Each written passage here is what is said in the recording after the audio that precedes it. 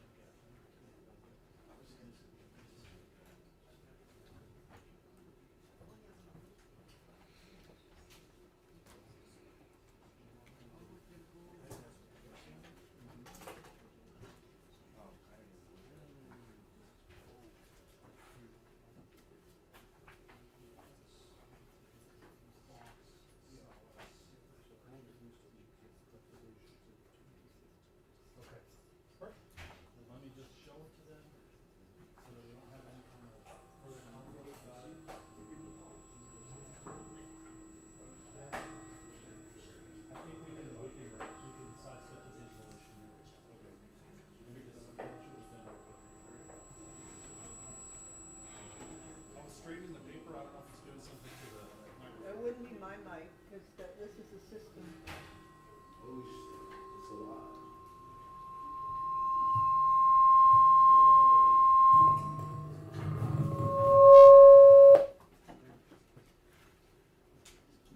Is this day 3 for you? Excuse me? Is this day 3 for you? Day 3? 4. I think you're holding a record. Excuse me? You're holding a record. Wish it was me.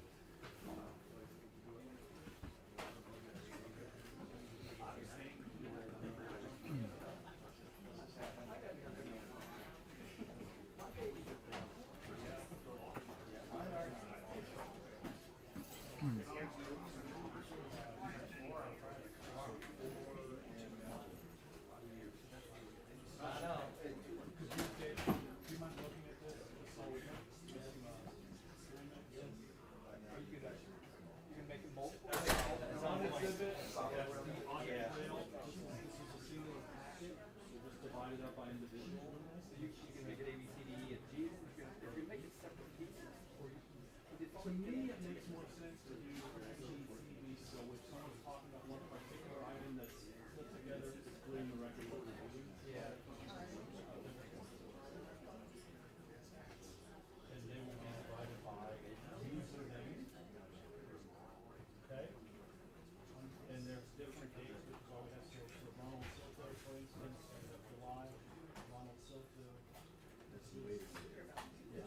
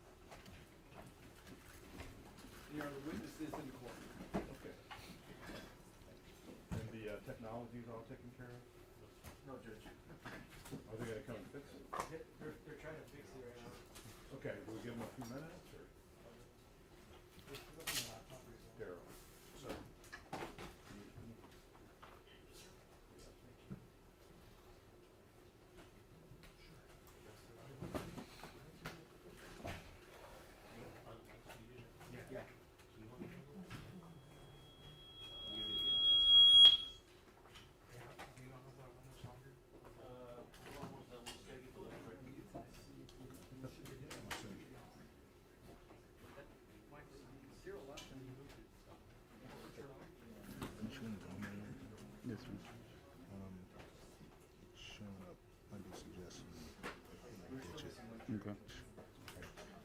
We are still missing one juror.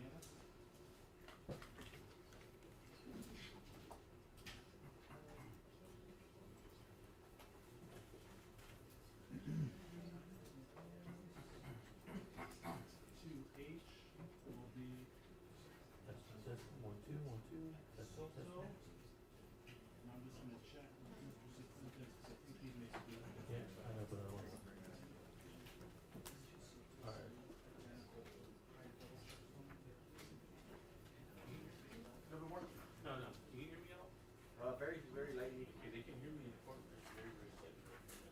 They can hear me in the courtroom. It's really low right now. The bailiffs can hear me. I can hear myself a little bit too. Yeah, I'm talking to one of the mics right now.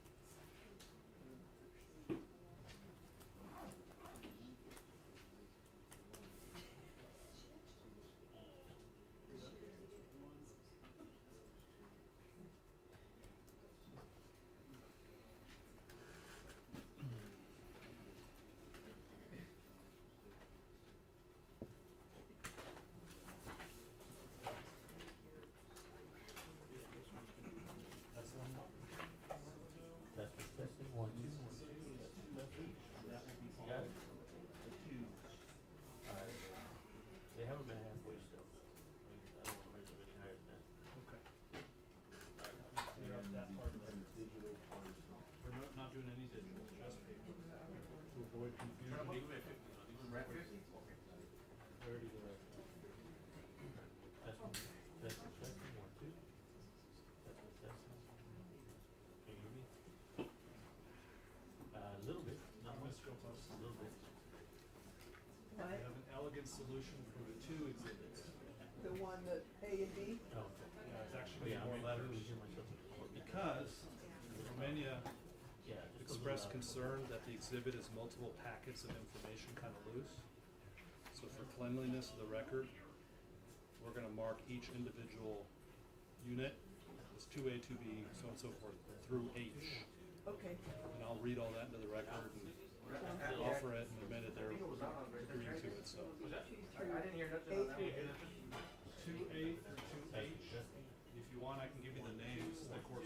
You'll read it, you'll I read will. it. Yeah, no, I'll get it. All right, now. That way. All right. Thank you so Yeah. much. You're welcome.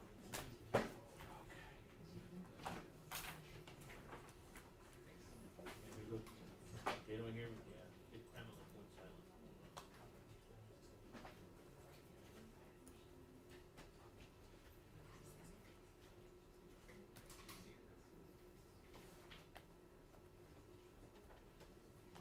Hey, Jason, do you have? Can you hear me now, at all? Yeah, I can hear you now. Yeah, you can hear me now, I can hear myself now.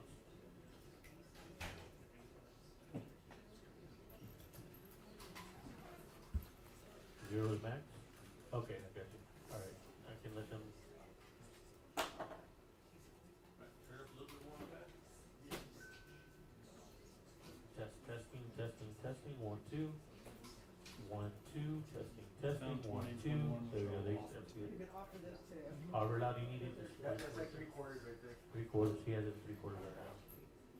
Are they body cams? Yes, one person, Salinas, two different, Jonathan Salinas. Yeah, but which, is it number? Both are Jonathan Salinas. Oh, okay. It'll be 1 and 2. Thank you. Sure. Testing.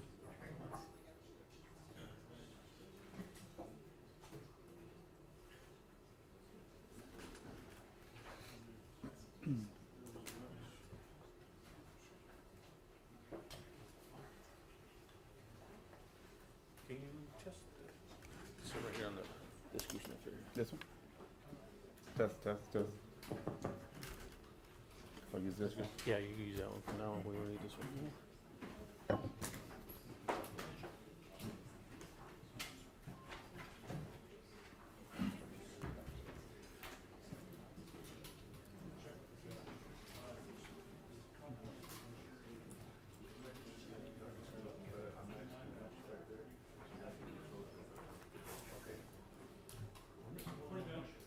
Morning.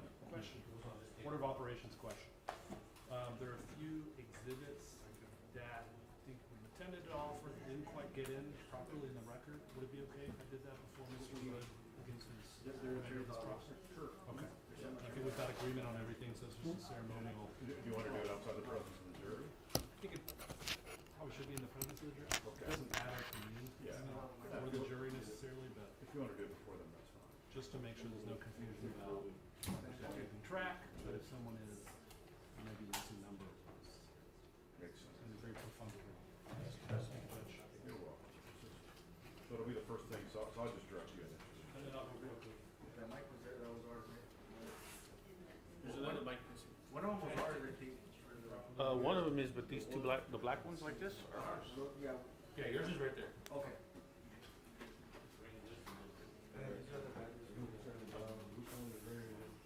It sounds like it's going from one there.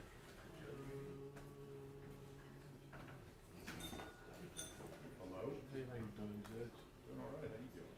Doing all right? Take care of us. Yes, sir. I appreciate it. Oh, it's witness.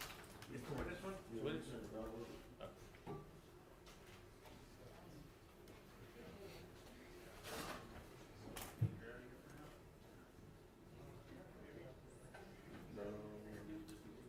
Can you try the mic just to make sure? Yeah, Testing. yeah. So,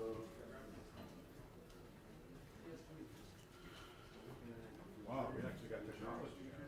We haven't had that in a while. Amazing. so you can use your I mean, the last several trials, I mean, like, Yeah. nobody could hear it. Makes Finally. sense. Finally. Which was the evidence? So evidence is when they play videos. I want I would turn live evidence. Yeah. And then gallery, you can turn on speakers and that. Gallery. I don't think I have one. Have, interpreter witness, clerk, sidebar. Oh, that's your mic?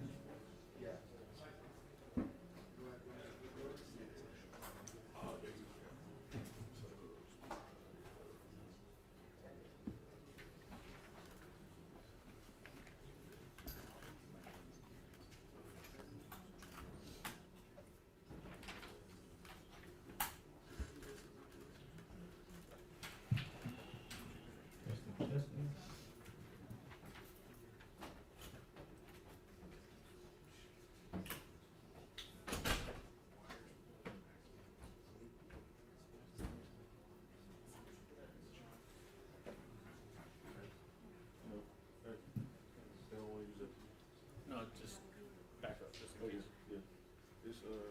it's muted on the panel. Well, this right now is moving to. That's because they had two mics, but they needed three. So we hooked that up. We can technically Dump that back in there. throw it back in the Want to right. do that? Right now? Yep. Unplug it. And turn over. Just an interference.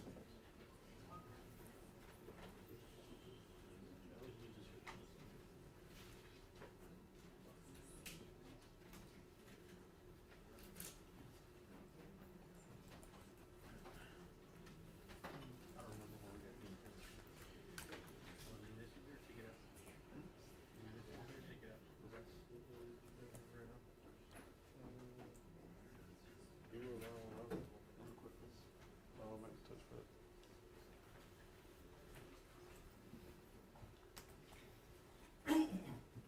Go ahead and talk in there real quick. Just test, test, test, test.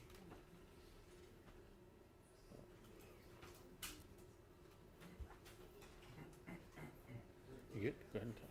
Test, test, test.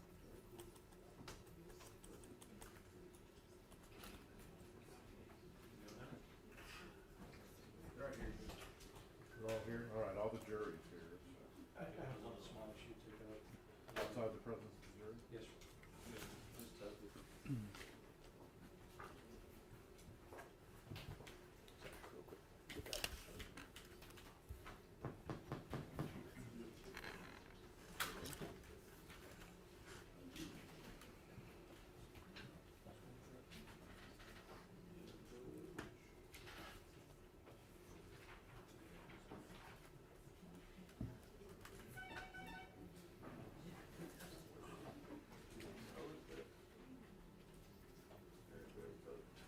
Oh, make sure it's on. Fix your light on.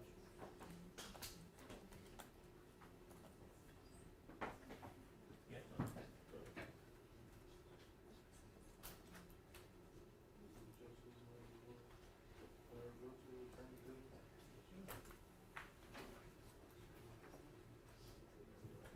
Testing, testing.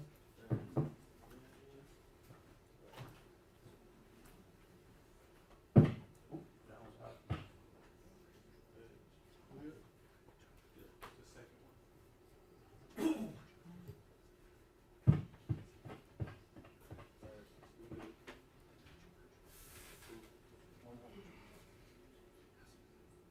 That one, you gotta be balanced. Oh.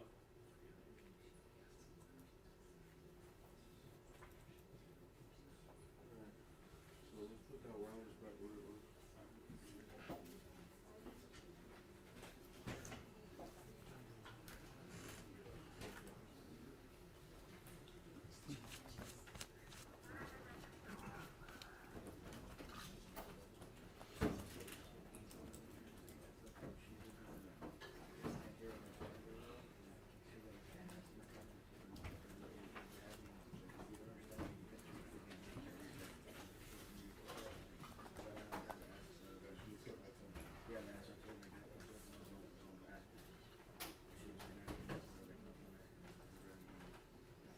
Alright, antennas, you can unplug them, cause we got the antennas in the right. Yeah.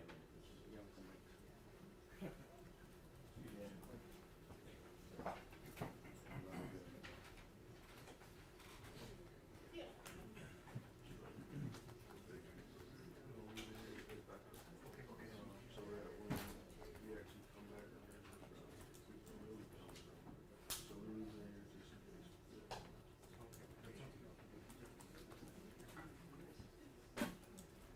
We're putting the, wireless mic back in.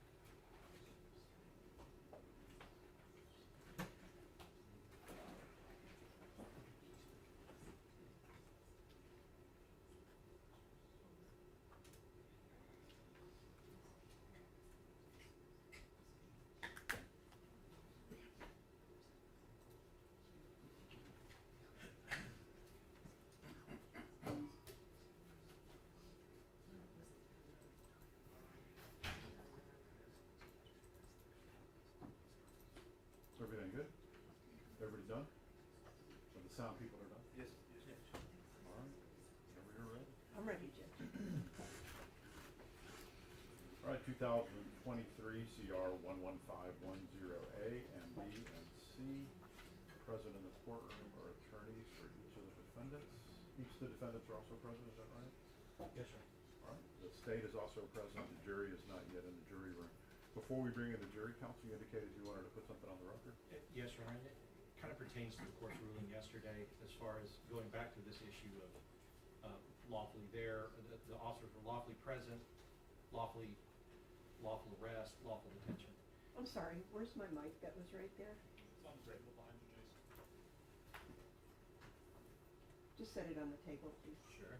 Thank you. So, based upon the testimony of this witness, I expect that the state will continue to attempt to ask the witnesses, did you have a right to be there? You didn't have a right to be there. You shouldn't have been there, or any permutation of that.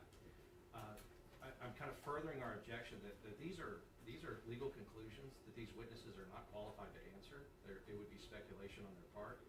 They were not noticed as expert witnesses at all for any of these lay officers. Now, if they have an expert that they noticed that has sufficient facts and data and has sufficient training and has sufficient knowledge and has those things, then I think we can address that and take it up. But what I'd like as we go through these officers is that the state be precluded from asking these officers those types of questions because it would be improper expert testimony.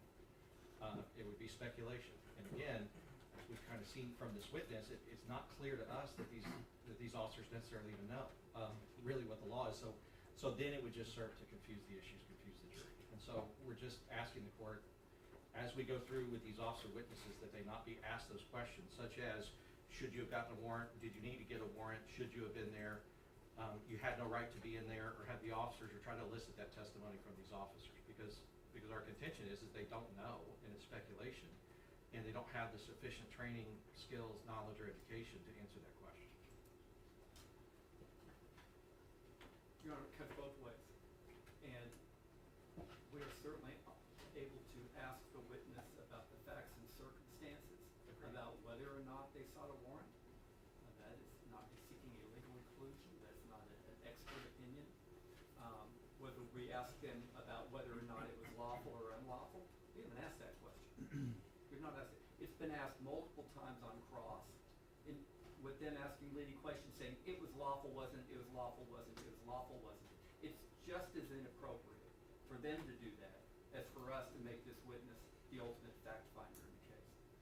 So if they're going to stop asking those questions, then I don't in rebuttal need to counter those questions. But I agree with him fundamentally that it's not his call to decide whether or not, or any of our witnesses not noticed as an expert to say whether someone's conduct was lawful or unlawful. But it is appropriate to ask the witnesses the facts and circumstances that were known to them. And I agree with him. I mean, I agree that it does cut both ways. I will say that on the original direct examination, our cross-examination was trying to rebut this idea. And yes, I do agree that the fact that they didn't get a warrant is a fact in the case. But what that means legally or lawfully, or whether they had to, is not a fact in the case.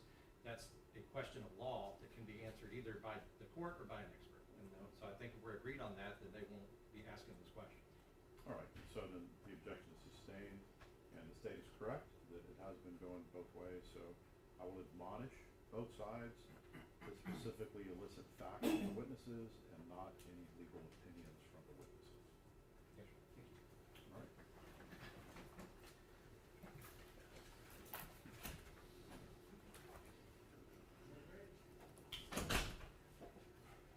Someone's gonna be at that table.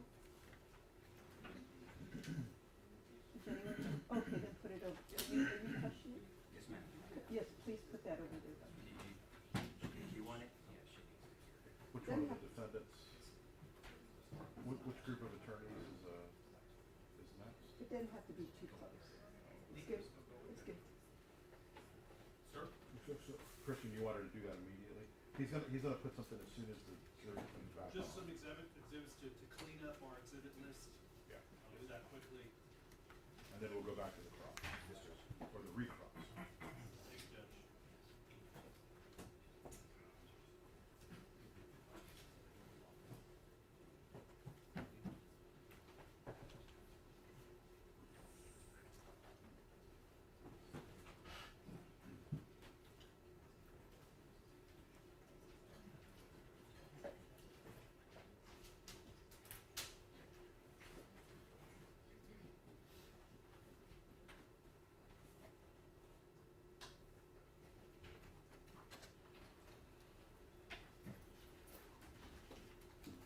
All rise for the jury.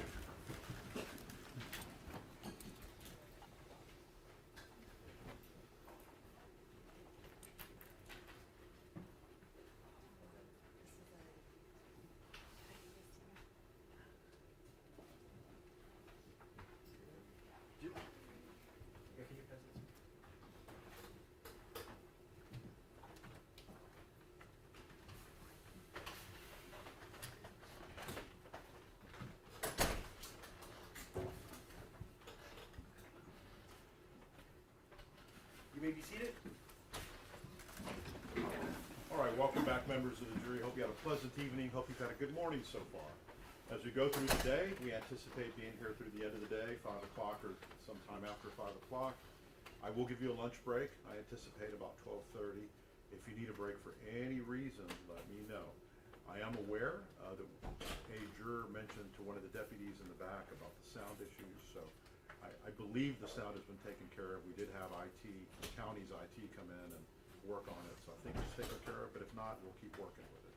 If you can't hear anything for any reason, remember the instruction I gave you after I swore you in. The court reporter cannot read anything back to you unless you're in your deliberations and have a specific disagreement about a particular piece of testimony. So again, if you cannot hear for any reason, let me know immediately. If you need a break for any reason, let me know immediately. All right. Where we last left off, State, you want, defense. Thank Now you. I'm following your Okay, lead. it's my fault. We'll get it by the end of this trial. Just a quick housekeeping matter. There were a couple exhibits that we want to clarify for the record for the benefit of Ms. Scopas, the court reporter.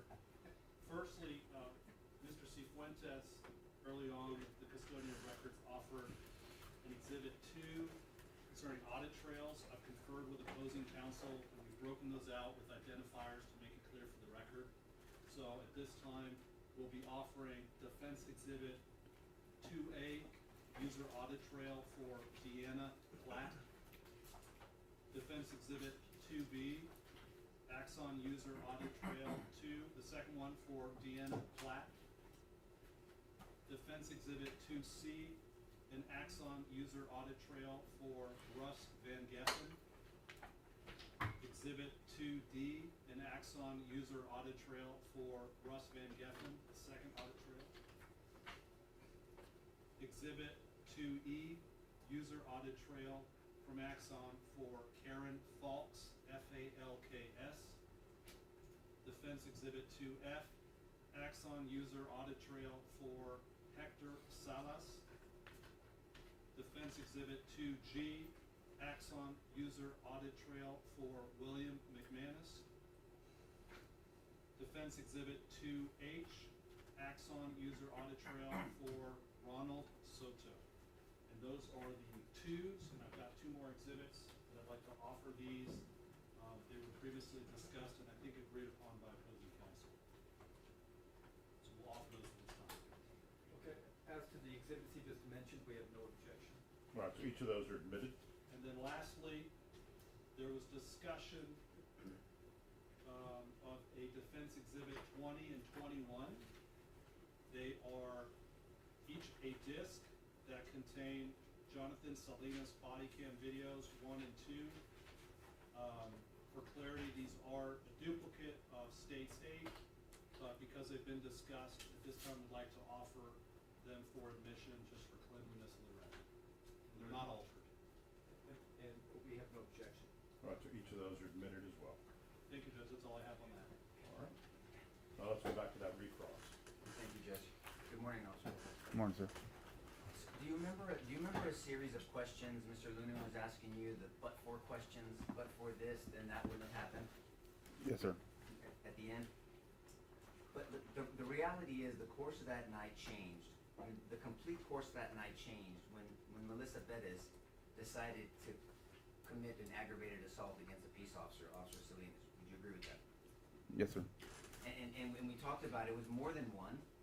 We saw the video yesterday. We made it more clear how she came out of the window sill. Did you remember seeing that? Yes, sir. And matter of fact, when Officer Salinas was in the window because he was trying to unlock the door, she hit exactly where his head was. Did you see that yesterday? Yes, sir. And you couldn't maybe see it from your advantage when you were standing body cam, but you saw it very clearly what he went through, correct? Yes, sir. And that changed everything. It changed the whole course of the night. Yes, sir. Speak a little louder, please. But for her committing the multiple aggravated assaults against Officer Salinas, these 3 officers would not have been at the scene. Excuse me? But for the fact that she committed multiple aggravated assaults against Officer Salinas, these 3 officers would have not been at the scene. They wouldn't have been at the scene. No, sir. Because at that moment, that's when Officer Salinas pressed his E-tone, right? Yes, sir. And that's that emergency tone where everybody said, hey, and then he put on the record, over the microphone, he said, I have one at gunpoint, Oh, yes, sir. right? And that puts every officer on notice that an officer's life has been threatened. Yes, sir. So, but for her behavior, specifically at that moment, Sergeant Flores, Officer Alejandro, and Officer Villalobos do not respond to that E-tone. Would you agree with that? Yes, sir. I also want to direct your attention, because the government asked you about her being a barricaded subject, and we talked about it on the first cross. So I want to just clear it up. I know Mr. Newman went through that chart. I'm not going to go to the chart with you, but let's talk about some of that information, okay? Yes, sir. A non-criminal barricaded subject has specific requirements to it. Would you agree with that? Yes, sir. And just for clarity, and I think Mr. Cifuentes may ask you this, but at the time of this incident, you had not been trained on barricaded subjects, had you? I don't recall, sir. But if he goes over your training logs with you, you'll be able to discuss that with him. Yes, sir. But today you have. Yes, sir. Okay. So for a non-criminal suicidal barricaded subject, the person has to be alone. Yes, sir. There has to be non-criminal behavior by the subject. Yes, sir. And they have to express intentions of wanting to harm themselves, not other people, themselves. Yes, sir. And none of those were present with Miss Perez, correct? Yes, sir. I was there once. Yes, meaning that they Yeah. weren't there, right? Yes, sir. So now that you have the training and you've seen that, she was not a barricaded subject based off of a suicidal, non-criminal barricaded subject, right? Yes, sir. But she was a criminal barricaded subject, and that's when we went over the 5 C's, right? Yes. Remember, the contain, the control, communicate, call, and then create a plan. Remember that one? Yes, sir. Okay, and that's when these gentlemen and other officers arrived at the scene, and then that started happening. You agreed with that in the past, right? Yes, sir. And one of the things that we talked about, and the government wanted to ask you about again, was this shield that I showed you, and it's in the judge's chamber if you need me to get it. Judge, may I stand up, please? Yes. So, let's imagine that this is that window, correct? Yes, sir. And the government asked you a question about, well, you could have put that shield in front of the window, right? Yes, sir. What would that have done for the situation? It would have been hard to get around the shield. Would that have placed Ms. Perez in custody? No, sir. Somebody still had to go in and put hands on her and put her in custody, right? Yes, sir. So then they would have had to go through that door, correct? Yes, sir. And as the shield is standing here, somebody's gonna go through that door, and then the hammer could have been used in the same manner, Yes, sir. right? And so you have to be tactical, and I know, and I'm not saying, or being disrespectful, you're not an expert on tactics, are you? No, sir. And so some of the experts here that are gonna testify for the jury later, they'd be the proper witnesses for them to cross-examine and for us to ask questions about proper tactics. Would you agree with that statement? Yes, sir. The government asked you who knew the most about Melissa Perez. Remember that? Yes, sir. And arguably, until Sergeant Flores and the other officers, all 15 of them, or 14, showed up, you and Officer Ramos and Officer Salinas knew the most about Ms. Perez, right? Yes, sir. I mean, at the time, I'm not saying personally, just about the incident, Yes. her dynamic, right? Yes. Her aggression, Yes, sir. her resistance. Yes, sir. Not here. Her evasion. You knew more about her evasion than anybody else. Yes, sir. And I'm gonna have to ask you this question again. But you knew how Officer Ramos acted also, didn't you? I didn't see all his actual camera. Some of those things I wasn't there. Yeah. I know it's uncomfortable, I get it, and you already answered it on the first cross, but we agreed that his behavior wasn't appropriate, Yes, sir. right? It didn't follow general manuals, correct? Yes, sir. It did not follow any de-escalation. Yes, sir. Matter of fact, I think we both agreed, and don't be, it's not your fault, it's his. He escalated the situation, right? Yes, sir. But unfortunately, you didn't relate any of that to Sergeant Flores, did you? No, sir. You didn't say, Sarge, hey man, Officer Ramos, she's agitated. She's agitated and this is what's going on. And not only did she assault Officer Salinas multiple times, but Officer Ramos agitated her more, so she's ramped up. You didn't say any of that stuff to him, did you? No, sir.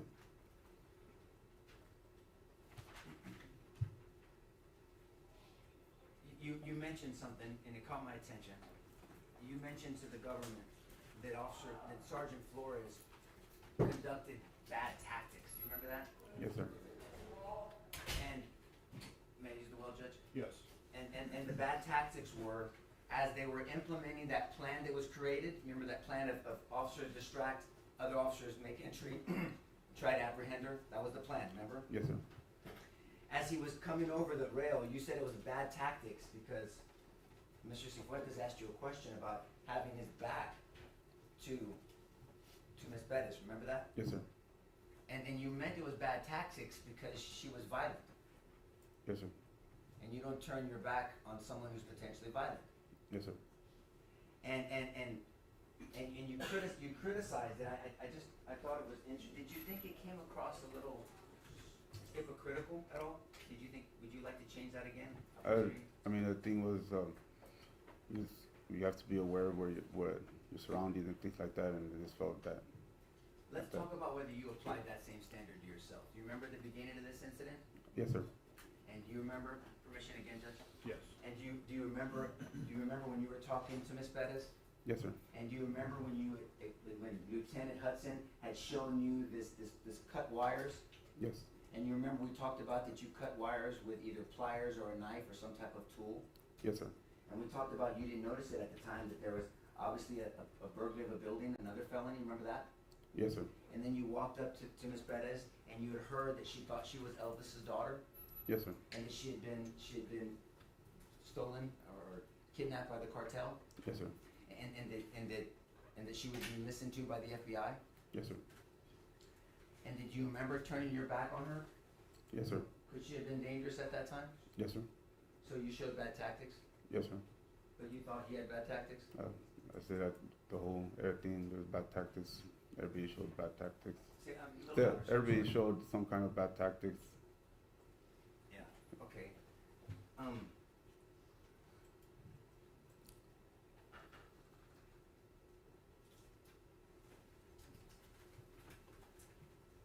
I'll end with this question.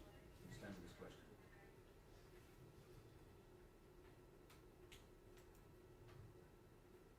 Officers have a right to defend themselves just like every citizen does in this county, right? Yes, sir. Officers have a right not to be a victim. Yes, sir. It is undoubted that that hammer, in the manner and use of how Ms. Perez was unfortunately using it, was a deadly weapon. Yes, sir. And if she succeeded in her intent to strike any one of those officers, it could have caused them serious bodily injury or even death. Yes, sir. And the intentional death of an officer is a capital murder. Yes, sir. Pass the witness, Judge. Nothing further from the defense or Eleazar Alejandro? Nothing on behalf of Mr. Flores. All right. State.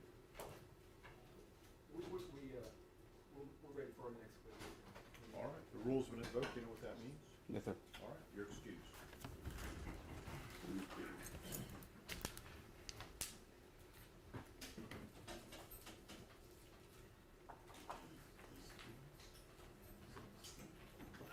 Your Honor, the state will call Sir Jonathan Salinas. My understanding is he was at the officer reception room down the hall. My advocate is bringing him now. Okay.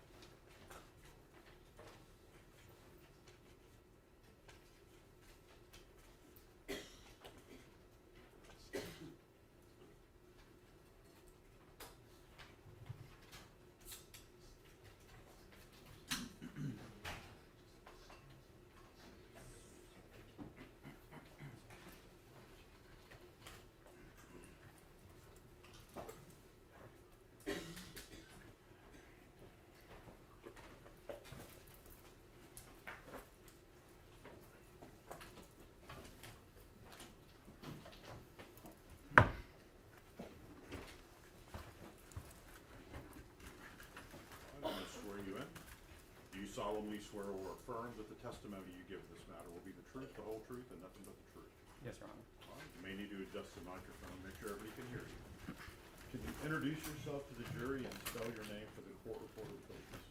Jonathan Salinas, JONATHAN SALINAS. Can everybody hear me? Can you pull the mic a little closer to you? Can you hear me?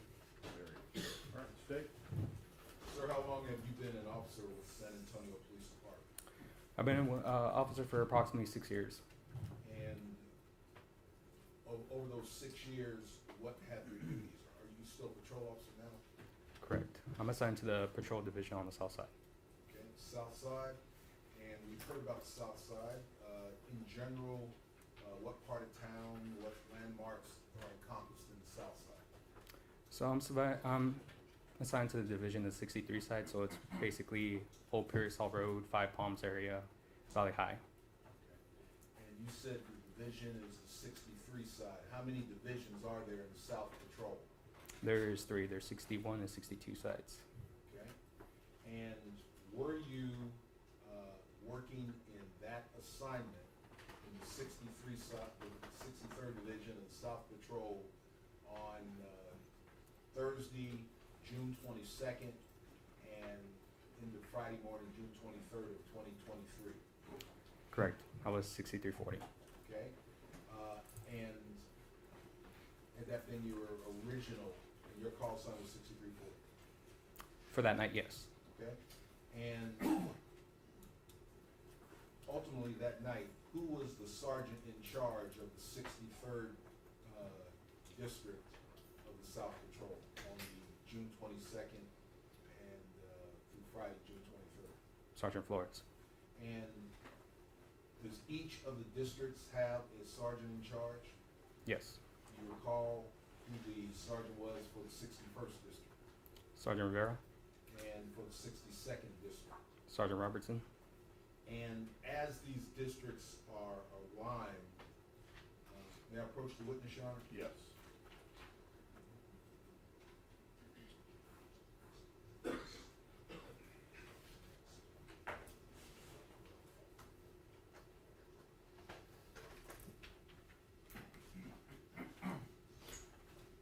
Officer, I'm showing you what has been marked as State's Exhibit number 12 for identification.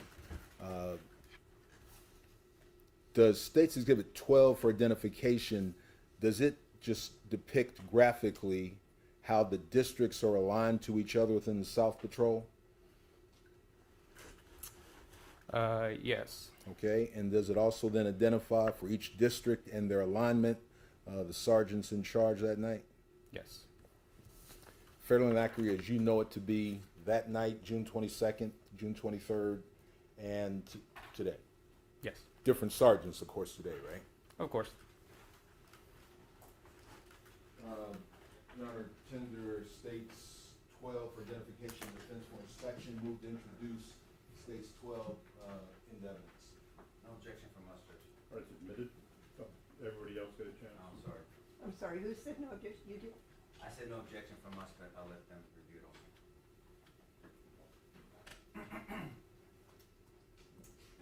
No objection on behalf of Alfred Flores. And just one quick question on Fort R, if I may. Okay. You would agree this is not an official document of the San Antonio Police Department, correct? Correct. No objection. All right, it's admitted. And we will publish one. Yes.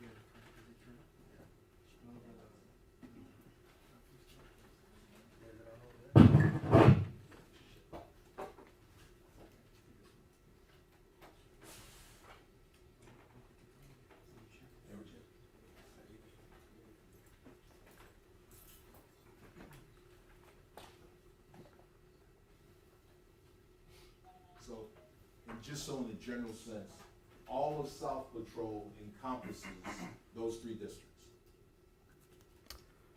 I mean, yes, it's somebody's drawing, but yeah, that's practically the city. That's all I'm trying. And on that night, the Rosemont, the apartments of concern they were in the 63rd district. 6200 Old Pearsall. Yes, Yes. it was in 63rd, and that's why, just out of habit and practice within the department, once you got on the scene, you took over as reporting officer, responsible officer. Yes.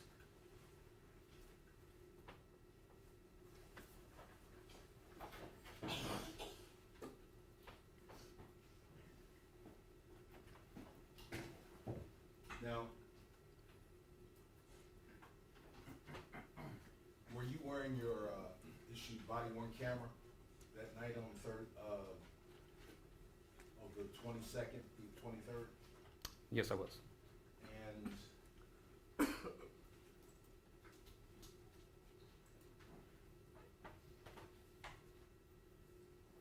yeah, approach. Yeah. Yes.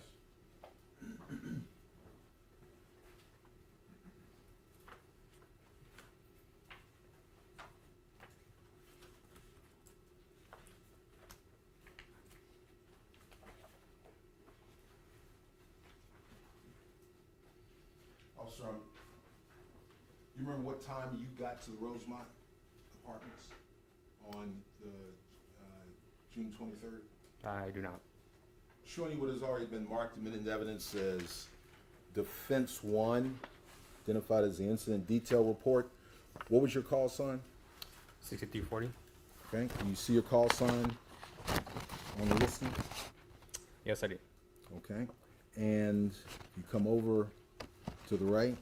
What time does it show you arriving? At 1:01 in the morning. Okay.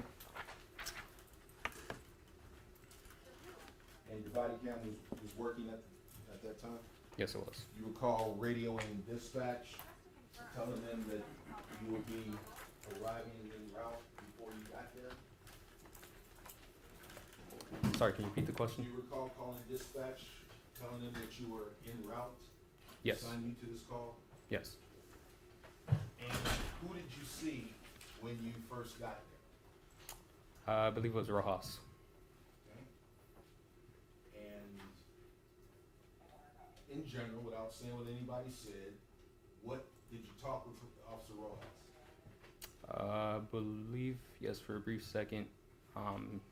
He told me that there was a female in her apartment, which I believe he identified as Melissa Perez, damaged the fire panel, which she admitted to fire, and I believe him.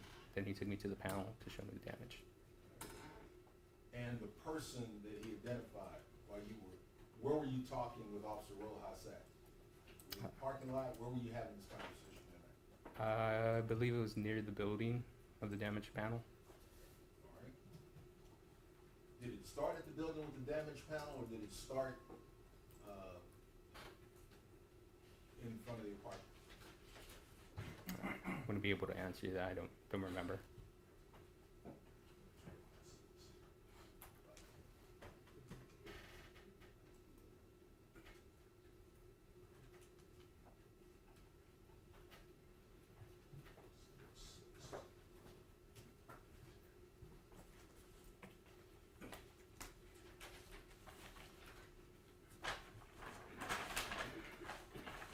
These stakes of this.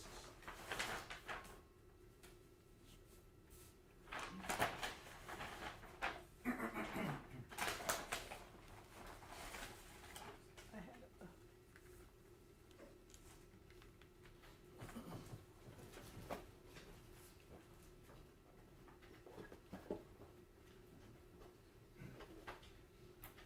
Also, I'm going to bring up what's been admitted into evidence of State's Exhibit number 6, and to try and refresh your recollection.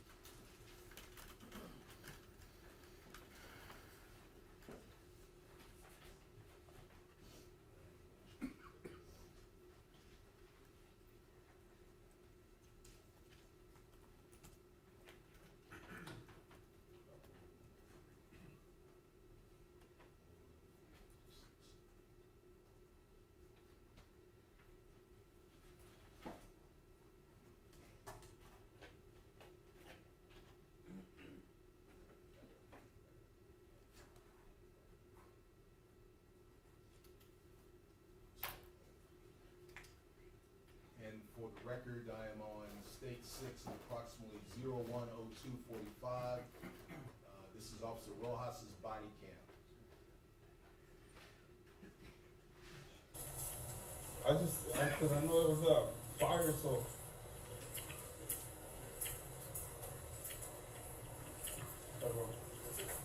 Good girl. And is that you, Arak, approaching Officer Rojas? Yes. Like, Put all this stuff over here. When I got here, she was fire, right? So she was, she come cut all these wires over here. So when I got here, she was over here with fire. And she was talking to him, I was trying to talk to her, and she's all like, well, FBI isn't that. I'm like, all right, well, come walk with me over here to my car. I think so, yeah.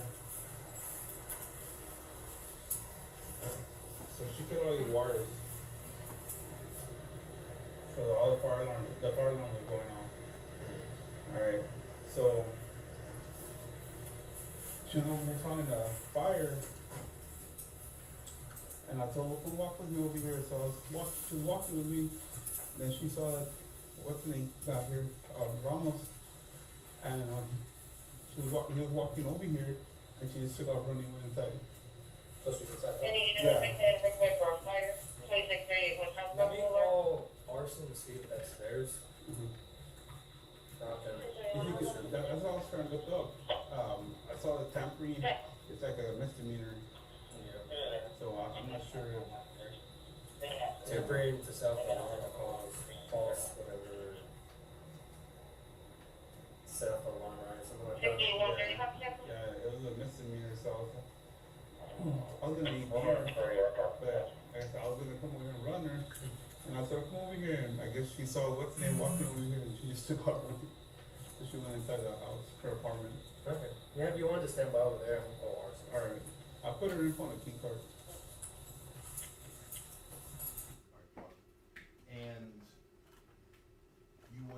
and you took over because you were now in charge. Yes, since I'm 18. And so you identified that you were going to do some research. Correct, to find out who was the correct owner for the fire. I'm sorry, I didn't hear his response. Sorry, officer, what did you say? I said to find out who's the owner for the damaged property of the fire alarm. Thank you. And were you able to investigate and answer those questions? Yes, I was. Okay. And did you ever rejoin Officer Rojas? Yes, I did. Was there, who else was out at the apartments besides Officer Rojas? Officer Ramos.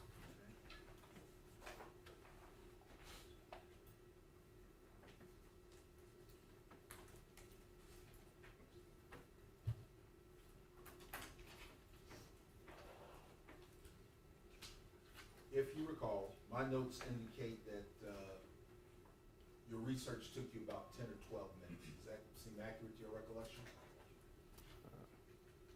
Approximately, because I know I was trying to find contact information for our arson investigator. Okay.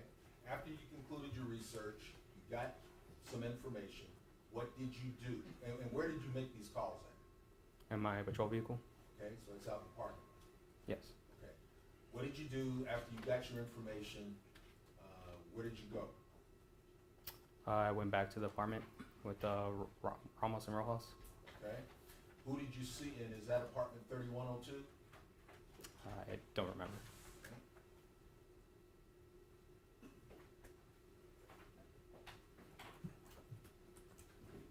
Approach again, Your Honor. Yes.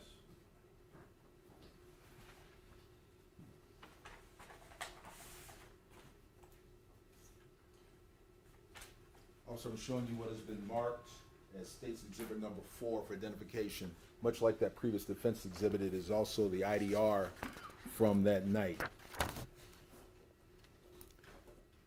And I direct you to page 3.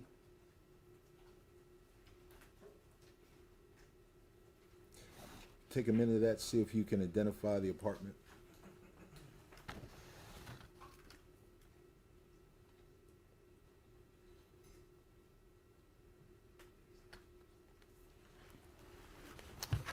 From the call taker from a non-complainant, says apartment 3102. Okay. But when you finished, you went back to where Officer Rojas and Officer Ramos work, correct? Yes. Did you see anyone else at the apartment that Officer Rojas and Ramos were at? Outside of it or inside the apartment? Inside. Miss Pettis in the living room area? You saw her in the living room area. Okay. And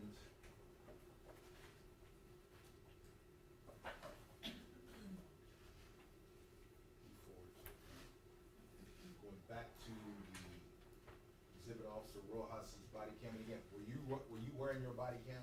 Yes, I was. Was your body cam operational and recorded? Yes. Going forward, for the record, I'm moving forward to 01/16/15 as a timestamp.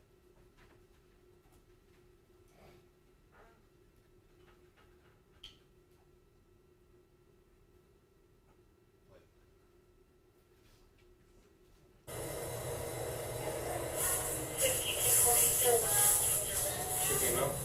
Nah. So ours is gonna be an apartment complex, not theirs. So tampering with fire alarm, prostate. Right there, right? Yeah. She's there, she's home from like. She's right here.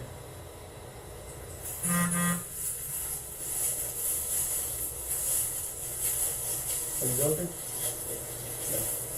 I think she's. I don't know you. Yeah, she was.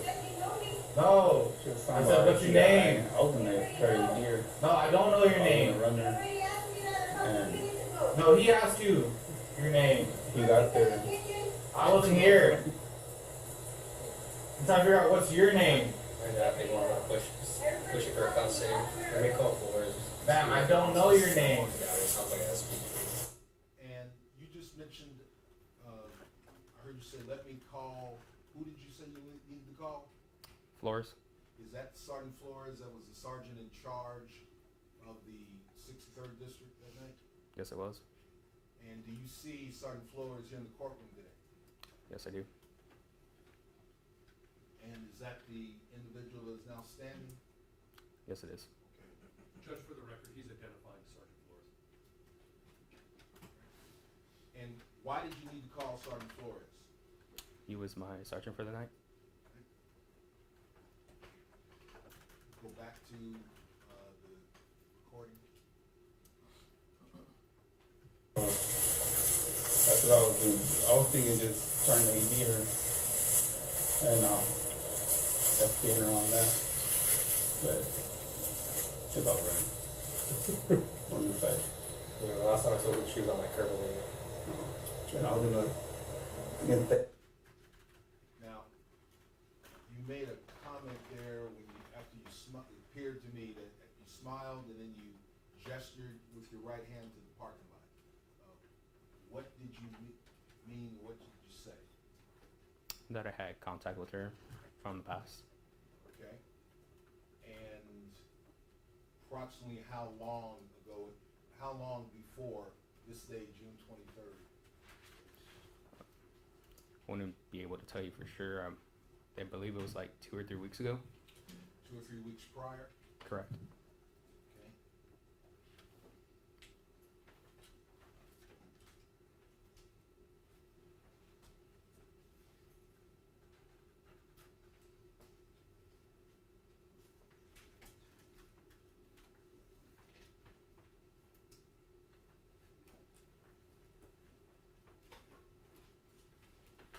And what was the nature of your prior engagement? The call for service, what was the description for it? Is that what you mean? What was it for? It was for a disturbance call service. Okay. And all the equipment that you normally deploy, what you had on June 23rd, your body cam, your vehicle dash cam, was all of that available to you a few weeks prior? Yes, it was. May I approach? Yes.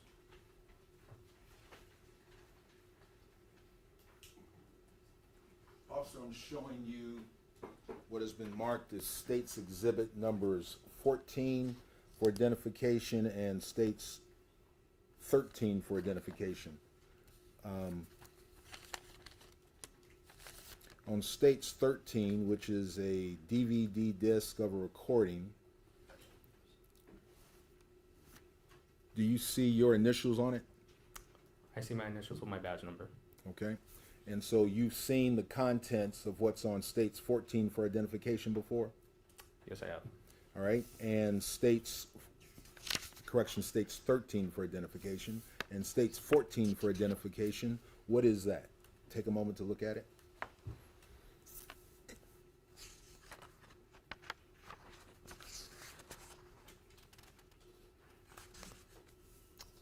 It's going to be my incident detail report. And is that for the incident for SAPD 2023-082 903 905 from June 14th of 2023, approximately 0120 hours? That's what the document says, yes. Okay.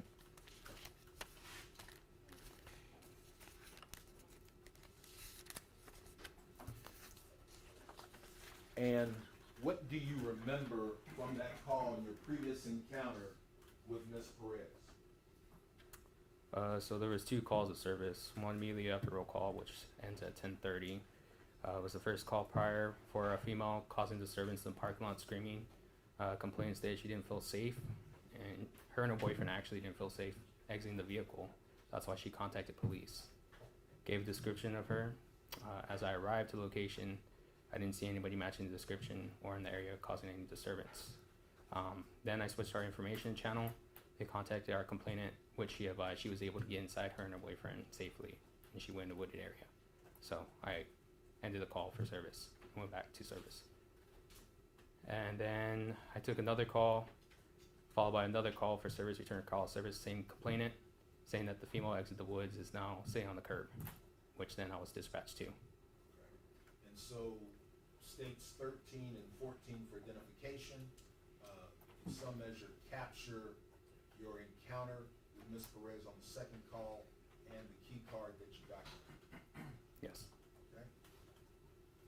Now,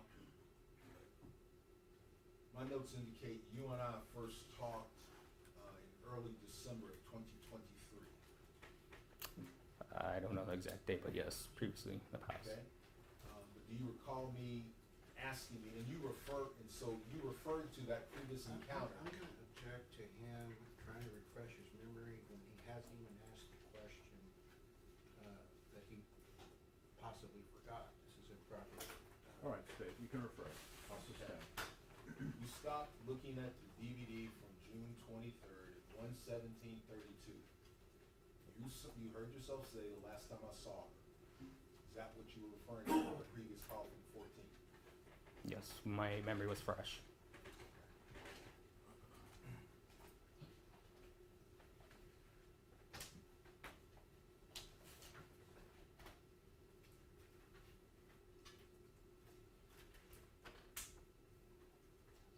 So back to the night of June 22nd. What did you do from here? Right here off the body cam. After you made that comment of interacting with Ms. Perez before, what did you go and do next? I then returned to my patrol vehicle and contacted Sergeant Flores And how did you contact him? through phone call. Cell phone, personal cell phone? Yes. Okay. Did you talk to him? Yes, I did.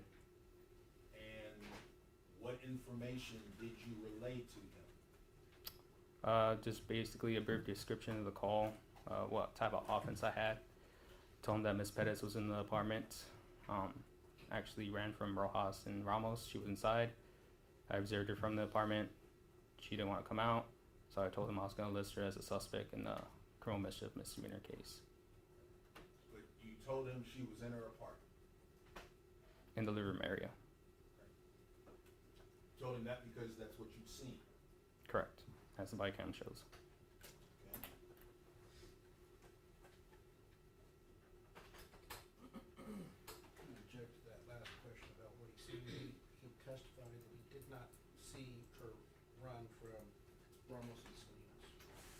you have the opportunity to cross, so I'll overrule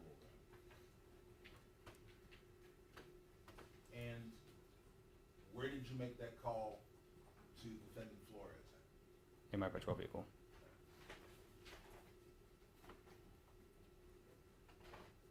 Did you have a recommendation for your sergeant when you made that call from your patrol vehicle?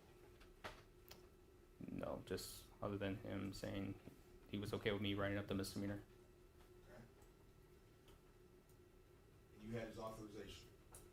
Yes. Okay. After getting defendant Flores' authorization, what did you do? I returned back to Rojas and Ramos. Why did you go back to Rojas and Ramos? To tell him that we were done with the call. I was gonna list her as a suspect.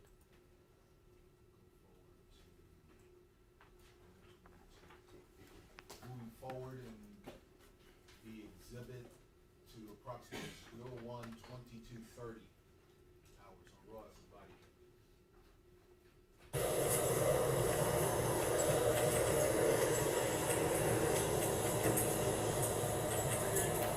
What's up? Is it? And did you hear the voice in the background at a distance? Who was that at a distance? That was me. Okay, and what did you tell Officer Rojas? That we're good. Okay, and what did we're good, what did that mean? What That- was your intent? That we're gonna be done with the call. Done? Finished with the call, sorry.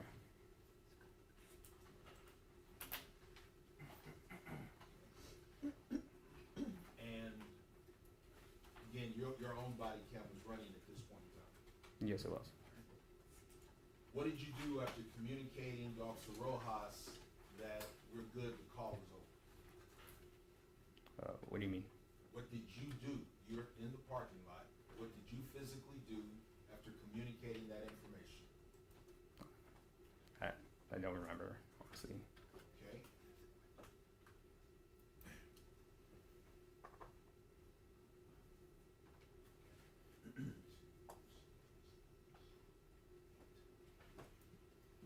Moving to what's already been admitted into evidence is State's Exhibit number 8.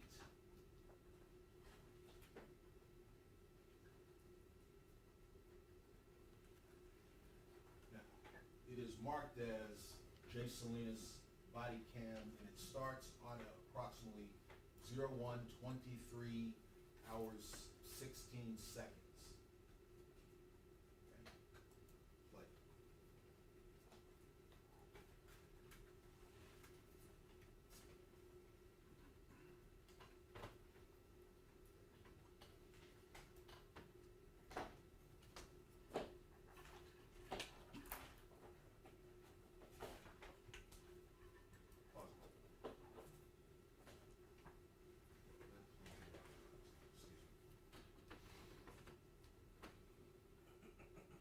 Pause. So she got the.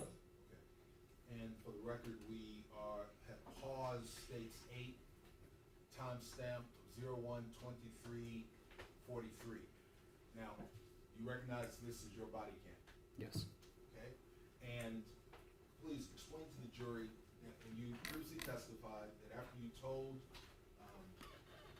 Rojas and Ramos, we're done, call's over. What did you do yourself with your body cam? I deactivated it. Okay, and then, and we know that that was at about 1:22:50, and then you started yours up again approximately 1:23:43. Why was there no audio for the first few seconds? The way our Axon camera is, it has a buffering mode. So when you activate it, it has 30 seconds prior with no audio. Okay, so the portion that was mute, we're looking at the prior 30 seconds to when you turned it on. Yes. And it takes a while for the audio to catch up, To be activated. okay? And you're turning your camera back on, correct? Yes. And you wouldn't have turned it on if you hadn't turned it off. Yes.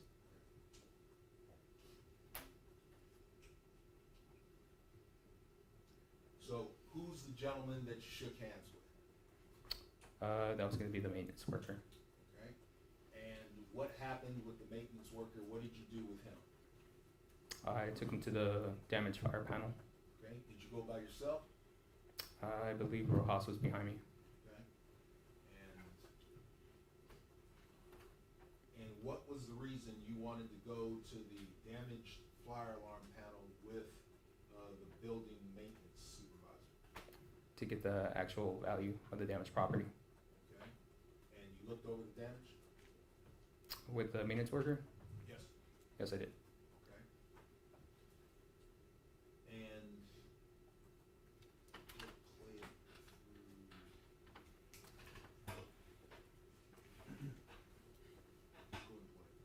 Let me ask you this. pause.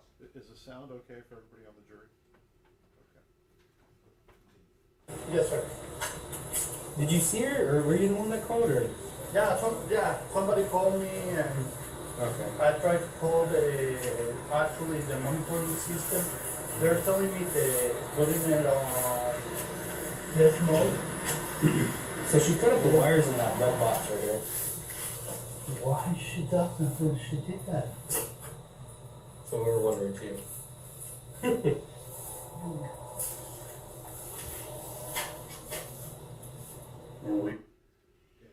Ultimately, did you get an estimate of the damage from the maintenance worker? I did. And what was that estimate of damage that you got? He said approximately, at the very minimum, 2,500 to 5,000. Okay? And can I approach witness again, Your Honor? Yes.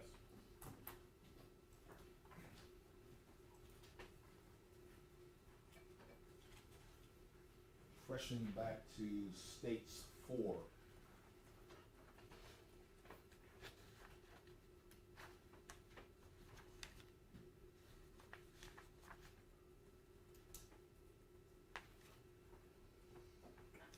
You recall, what time did the original call go out that brought police to the apartment complex on June 22nd?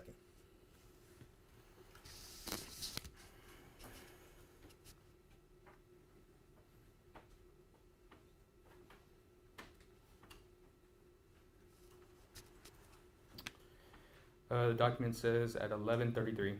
Okay. And you're finally getting the estimate almost 2 hours later, correct? Yes. Now, this wasn't new damage that had just occurred at 1:30. This was the damage that caused police to arrive, to come to that apartment, correct? Yes. You just didn't know it until 2 hours later. Yes.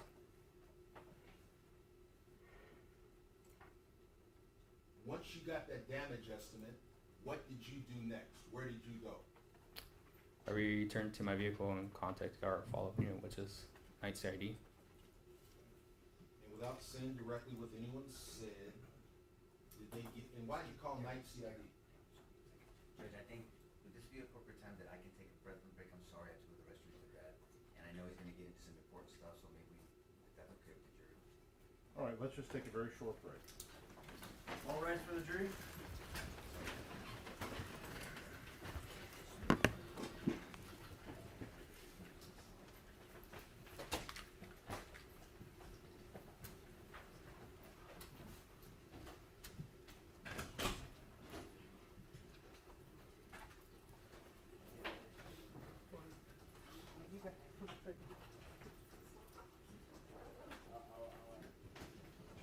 Sir, you're trailing off a little bit at the end, so you need to speak up just a little bit for me, please. Okay. You're trailing off at the end Okay. when you have your sentences.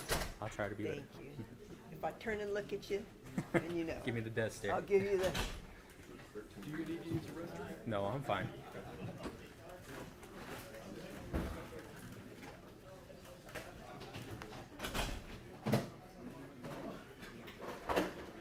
Can you open it, Alex? Ask him what?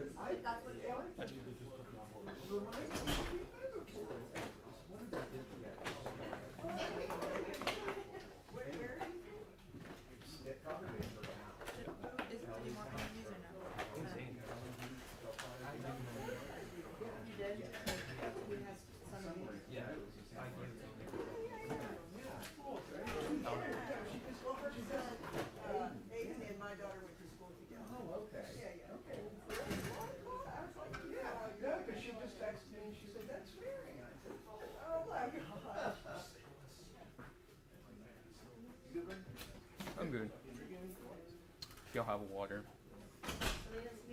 Yeah, you don't mind.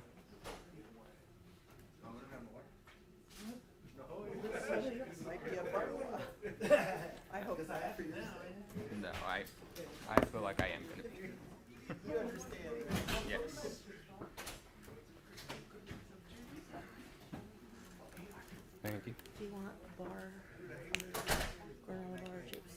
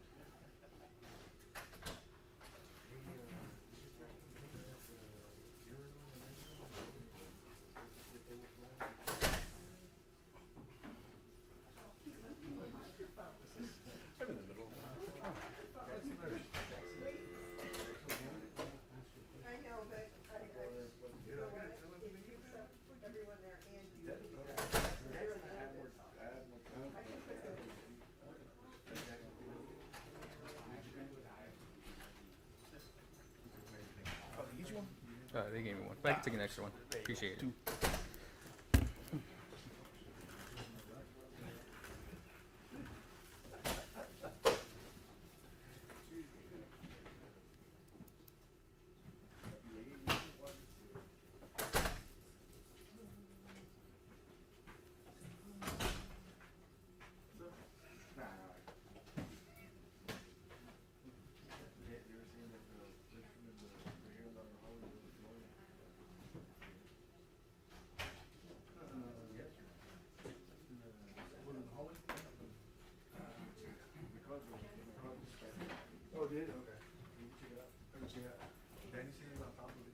Jonathan? Jonathan.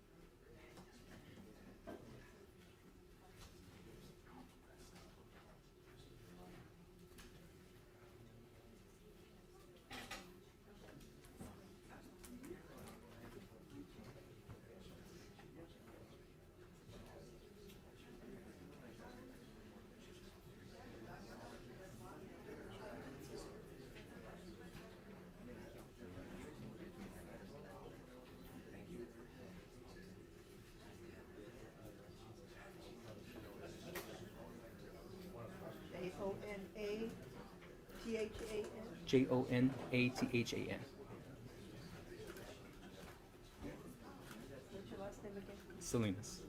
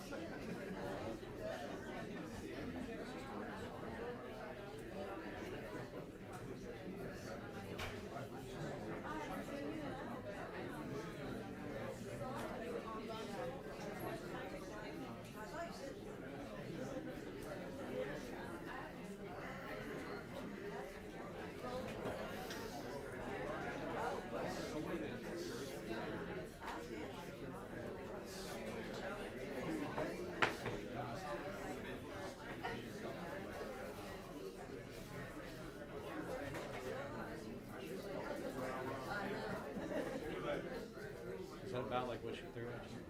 Yes. Look like that. Yes.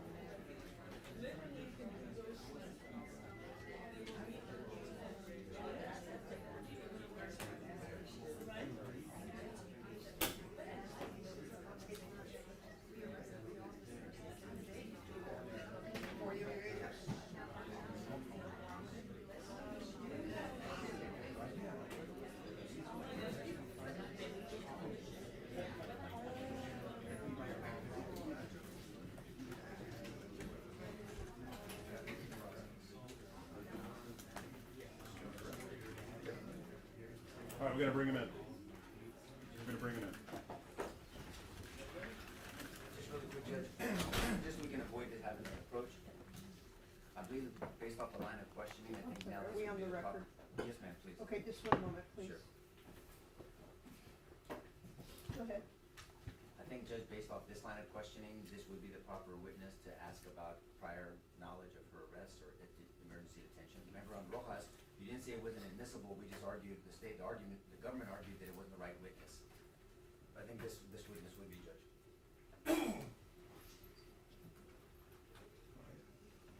Six questions.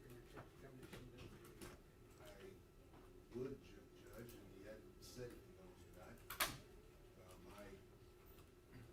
I know I've already inquired about the cases he has direct first-hand knowledge of, this one and previously before. But it leaves the impression that those are the only incidents that he's had with her and knowledge of her contact with any law enforcement officer, which would all be part of the totality of the circumstances of that situation, and maybe whether Sergeant Flores knew or not, or discussions, or Vince Gomez, or Maria Salinas, but I think it's very relevant now. And as you know, Judge, anything that has a tendency to prove or disprove a material fact in a case is relevant, so it's relevant. So it would be, the purpose behind it, right? So if it was a 404B reason, that would be different than other reasons, right? So it kind of depends on the purpose of why. Well, on the assault charge, Judge, it's for first aggressor. We've talked about that before, and we kind of litigated, and we discussed it at the bench before. So that would be the purpose of the assault, the misdemeanor assault. There's a theft and a possession and a DWI that I don't think is relevant, to be honest with you, but the assault would be relevant, Judge, to have some evidence of being first aggressor. In addition, Your Honor, I don't want to reveal my defense strategy, but I anticipate I'm going to question this witness on why he ended the call, and he should not have been allowed to end the call given his previous knowledge. All right, so is there some sort of evidence that has come in? Well, one of the state says that the call ended, and I don't want to reveal our strategy, but we believe that it's relevant to why the call should not have ended based upon their prior knowledge. Okay. And is there gonna be, so the prior, so is this officer gonna have prior knowledge of some of the things we're talking about? Is that- Yes, he will. Well, we can ask him now, Judge. The jury's not here. I'm sorry, Gerald, go ahead. Believe asking that would be fine, appropriate, and I will even allow counsel, even though it's my direct still, I'll allow counsel to go and ask for these purposes. And then I'd like to, in effect, cross afterwards, because my understanding, if I'm aware he had knowledge of any other incidents, clearly I would have done that up to this point direct. That's why I mentioned the prior case. I'm not aware he has direct knowledge of any others. Okay. Well, I guess we can, if you see fit, Judge, we can inquire now while the jury's not in here, and we can not stop the flow of the questioning. Okay, let's do that. Let's give the jury a little more time. Okay. All right, let's go ahead and do that. Would you like me to inquire, Judge? Yes. Okay, Officer Simmons. I think- Just a minute, let it quiet down. Oh, yes, ma'am. Thank you, sir. Go ahead. I believe the state asked you questions about a previous contact you had with her earlier that month. Yes. And during those two incidences, you'd have occasion to look at her record, because you have to know what you're dealing with when you're dealing with the suspect, correct? Previous contact, she didn't give me her information. So you didn't know her name when you made contact with her? I tried to ID her, she didn't want to. Then when you wrote up these IDRs, are your reports from those two previous contacts, you just put unknown suspect? Objection, Your Honor, misstates, it was one previous contact. Okay. And the witness can answer. Your Honor, he cannot answer that question, it was one previous Well, contact. meaning he can correct me, Judge. I mean, I'm asking, that's why we're doing this, because we don't know. Yeah, and let me just instruct the officer. So if you don't have personal knowledge of something, you can definitely say that. You should say that. All right, continue. So you didn't know who you were dealing with on that previous contact? No, I did not. And so when the state showed you State's Exhibit, I don't know, what was it? 13 and see, I have not seen those, so are those two separate incidents, or is that one incident? So it was 2 calls for service, like I said earlier. Okay, The that's first what I one was no contact, she wasn't there. Okay. The second one was when she said she was on the curb. Okay, so then on the first one, you didn't know you were dealing with her, but you later found out that it was her? Yes. How did you find that out? The caller gave a description, which was the same one from the previous call. Said she was at the curb next to building number, which I don't remember. That's fine. And then when you came back, when you did find out it was Ms. Perez, at that point, did you look up her record since you had this previous call that you didn't know who the subject was, the suspect was, but now you do, she's on a curb, so did you have occasion to look up her record? I wouldn't be able to because I don't have her information. Did you get her information when you made contact with her? At any point did you get her information? No, she refused to give it to me. Okay, so then how do you know now, God bless you, how do you know now that you're still dealing with Melissa Perez? She was matching the same description from that previous night, and she was by the same apartment number, so I just assumed. Okay. So after you made that assumption, did you, at some point before this night, did you look up her record? During the call or afterwards? At any point during, at any point during or before? During, no. I didn't look up her information. So you have no knowledge of whether she was arrested for an assault previously? No. Or if she had been emergency detained? No. Okay, thank you, officer. Thank you, Judge. And, Your Honor, just for the record, the items Judge, that. can I ask one more question?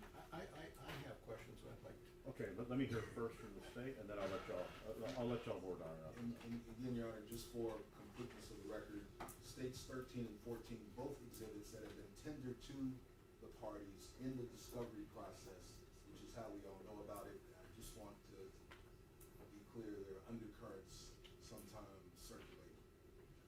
Okay. All right, the defense? Yes. You agree that on June 14th, 2023, the IDR indicates that under case number 2023-0829-395, that you were assigned to a call involving Melissa Perez, correct?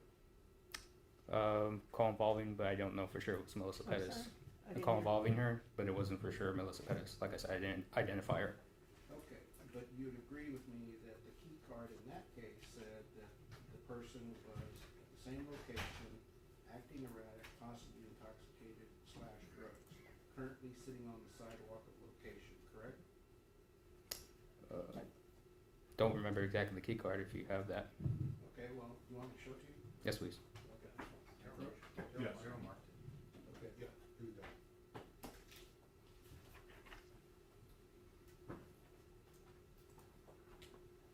My approach? Yes. All right. I believe you already testified that you were assigned to this call as, I believe it was 6340C, correct? Jonathan Salinas? Correct.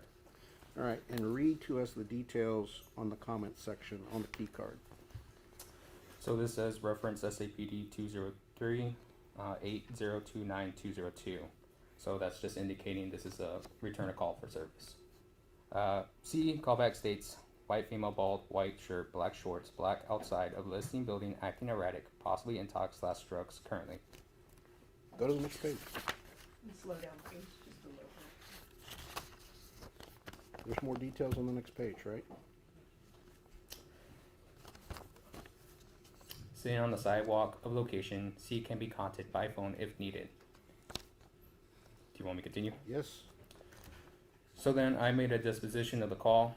I put when I arrived to the location, listed female was sitting on the curb, not actively causing disturbance. I made contact with female and asked her if everything was okay. Female replied yes and refused EMS when offered.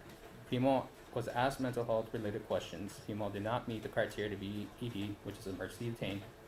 Female was advised to not cause any further disturbances at the location. And then I'm indicating that I had my body worn camera and Coban activated. Did you encode the call? Yes, I did. All right. And is encoding the call the proper way to end a call? I'm sorry, I can't hear you. Is encoding a call the proper way to end a call? For no felony, no offense, yes. All right. And you would agree with me, the general manual states that you cannot encode the mental health call unless it meets certain criteria, correct? Correct? What did you say that again? You understand the general manual, 402 is the procedure that deals with encoding calls, correct? Yes. And you understand that 402 says that mental health calls cannot be encoded, correct? But it wasn't a call for mental health. It was a call for a That's disturbance. not what I'm asking. I'm asking what But the I'm telling general you, it's a manual says. disturbance call. That's how it came out. Answer my question. I don't want No. you to assume facts. The general manual says that you cannot encode a call for a mental health call, correct? And like I said, it's a disturbance call. She didn't meet the Answer my criteria. question. What is the general manual? You want me to show you general manual? You can show me during manual. Okay. If you have to go through that, you would. I don't object to the sidebar comments. I'll sustain.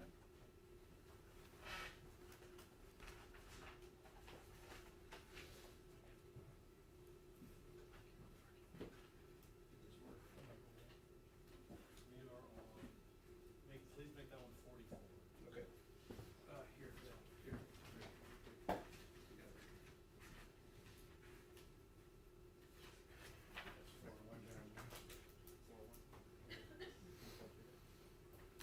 Handing you what's been marked as procedure 402, correct? Yes, 402 differential police response. And can you flip through that?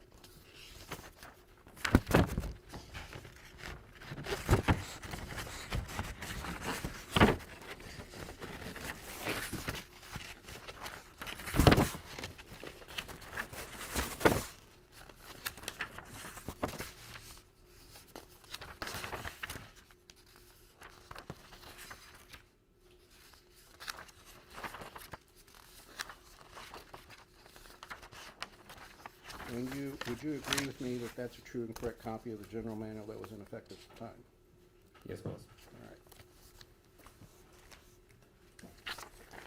And my specific question, which I'm going to refresh your memory, on page 8 of 13 in the general manual 402, it says mental health calls will have 3 encodes available to use as the disposition of the call for service, correct? Correct. All right. And so if on June 23rd, 2023, you were told by Officer Rojas that he told you 3 or 4 times that he was going to ED her, that she was paranoid, she was delusional, she was hearing voices, you knew that you were dealing with a mental health call, Your correct? Honor, that question exceeds the scope of this hearing, which was to test this witness's knowledge on prior calls or incidents. It may be appropriate for cross-examination. I want to connect it up. I'm going to want to connect it up. All right, I'll let you ask. All right, so, knowing what you knew about Melissa Perez on June 23rd, 2023, you should not have encoded that call, correct? Looking on. Your Honor. You should not have ended that call, correct? Objection, Your Honor. All right, so I'm gonna sustain that objection to that question. All right, so when you decide to encode a mental health call, you take into account all of your knowledge of the suspect, correct? Objection argumentative. Overruled. You take into account all of your knowledge of the suspect, correct? Yes, if she properly identifies herself, but she didn't tonight. And you told, we heard on the body camera, you told Officer Rojas, oh, I've dealt with her, she was sitting on the curb over there, right? You told her that. You told Rojas that. Yes. On the body camera. Yes, I did. And so when you said she was sitting on the curb over there, that's the same person that you saw on June 14th, 2023, right? Yes. All right. So whether you knew it was Melissa Perez, that was the same person you talked to, right? Yes. And you knew from the previous call that she was acting erratic, irrational, possibly intoxicated. And the prior call, the prior encode, or the prior IDR, I don't think the prior IDR has been introduced. And in the prior IDR, there was information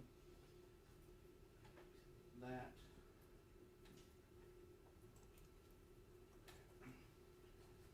on the prior IDR, which I don't think has been introduced, there was a call for service at 2343, and you would agree that it said, a bald white female wearing a white shirt, black shorts, is standing in the parking lot blocking traffic flow. Female is dancing around and laughing to herself. C stated she never seen female before. And it goes on and on and on. But you were assigned to that call. You were 6340C, correct? Correct. And you were assigned to that call at 12:10:25, correct? Correct. And you arrived at 12:44:16, correct? Correct. And you read your key card beforehand, right? I did. So what I read to you was part of your knowledge of her, which would be consistent with potentially being a mental health consumer, correct? I mean, female dancing in the street could mean a lot of things. All right, but it would be consistent with her being a mental health consumer. Objection, asked and answered. Sustained. And it also said she was laughing to herself, blocking traffic, standing in the middle of the lot, dancing, seems to be on drugs. That would be consistent with potential mental health call, correct? More of a public intox. Oh, okay. And would you agree with me that you can arrest for public intoxication? Class C, yes. All right. If it's in your view, if a person's intoxicated in your view, you could arrest them, correct? Yes. You don't need a warrant. No. Ask the witness. Okay, and Hold on, Gerald, just one question. When Mr. Bullock was asking questions earlier, you made a distinction between before, during, and after. And you answered during, no, I didn't look her up. Did you look her up after? After the OAS shooting, I believe, but I'm not 100% sure. No, I'm talking about after you ended your encode call that night. No, I did not.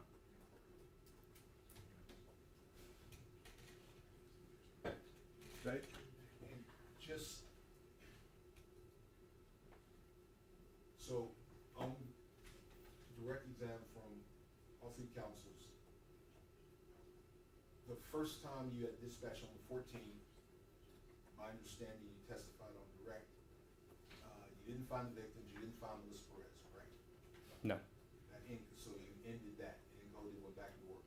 The first call, correct. You got a second call alluding to the prior person. This time you went and spoke to Melissa Perez, correct? Yes. And based on your personal interview, you also encoded the second encounter. Yes, I did. No further questions, John? All right, y'all ready? Just briefly, I know because the court had referenced, and we've been talking about EDs, some of his prior acts and conducts, and I know that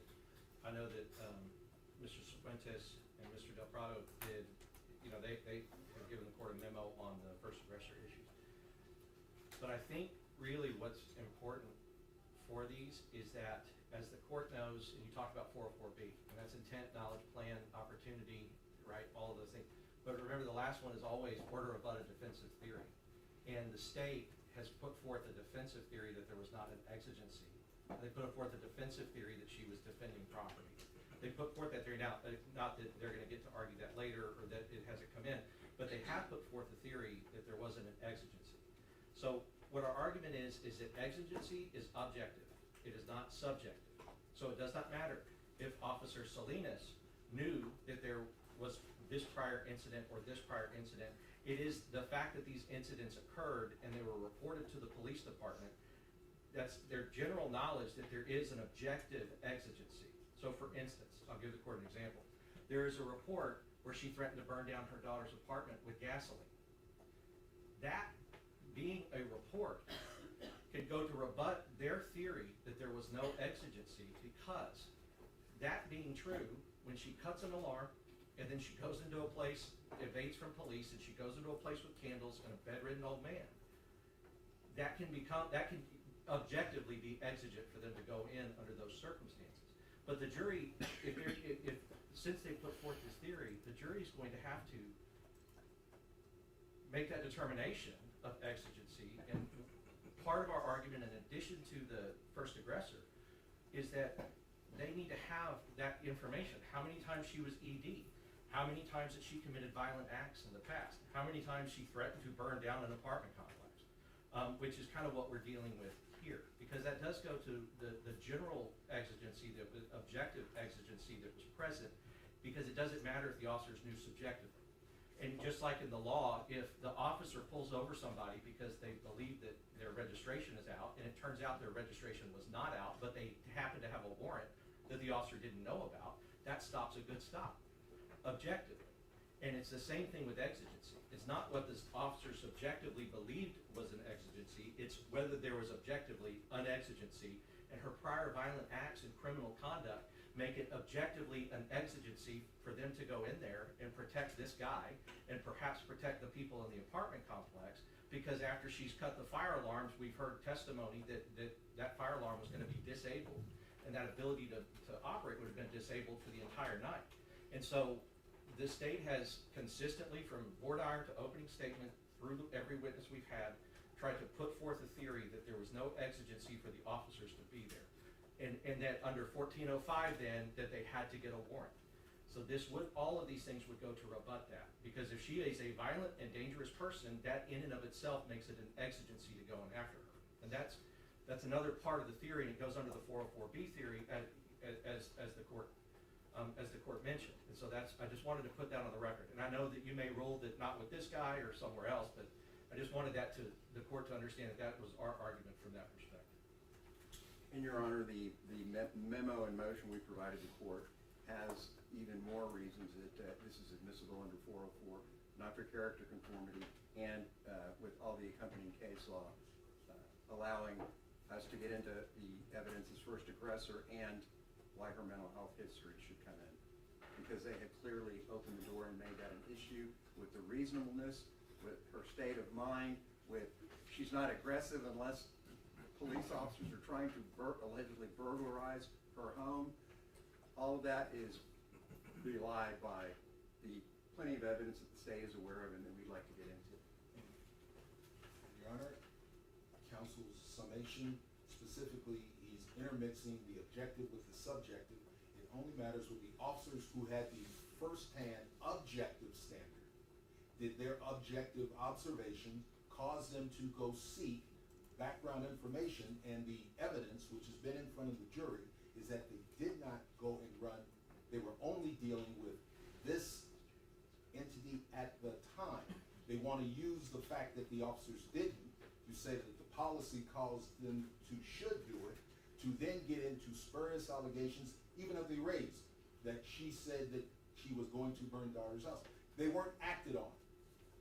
All to try to impugn her character. How that would become first aggressor status, I still don't know.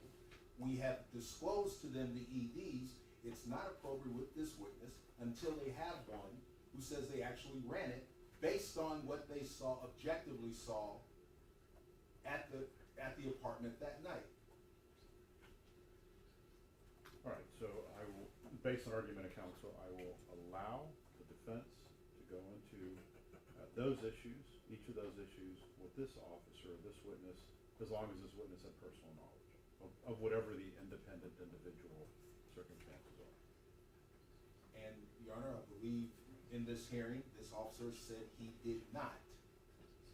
I believe he said he did have knowledge of something, right? The one from June 14th, Your Honor. Yes. Which is what Mr. Cifuentes led with, but thereafter, based on the court's ruling, I don't understand. I understand that does not allow them to then daisy chain about to other instances that this officer doesn't have knowledge of. I understand that to be the court's ruling. We're on the same page as far as that is concerned, but I would like to ask, does that apply then with each witness that may be called? If the witness has knowledge about it, then they can talk about those prior incidents in either ED or violent conduct if they had knowledge. For instance, an officer who responded to one of these incidents. Yes, the ruling would extend to each witness that comes up at this point based on everything that's already come out of this trial. Thank you, Judge. And Your Honor, if I may. Yes. As it may get to that, but is that the officer's personal direct knowledge?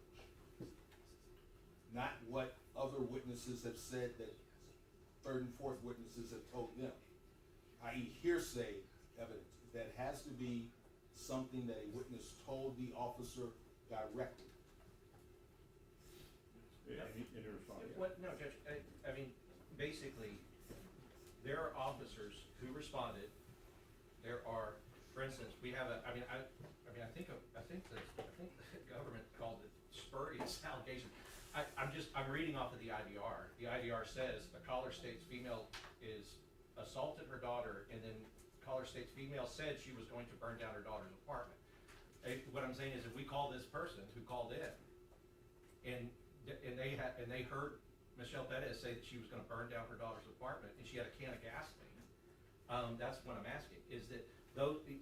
I understand the court's ruling about you want it to be with the witnesses who knew and had personal knowledge of it, but the crux of what I'm saying is that I believe all of those incidents goes to whether or not there was an objectively exigent reason for them to go in and to make sure that she was not a danger to other people. And so it's to rebut that theory that they should. And when the government says, when they say something like, well, no, it's the objective officers at the time. That's not what objective is. That's subjective. Objective is it doesn't matter what the officer knew or did not know. If they objectively had a right or an exigency to go in there, they should go in there, because we want officers to take care of dangerous people so that they aren't a danger to other people. And so that's what our whole argument is. So I understand the court's ruling. We will only, because there are other officers in this case who responded to this incident who do have knowledge of these other incidents, and we're just going to ask to go into those prior incidents of violent conduct or anything else that could go to show that there was an objectively reasonable exigency to go in on this night. That's what we're asking. All right, so direct or indirect, any knowledge that whatever witness has, defense, I'll let you go into that and Yes, state. You would have an opportunity to object to any inadmissible hearsay if that seems to be the case. Are you ready to bring in the jury? I figure we'll probably go till about 1 o'clock with the jury, and then we'll break for lunch.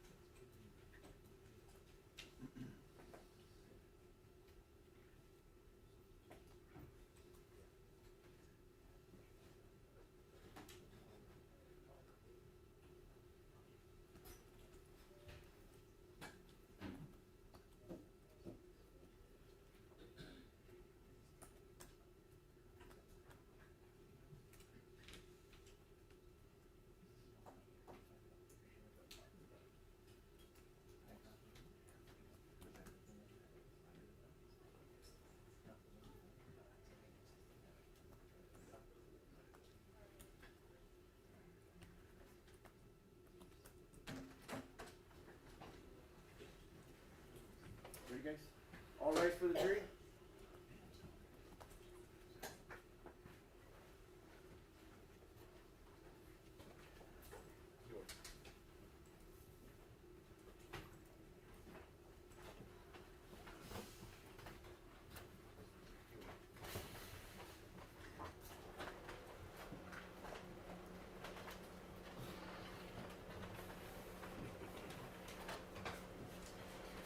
You may be seated.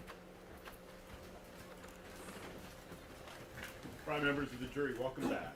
My intention is to go through till about 1 o'clock for lunch, and then we'll take a lunch break. If any of you require a lunch break prior to that, just let me know, and we'll break at that time. All right, where we last left off, State?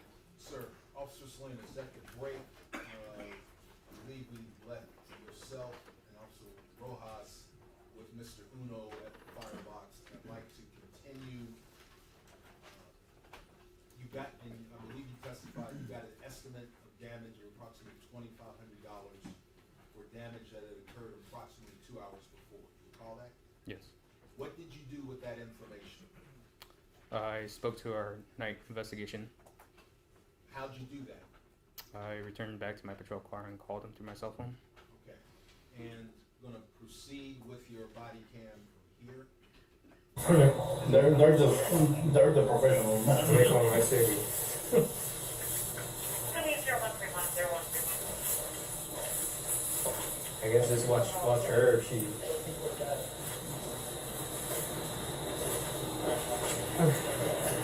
Are you gonna hang tight around here? Yeah, I just gotta call a detective and speak with him. Sorry? I gotta speak with the detective real quick. Oh, okay, so I'll call him.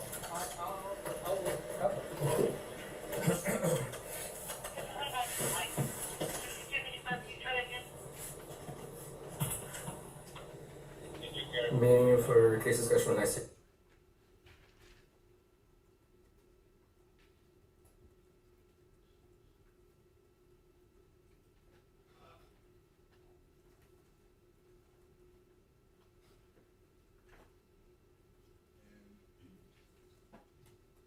For the record, we're gonna move forward in the body cam to approximately 01:36 and 0 seconds.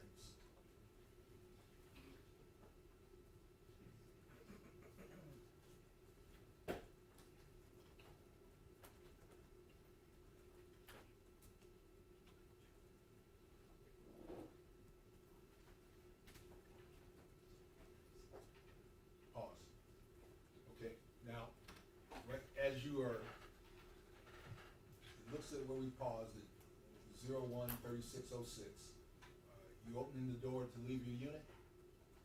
Yes, that's what appears to me. And over the course, while you were muted, how many calls do you make? How many people did you talk to? So called 980 first, spoke with Detective Thornton. Okay, and what type of guidance did you get from Detective Thornton? So I advised him that I had a criminal mischief felony amount for the fire alarm.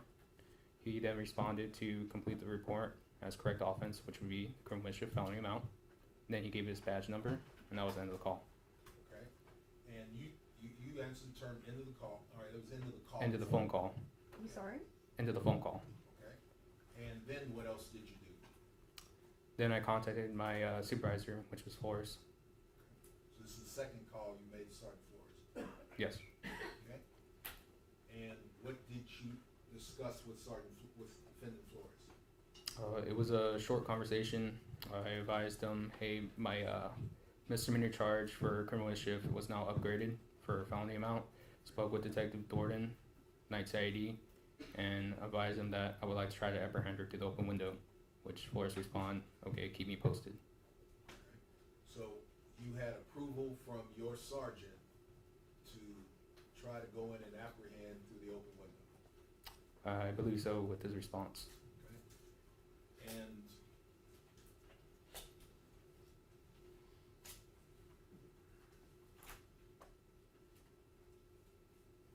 okay. And so you're now gonna go forward with your body cam here.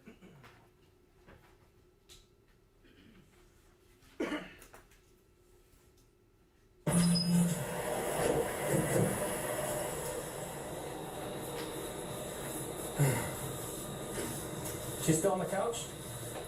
She's still on the couch? 300 said we could go get her? He said we could go get her. And what was that statement you just relayed to Officer Rojas? Saying that we could go get her. Who is 300? Officer Flores. Was that his call sign, 6300? For that night, yes. And he said we could go with her. Not those exact words, but that's what I was replying, that he gave us approval. Okay. And who are you talking to? Rojas. Okay, and as you closed the door to get out of your car, you saw another patrol unit in the background. You know who that other patrol unit that was moving in the background? Ramos. Ramos? To your knowledge, had any other officers appeared on this scene at that time? No. Is that a yes or no? No. So you were in your patrol unit. Officer Rojas is in his unit in the parking lot. And Officer Ramos is moving his car to the right of your patrol unit, correct? Ramos was, but if we could play the video back so I can see it again, because Sure. right to where I exit. Okay. I'm sorry? Right to where I exit the vehicle.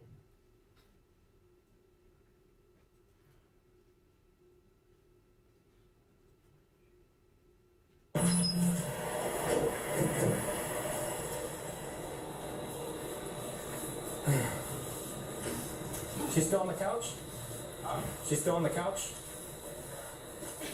Brianna just said we could go get her. He said we could go get her through the screen door. Go in there and get it? Bro? Yeah. Who did that? Floors?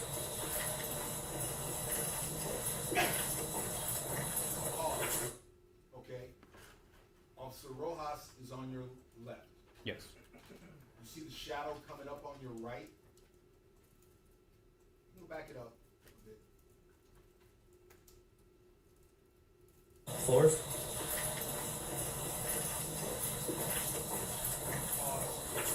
Who's that coming up on your right-hand side? Ramos. So all three officers were out in the parking lot. Who's watching Ms. Perez? From the video, nobody, but I assumed Rojas was. But again, you see where he was. All three of you are out in the unit. And this is approximately, you turned your body cam off in the first place at 1:23, so 15 minutes before, correct? Yes. And who was it that told them it's over, we're done? That was me. And your sergeant, you've already testified, understood that it was done when you turned your camera off, correct? I told him I was going to wrap a misdemeanor unless there's a suspect for the office Understand. report. My question, that was before you turned your camera off at 1:23, correct? Yes, when I told him I was writing a misdemeanor. Judge, I don't think it's an adverse witness. It's his witness. He doesn't need to cross him like that. I think he needs to direct him and see what personal knowledge he has, Judge. All right? Subjectively, I'll sustain the leading. Okay. All right, so, and I apologize. But there's nobody watching her, correct? From the video, no. Okay. And you, again, you previously testified, you determined you ended the call, correct? Yes. Okay? And no new damage or crime occurred. The only thing that occurred is you discovered information from 2 hours plus old. That's all I'm saying. I don't know the exact time, but yes, I found the value It's amount. not a question, and it's a statement, and it's improper. All right, you can rephrase your question. Okay? Go back again to States 4, the incident detail report. And I'll ask you to look at the second page. What time did the original call go out that led to police officers to respond to this apartment complex?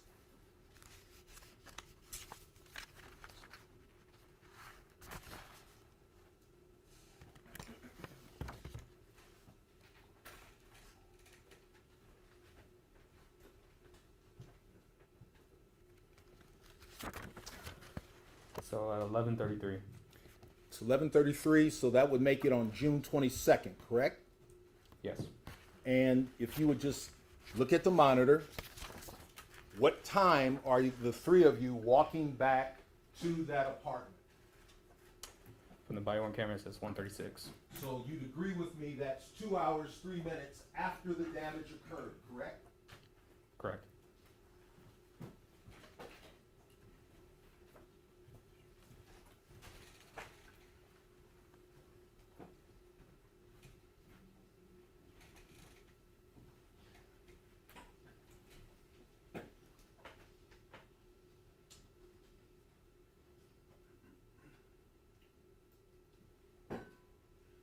So what do you do from this point forward? Where do you go?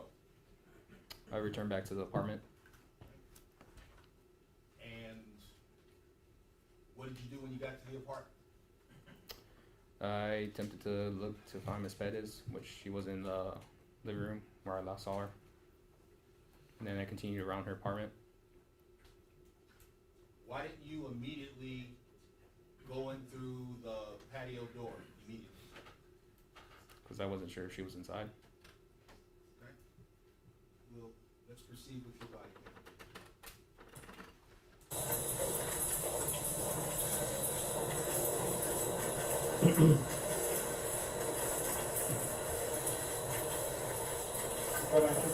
Yeah. Told him. He said, okay. He just gave his badge number.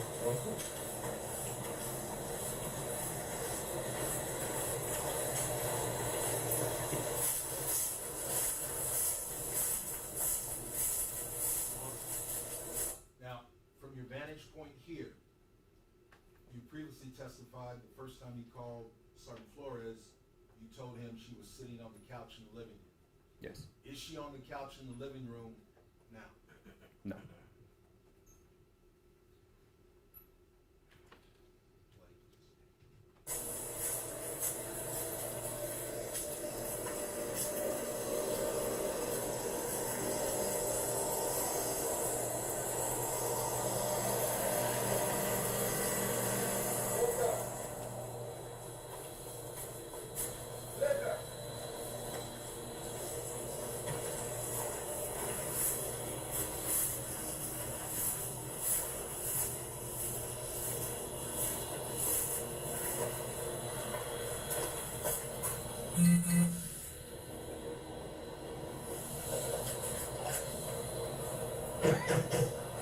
Melissa, can you go open the door? Who are you talking to right here? Melissa Perez.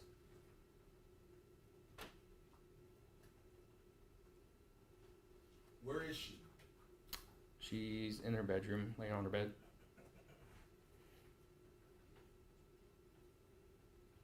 Proceeding. She's in the bedroom. Okay. Say that everybody's watching you. I see her.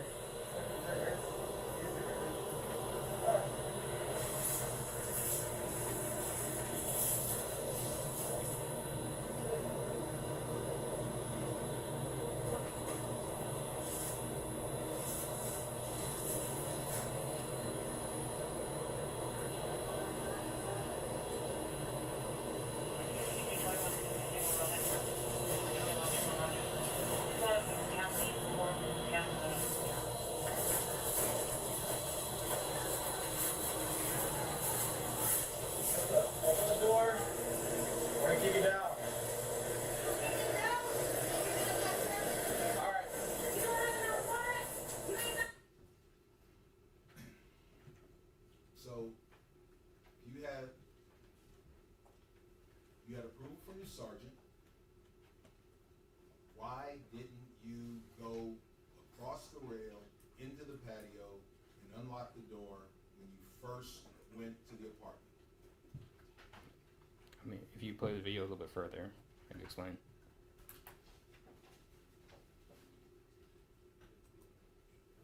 I understand what you asked. My question was, why didn't you go across the rail directly when you got back to the apartment? I didn't have visual on her. She wasn't in the living room area. So now you know. Thank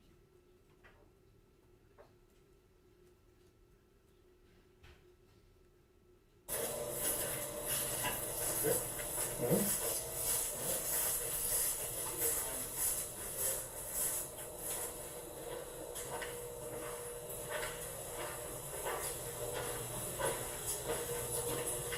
It's like these orders, it's like right about. You want to kick it or you want me to kick it? Kick it, that's all you. You get one shot, get one shot, we can go from there. See if I can get first.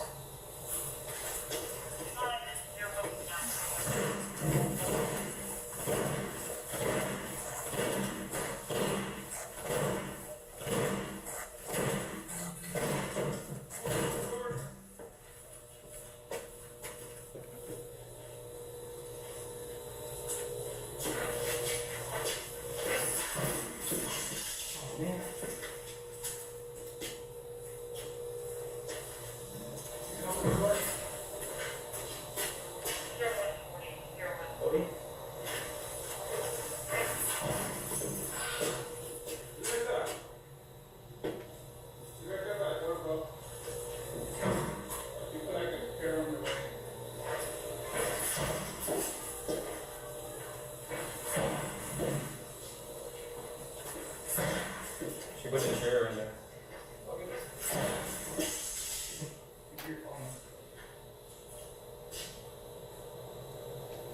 You can open the front of the studio. Yeah.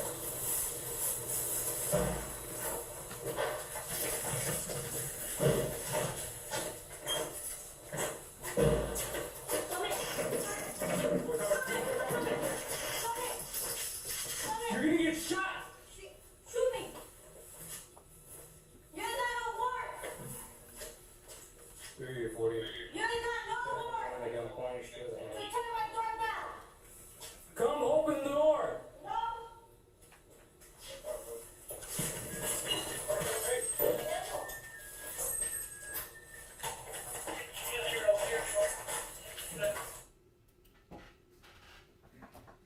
So, you went to the back window because you had to know where she was, Yes, to see if she was there. okay? So at the point in time that you climbed the rail yourself, did you have any reason to believe that Melissa Perez was trying to escape out the back of the apartment or anything like that? No, when I jumped over the patio, she was right there by the door. And I believe you testified you didn't know that there was anyone else in that apartment at that night. No, I did not. Right? So did you have any reason to believe that you would be aiding people whom law enforcement officers could believe required assistance? No.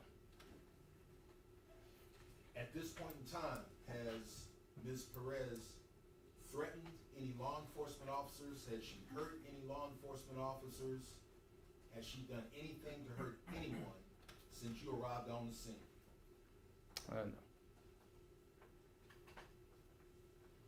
And we can argue it.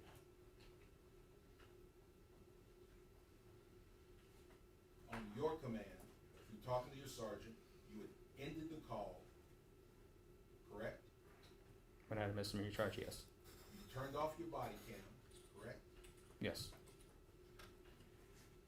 You passed on to your fellow officers, the call was over.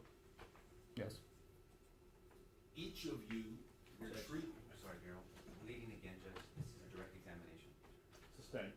okay? You removed yourself from the apartment. Did you remove yourself from the apartment?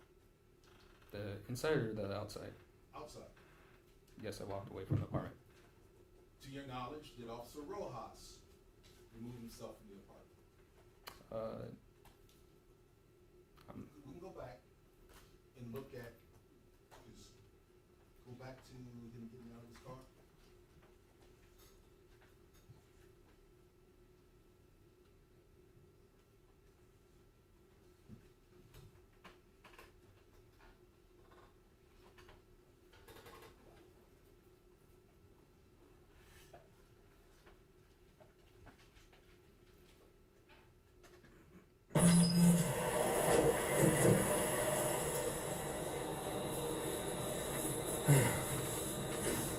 She's still on the couch? She's still on the couch? Here. Where was Officer Rojas coming from? Nearby his patrol vehicle. Right? And when we repeated this process before, you already identified Officer Ramos in the patrol unit, correct? Yes. So for that period of time, undetermined, was there continuous surveillance of Ms. Perez in her apartment? Like I said, I was under assumption No, Rojas sir, was. that's not my question. At this point in time, after you told your fellow officers the call was over. Was there continuous pursuit of her at this time as you're walking back? Like I said, I was on assumption. Judge, I asked him to let his witness answer. He has an open-ended question, and he can answer the question. Please let him answer. It's his own witness. Well, you can continue. Can I get a ruling, Judge? Overruled. Sir, please answer the question I asked you. Do you remember the question I asked you? He said who was watching the apartment. No, sir. I asked you, at this point in time, off your body camera, 013625, had there been continuous coverage of Ms. Perez's apartment? From the patio area, no. Okay. But from the building, yes. Rojas was standing right there. You just testified 2 minutes ago, Rojas. Okay. You asked me if he was in his car, and I said Okay. he was standing right there, All right. which I asked you to play the video back, and he's right here standing next to the vehicle.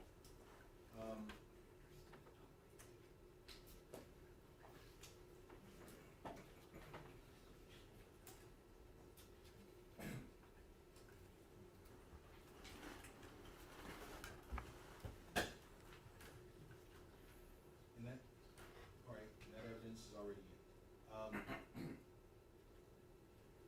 Where was Ms. Perez? That apartment, what was it?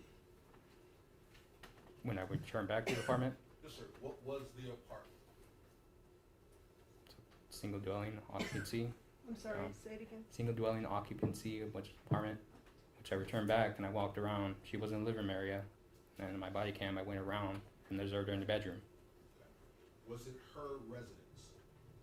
I would believe so. Somebody that's inside their apartment.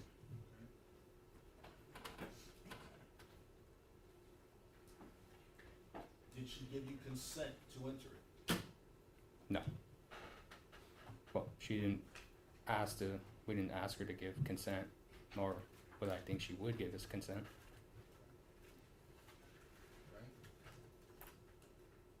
Right? As we continue to ask her to come outside, but she refused to do so. Okay.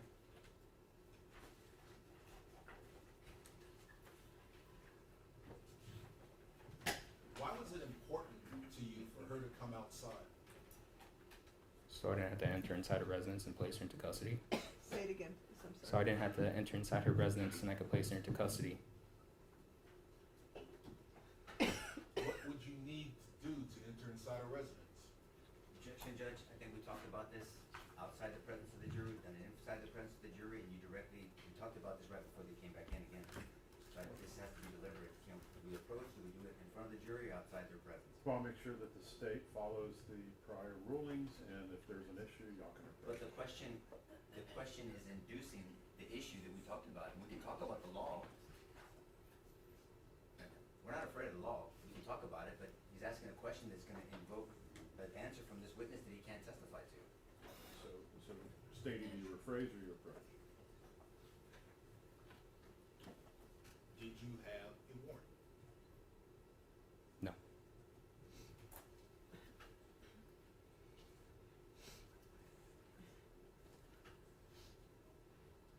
A warrant to either arrest her or a warrant to enter her home?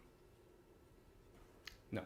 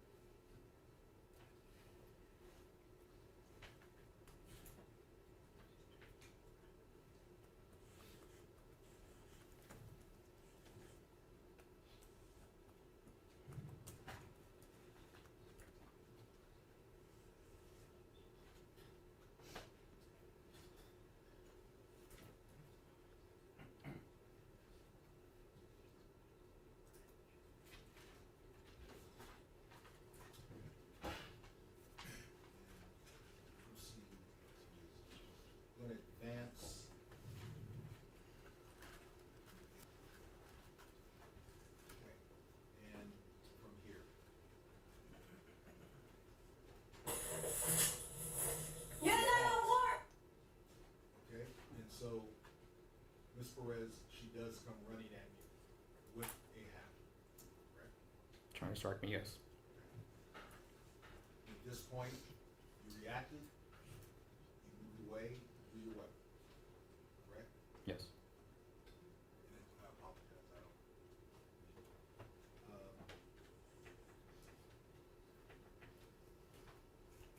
And I believe Officer Rojas warned you, you saw it coming. Yes.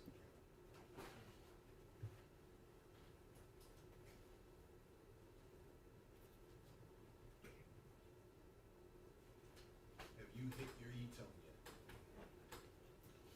Like, 340. You ain't got no more. And I got one straight So ahead. turn my door down. Come open the door. No.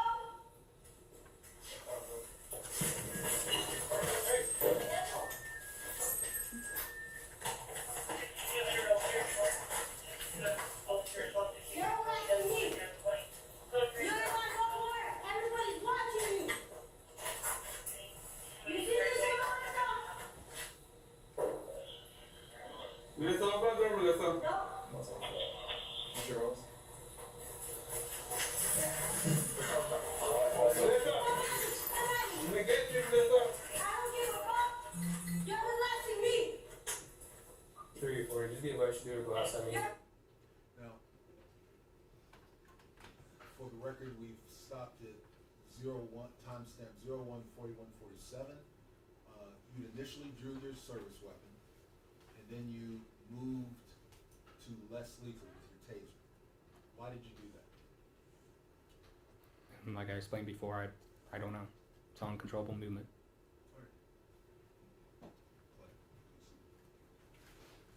Department. you're gonna get tased. I don't give a fuck. Take me. 340. She just hit me with glass. He hit me with the gun. Turn my window down. And we've stopped at 01:42:02. And you have your taser drawn, and now initially Officer Ramos, he initially drew his taser. Yes. That's what you see? That's what I see. You ain't got no more.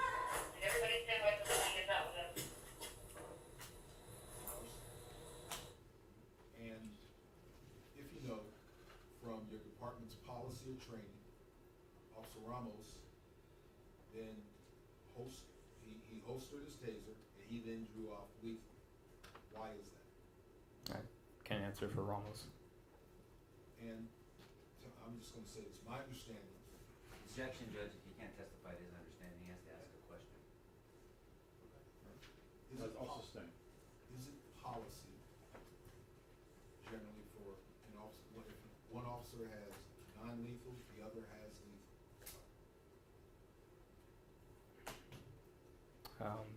You gotta refresh my memory with the policy. We'll move on. Move on.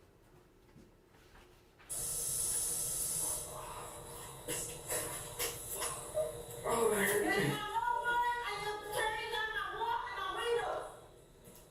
Well, we just asked you to come outside. Come outside, Melissa. No. You're harassing me.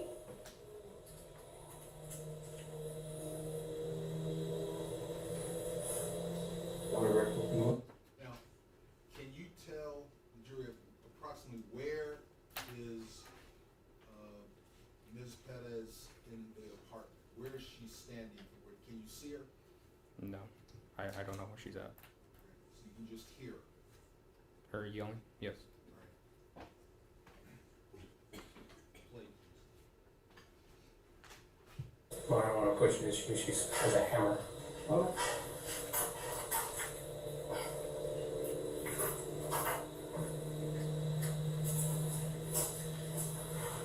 Hey, everybody, you see this America? Harassment 101?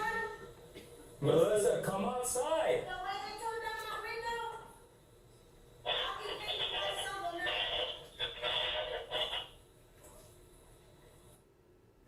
And did you, from looking at your camera, approximately where inside the apartment is Ms. Perez at this point? The living room area? Is she at the window, or is there anything between looking at TV. Okay?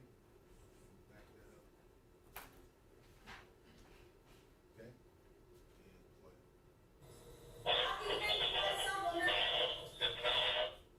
And what else? Is there anything else? It's the couch, solo. So, she, if you will, is she recessed deep within the apartment, deeper within the apartment? There's a distance, yes.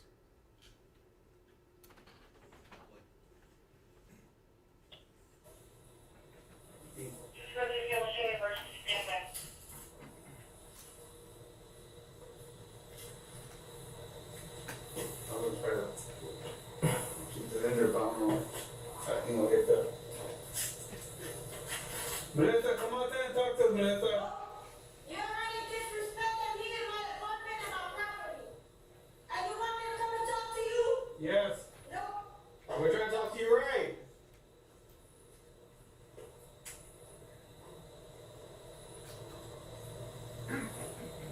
Yeah, I'm getting a little bit more than that. Yeah.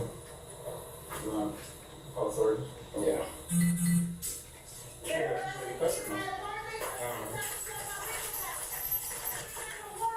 Watch it. Tomorrow. You see this in America? Over.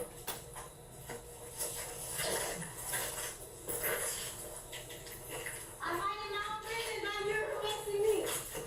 And Mr. Santos. Showing the land in an elderly. That's a damn shame. So tired here. Keep watching. 340, you can slow him down. We never contain inside the apartment.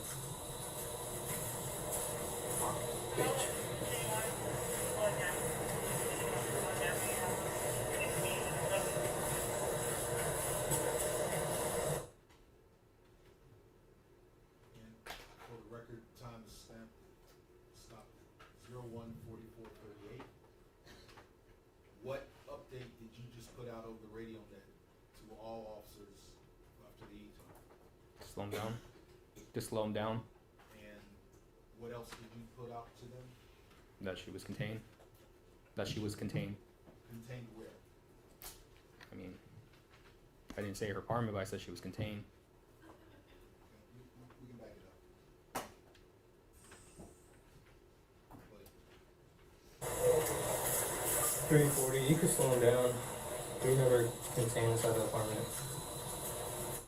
so what information did you put out at 01:44:28? As corrected, contained in her apartment. Okay, and is that the first time you told your defendant Flores that she was in her apartment? No. The first contact was the misdemeanor when I told him she was in the living room area. Okay, so that between that first report and now, had she gone anyplace else? No.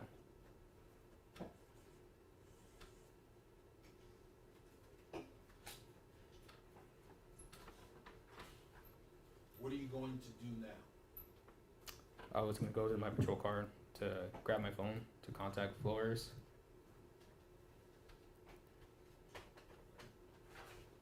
And did you actually reach out and contact him? No, so I went back to my patrol vehicle, grabbed my cell phone, and I checked our CAD map area, and I observed him nearby, so I just waited for him to make the scene.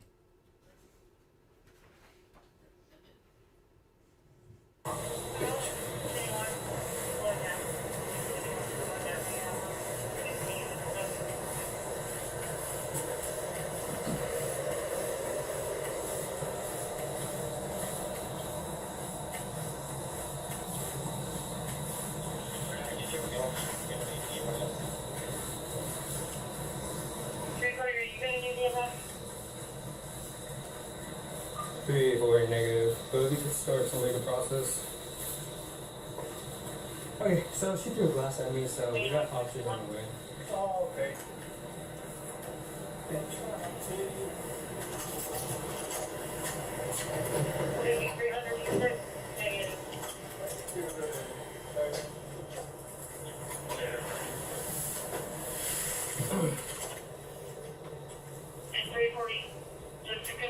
are okay? Maybe 40, I'm okay. Just some bruising. Okay. What's the other officer? Slow down, slow down. 1723 on zone.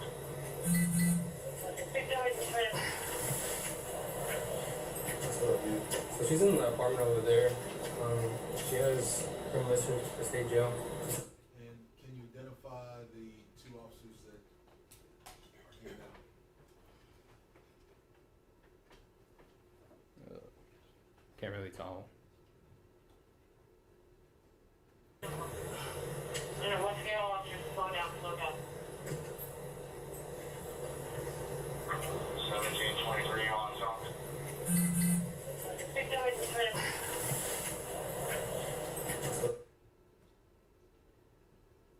Bar center. So she's in the apartment over there. Who was that? The officer person? I don't know. She has criminal history for state jail. She's trying to go in there for injury. Went through the screen door. She came at me with a hammer. Backed up to do a candle blast at me, hit me in the arm. So say anything to you? Saying violating her rights. Just do the blast hit me in the arm. Which apartment? It's gonna be over there in that corner over there. We have two officers over there just watching her from the apartment. She still has that hammer. It's on the first floor. It's on the other side.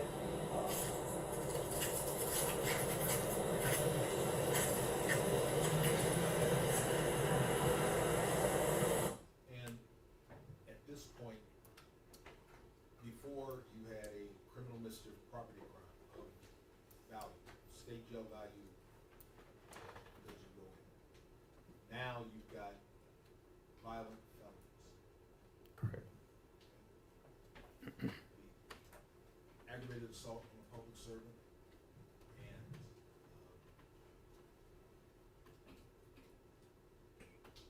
the other one could be assault in that spectrum. 2 incidents, 2 counts.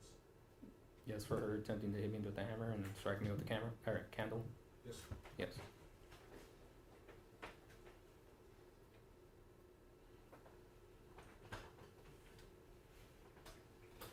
Now, what is the mission and priority now? The other 2 officers showed up.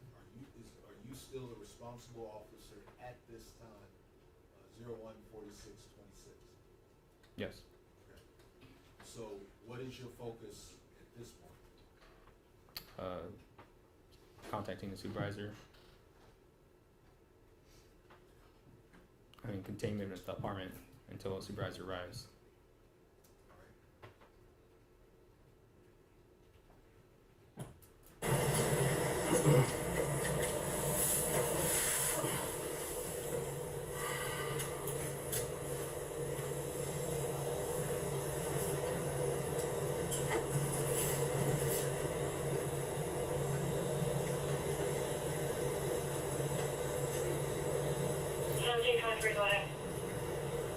Gonna advance it forward to approximately 014830.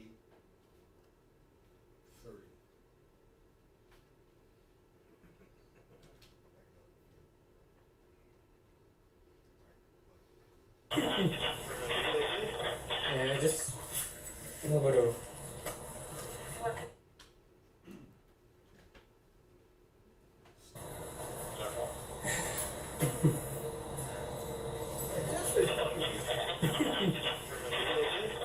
Yeah, just a little bit of. And who is this you talking to now? Sergeant Flores. And I believe I heard him say something to the effect, what did you hear him say? I just finished talking to you. What was your reaction when you said that? Just laughed. You said loud. Yes, I laughed. Had the pain from being struck, had that diminished or abated? Can you rephrase that? The pain, was it as severe as when you got hit, or had it started to diminish? No, it continued. As you can see, I looked at my arm multiple times. All right, I'm gonna interrupt. It's 1 o'clock. All right, members of the jury, I'm gonna give you all a lunch break. I'll give you an hour and 15 minutes. Come back no later than 2:15, and we'll continue on. All rise for the jury.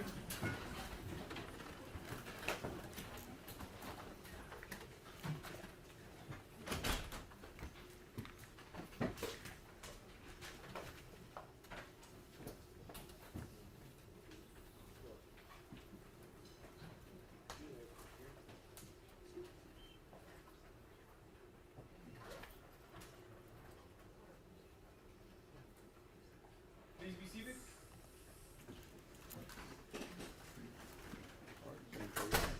Thank you, sir.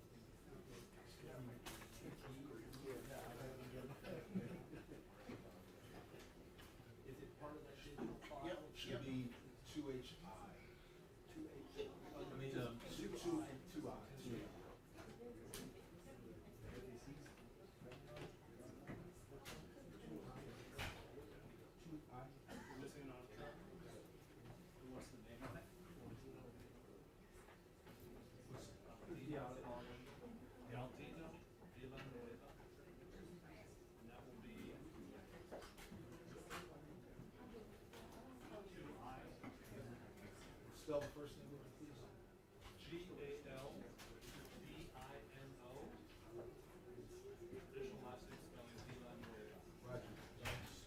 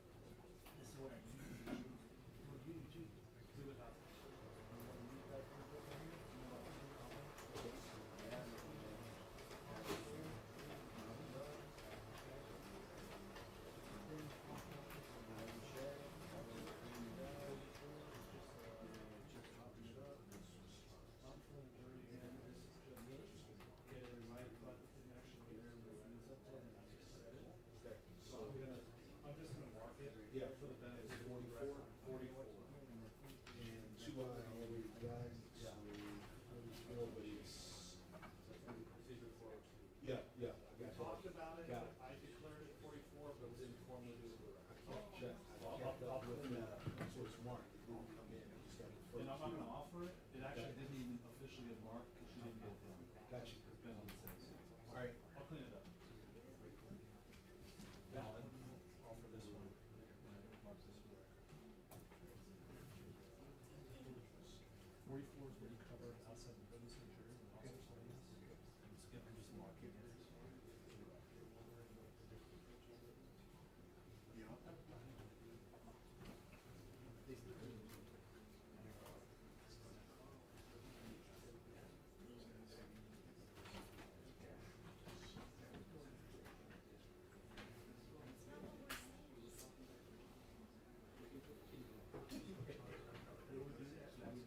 They don't do it like that now.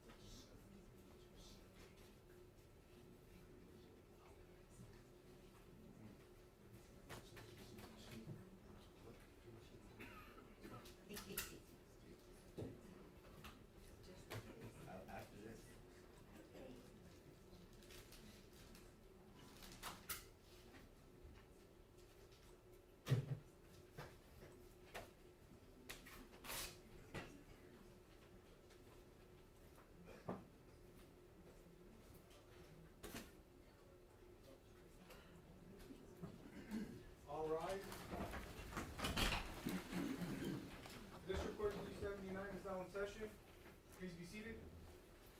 Y'all ready? I think I'm the self-designated exhibit person first. Oh, you wanna do that again? I've got two different ones, but we can do it outside the presence, so it'll be quick. All right, whenever you're ready. I'm ready to run. All right, we're on the record. Thank you, Your Honor. Just for clarity of the record, the two items I've discussed with the opposing counsel. The easier one is we discussed an exhibit, the San Antonio Police Department General Manual Procedure 402. Internally, we called it Defendant's Exhibit 44. We're just asking the record to reflect that that exhibit is marked. It was presented to Officer Salinas outside the presence of the jury. And then lastly, we have now Defense Exhibit 2I, which is being offered. It's an Axon audit trail document for Galindo Villanueva. I don't believe there's an objection from opposing counsel on that being admitted. Oh, yeah. All right, those are admitted. Just 2I, 44 is not admitted yet, just marked. Okay. Thank you, Judge. 2I.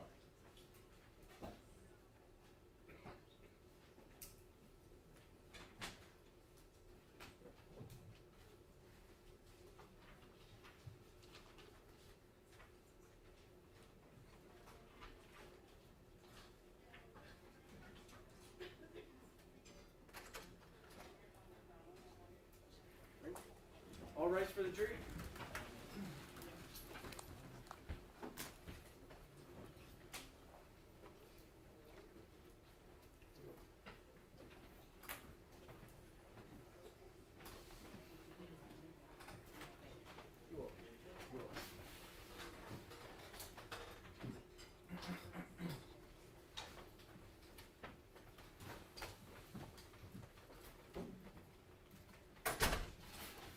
May be seated.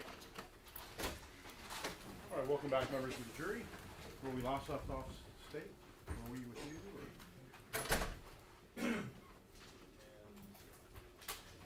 Officer, and first off, I apologize, I was sent training to try to project, corrected, I might be sounding a little harsh, my apologies, if I'm sending off. We left off before lunch break, we discussed Sergeant Flores was now on the ground. If I recall off your body cam, you and he met in the parking lot and started moving in front of 3102. Is that what you recall? Yes. You want to continue with your body cam from that point?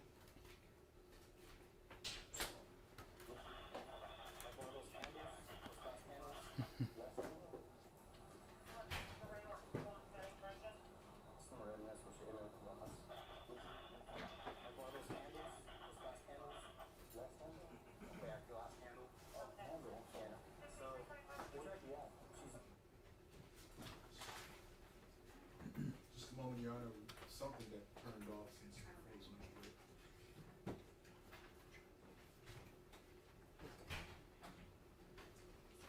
What? The sound on? Yeah, it's on our end, it's on. Did you put all the way like? Yeah, we're at 100 on the Like one of those candles, those glass candles? Glass candle? Yeah, glass candle. Oh, candle.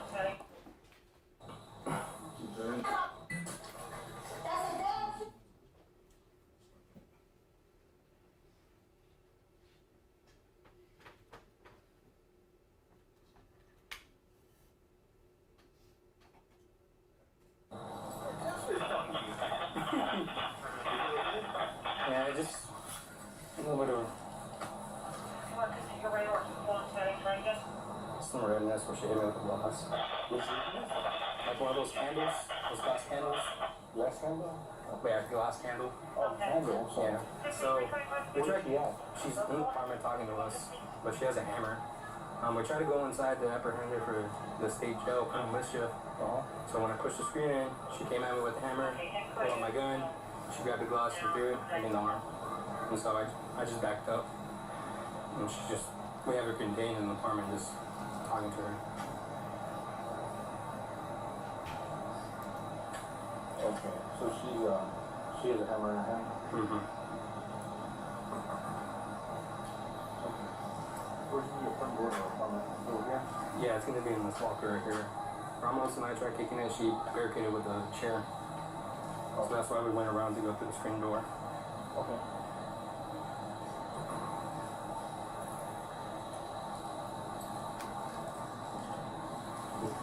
Who was the rookie here? Ramos and Rojas.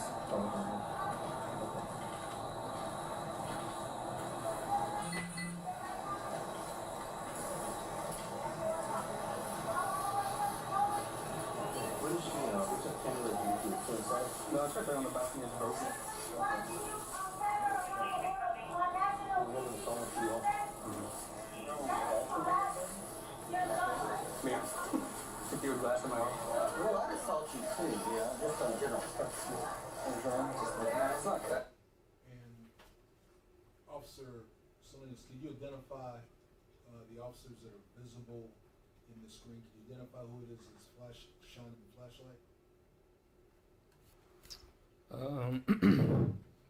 So the one that flashed the flashlight, I can't really tell, but the one that I can see on the far right. Yeah. If you would glass in my arm. Well, I'd assault you too, yeah, just on general purposes. Barcena. Okay, it's Officer Marcena. And the officer to the far right, Trinak. okay, and the officer in the middle, I'm not 100% sure, but I think it's Vince Gomez. right? I'll try to get a full frontal and pause it.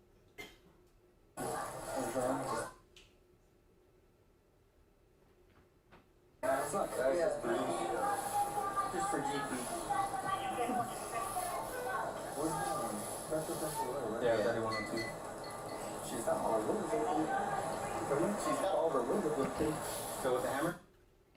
Do you recognize the voice of the officer that just said she's got all the windows open? Can you replay it back? Sure. It's broken. I'm having a phone for y'all. Yeah. If you would glass in my arm. Well, I'd assault you too, yeah, just on general purposes. It's not that, it's just bruised. Just for GP. Yeah, 3102. She's got all the windows open. She's got all the windows open. So with the hammer? Well, on that side, there's a window, all you gotta do, it's just a screen. Yeah, but she's still carrying the hammer? Yeah, freaking taser, bro. Come in there and taser. Any recognition? That's Thompson. Thank you, sir. She already assaulted somebody with the felony offense. Well, you can slip through that window, bro, and fucking walk in there. Hit it with a taser real quick.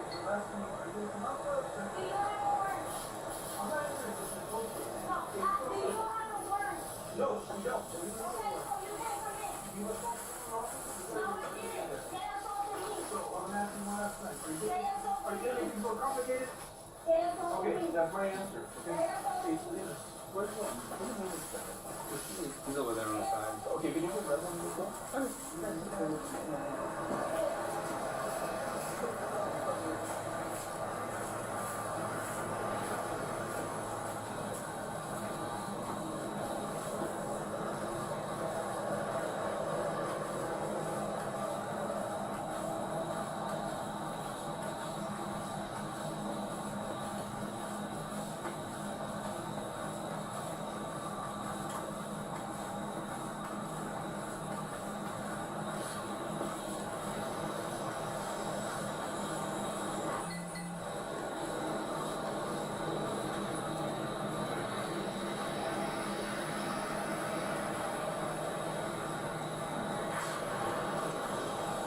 Okay.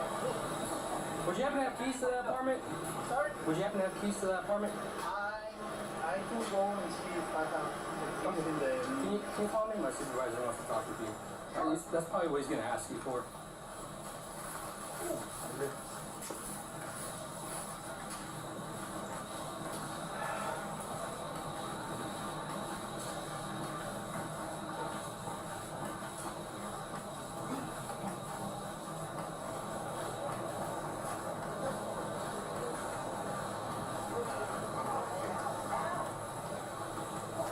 He's right here.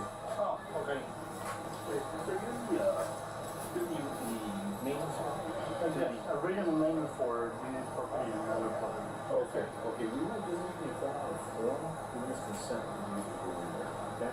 Sounds good. Okay, after we kind of work this out, so I don't need if you just kind of full-time and choose differently. I'll wait until the last one. Okay, what's the history with her? Okay, a couple of months ago, she broke into our leasing office. Okay. You should have some history there because we filed like a small, but they only count the chips and the soda that she walked in. Okay. But she had some history on the back. She was on jail for a couple of months, Okay. then she came back. Okay. So before that, they told me they're on the path because we just acquired these properties in July last year. But it looks like she has some kind of history behind, which I don't know. That's what I heard. But the reason why she was apprehended because she has some warrants on the back, on the past. Okay. Gotcha. We're gonna go ahead and just, if you just hold tight for me, okay? Yes, sir.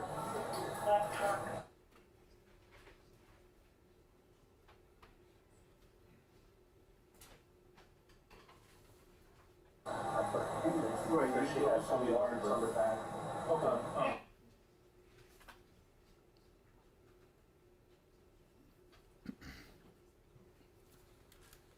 Consent to use the building there, okay? Sounds yes, original name for this property and another property. Okay, okay, we were just looking for a form, we just consent to use the building there, okay? So, could you understand what Lieutenant Flores was asking, Mr. Uno, the maintenance man? To get consent to sign a form to go inside. And to what kind of consent? What did he specifically ask him? Consent to go inside the residence. How? What type of consent? Verbal consent. But he was asking for him to complete a form, which was going to be a written one. Okay. So he was asking for written consent Yes. from the maintenance man? Yes.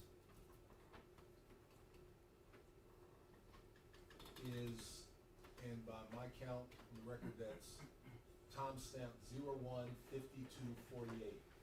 Yes. Have you already been assaulted at this point in time? Yes.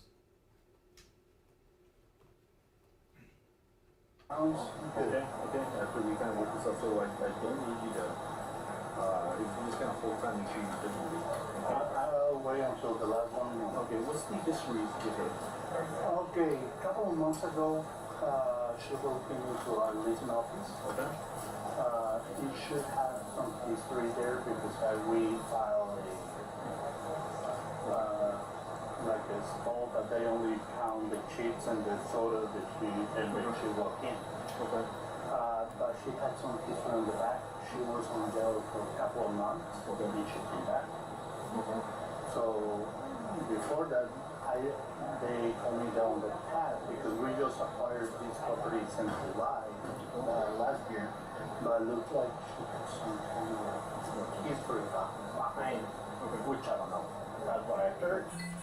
But the reason why she was apprehended because she has some warrants on the back, on the past. Okay. Gotcha.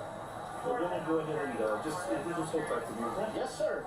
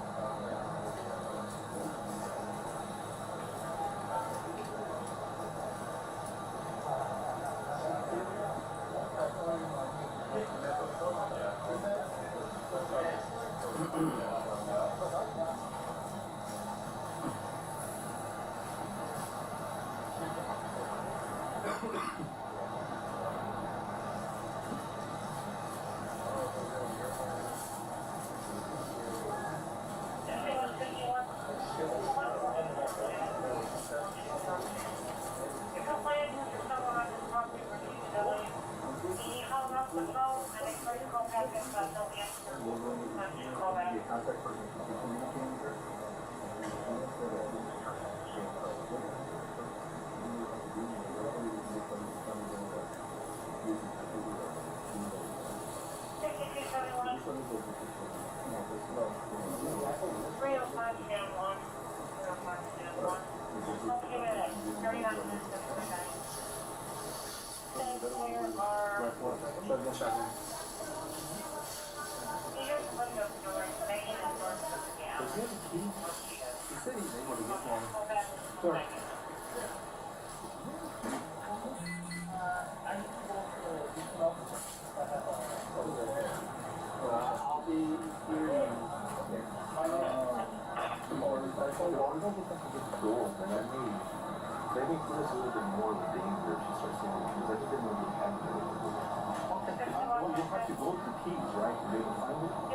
I can get you open, remove the alarm, get the lift on the leash, go to the key and get the key for you.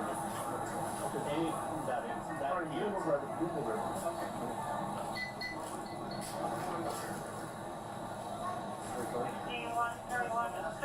key.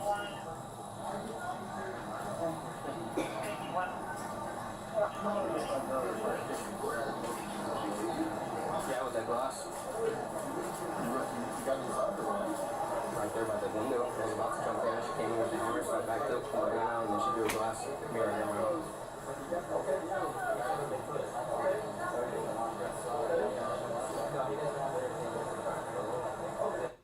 You identify who you're talking to right now for the record. We've paused it at 01:56:49.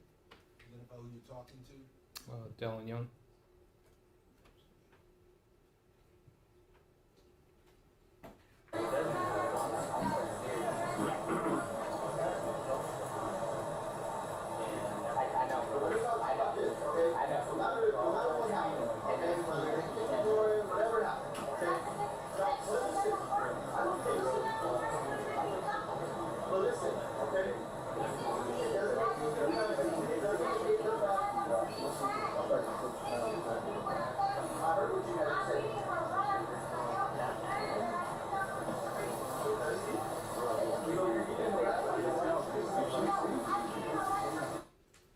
And paused at 01:57:25. The officer in front of you, can you identify who that is? Villalobos. Okay, there's one that just spun an object up over his right shoulder. What officer is that? Well, first off, what is that object? That's a shield.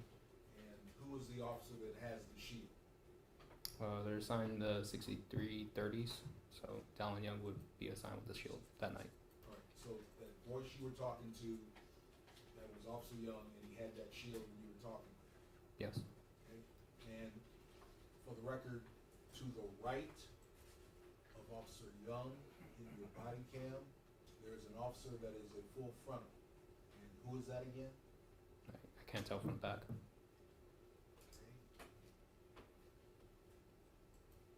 Can you identify who it is now?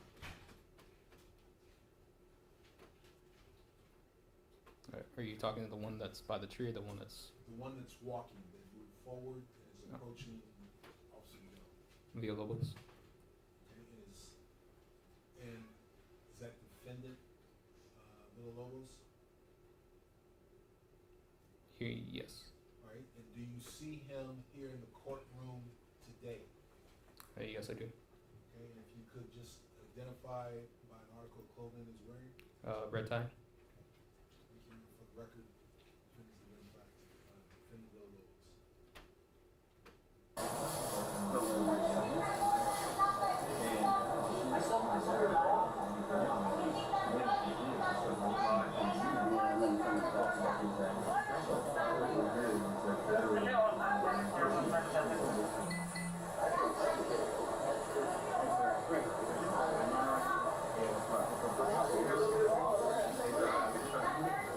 Yeah.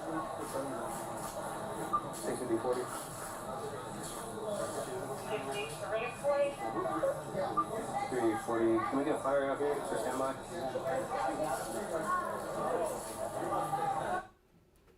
What did you just do when you hit your radio right then and announced 6340? Contacted my dispatch What did you ask for? for fire to stand by, Why did you do that? just to have them by the scene. Say again? Just to have them by the scene. That's what initially a standby means. They're around and near the area. What did you anticipate was happening? Some plan being talked about. Did you know what the plan was? No, I do not. How did you come to understand some plan was happening if you didn't know what it was? Just the group discussing with Sergeant Flores. So I'm assuming a plan was being made. Were you being proactive?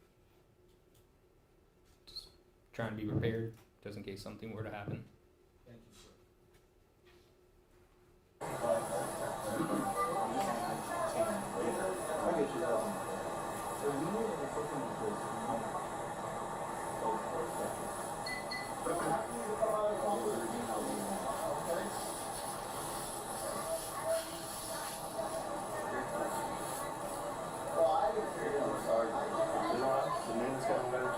He's getting it.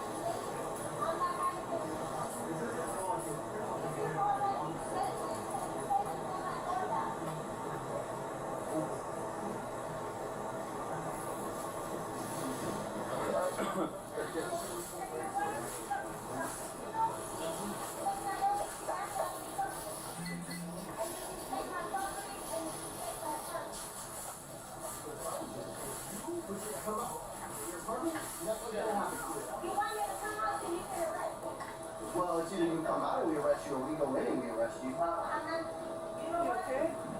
Yeah. And can I ask, who is it speaking to you now? Maria Salinas. I'm sorry? Maria Salinas.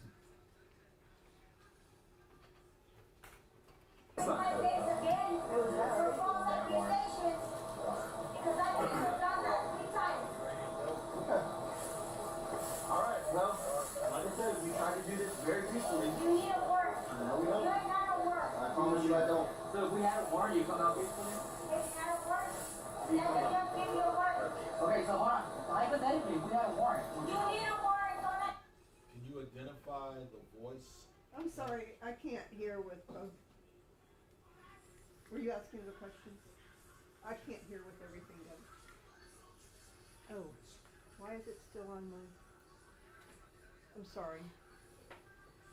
It's still in my headset for some reason.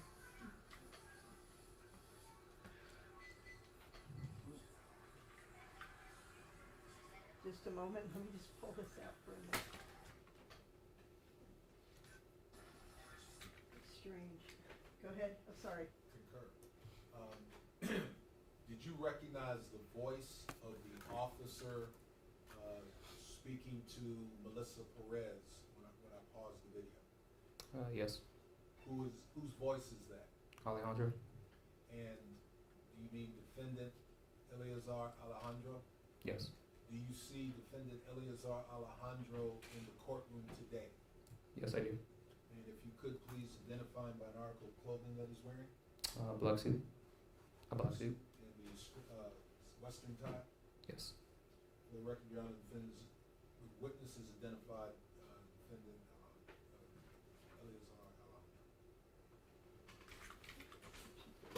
do need my. And, court reporter, I don't wanna get, let's play this, is that gonna cause a conflict for you? No, I think it's picking it up by Bluetooth, maybe, I don't know. That's never done that before. Cause I'm not connected to the system. If you just give me one moment, please. Yes, ma'am.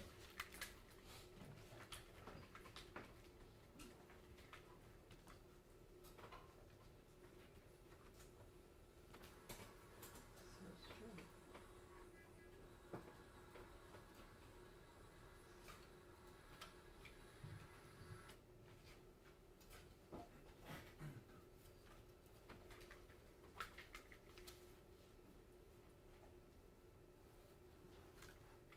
Judge, I might need to reboot so I can fix this. Your Honor. Is that okay? Yeah, you gotta give us a couple minutes.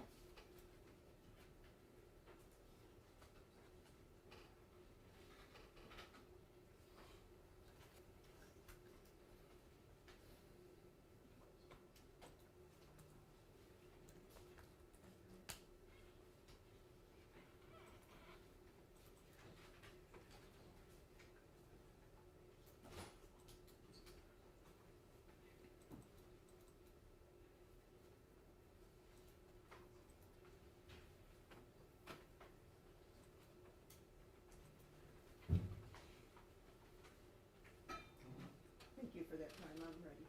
Yes, ma'am. And I wanna back up approximately 10 seconds to get all of Defendant Alejandro's interaction.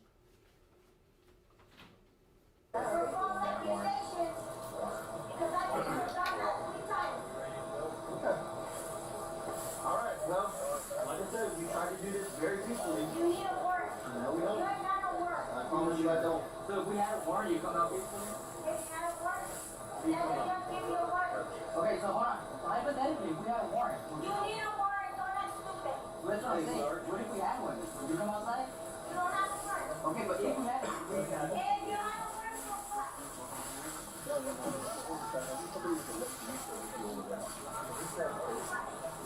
Yeah, we're good with it. And that warrant, so what?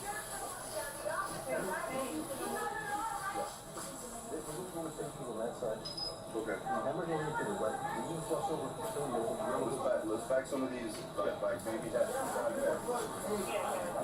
Back up.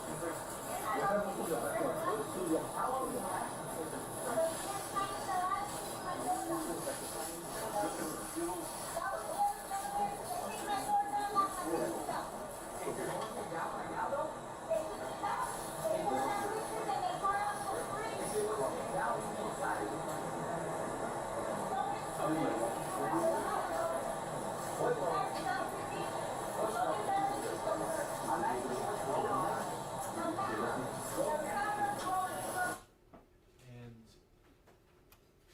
can you identify the officer closest to you to your right front? Sergeant Rivera. And that would be the sergeant in charge of 61, I recall. Correct. Thank you. Do you know what role Sergeant Rivera played in this, at this point in time? I do not.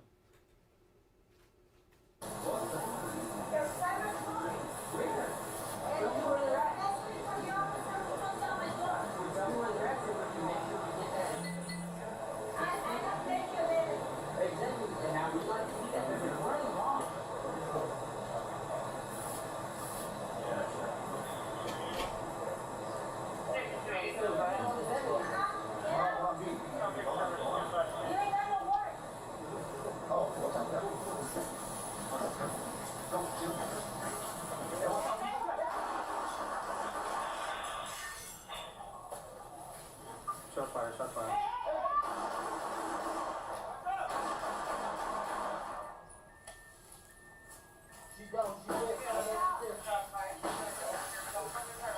What's up? Let me get over.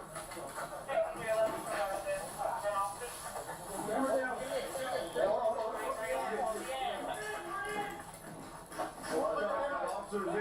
Watch out, watch out, watch out! Crossfire!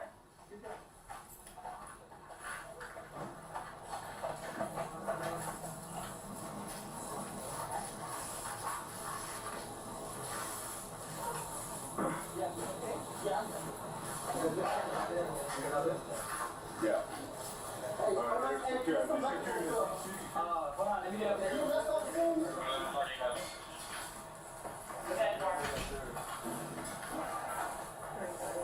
How many fired?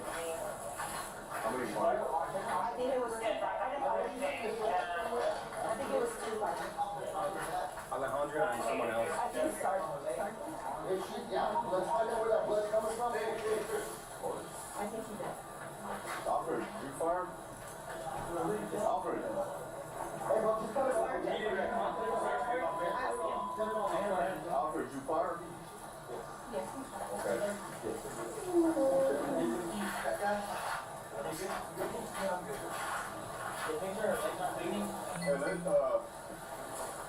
Hey, come on out today, but yeah, there's someone else with that. Yeah, come on out. Right here, I know it's right here. Something back. Is that your teacher, bro? Hey, you real scissors. Here, you got it. Yeah. And, did you fire? No, I didn't fire. It was just you and the sergeant. Okay. Can I help you? Yeah. Yeah, it is. Okay. Why don't you clear your front with your hose?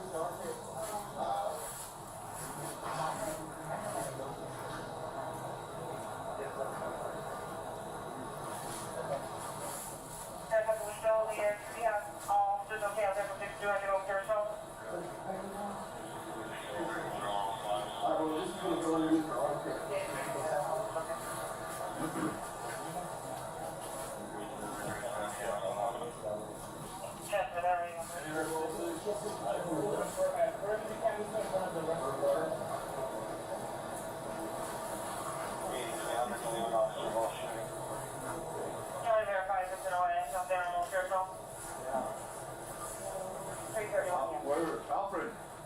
Sergeant Flores. He's going right outside. Yeah, come on.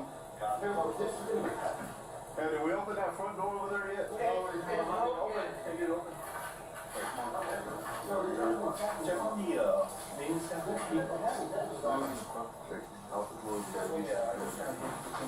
Hey, let's go ahead and start moving some of these vehicles too, if we can, for EMS, just to make sure.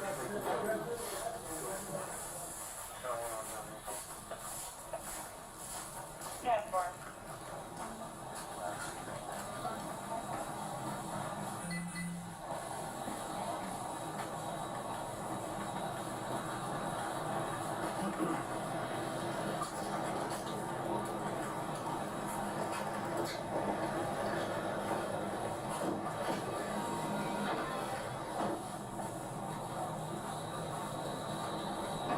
Can we do love some EMS?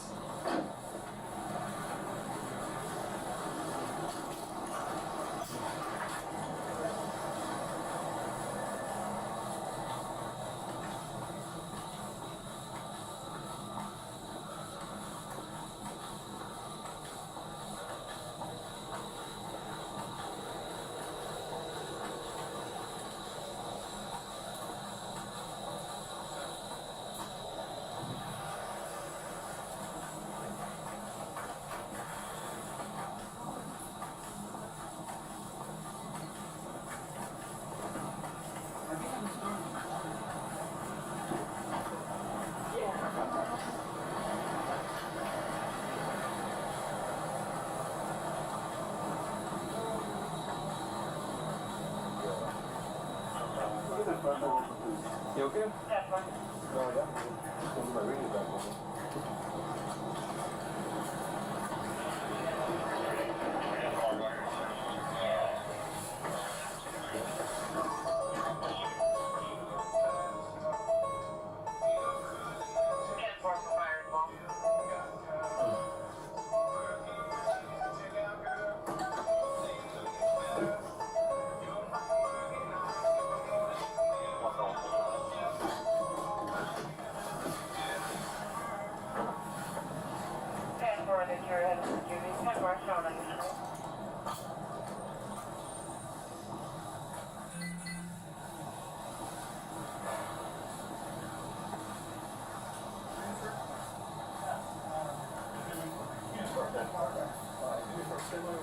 Yes, sir. No problem. And we got apartments behind these. I started walking back. I don't know how many rounds were fired up here. Stand right there when they started shooting. I don't know if. Who's that, what officer is that speaking right now? Sergeant Robertson. And that would be the sergeant in charge of 62. Yes. Went inside, didn't you? Have you been inside? I was the first one to shoot through the bus at. Okay, no, but have you gone inside since they fired? No. Okay. We can see where those rounds impacted and possibly make contact with the apartment behind this one. Everyone is to your side. Okay, do this. Check the one behind them. Door this way. Easier. Really should be okay there.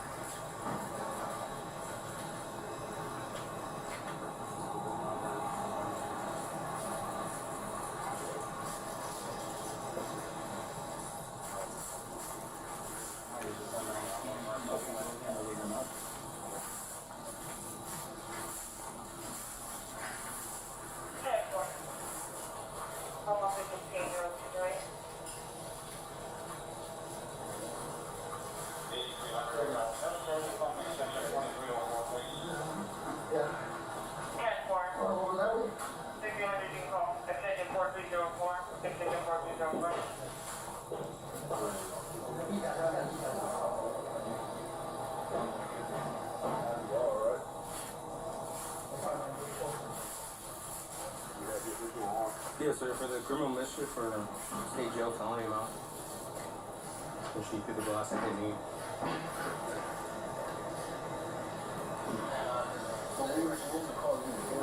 Disturbance, that should put the fire alarm. So then maintenance said, nah, this is going to be $2,500 to $5,000 to repair it. So we saw her from the window, she's talking to us. And if you see her, go get her. Over there. He also fired, we got three.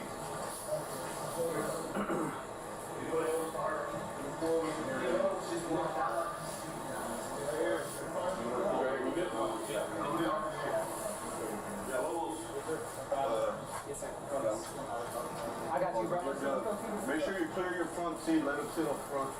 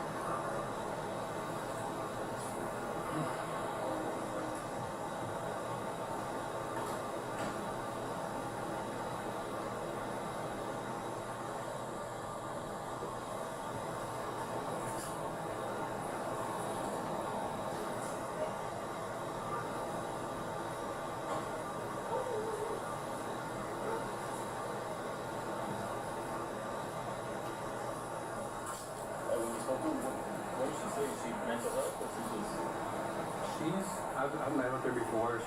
She is a psych. If I spoke with her, she was saying that somebody was after her. And that's why she cut the lines.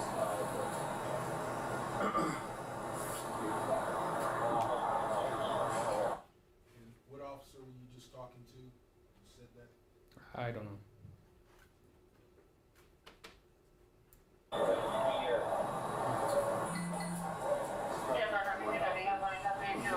Number of doctors. You're gonna start, the calls are gonna start coming out. So fire,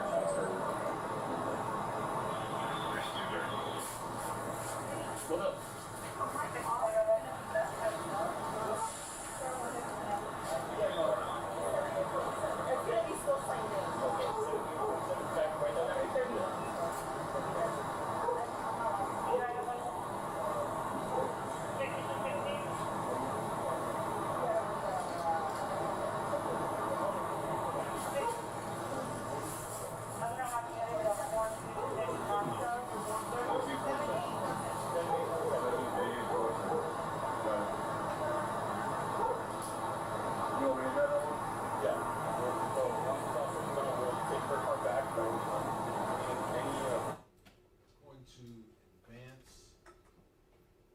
body cam footage to a timestamp approximate 02/21/30.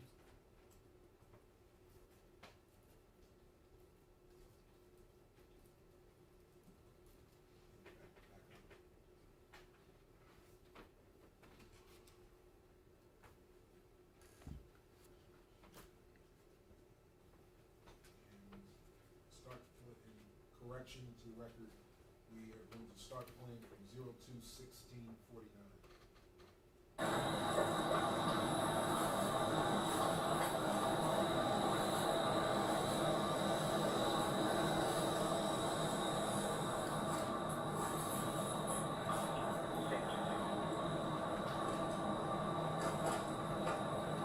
What's your last name? Salinas, Go ahead. 1181. 477 on my screen real quick, that's fair enough.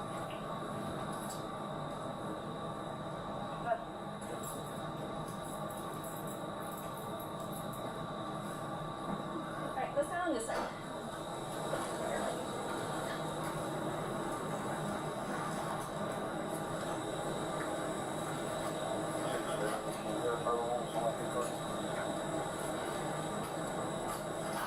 Some take pictures of you.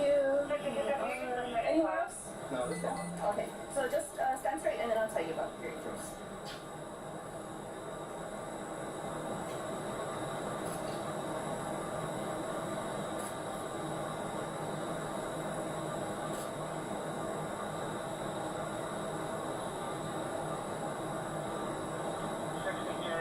Update service 044. Headline.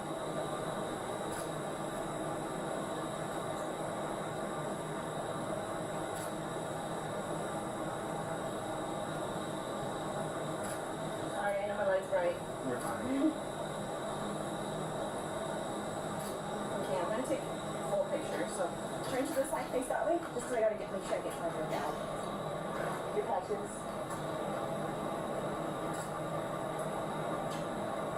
And let's see, just pick up your arm. I just want to show your buttons.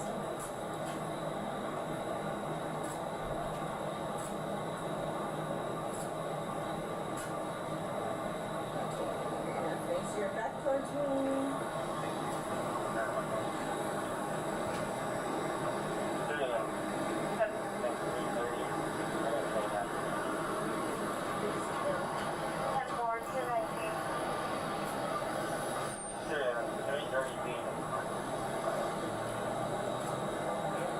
Just like to see your butt. There you go.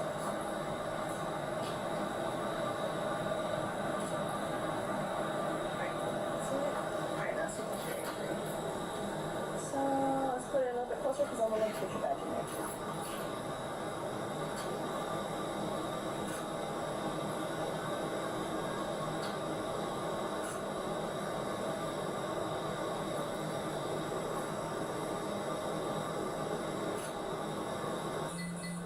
You said that was with glass? Yeah, glass candle. A glass candle? Yeah, it didn't cover.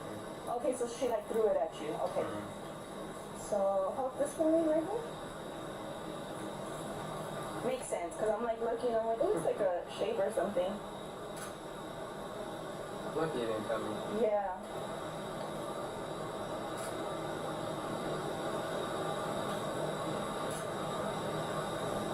Okay, now let's see. I'll just put your hand. There we go.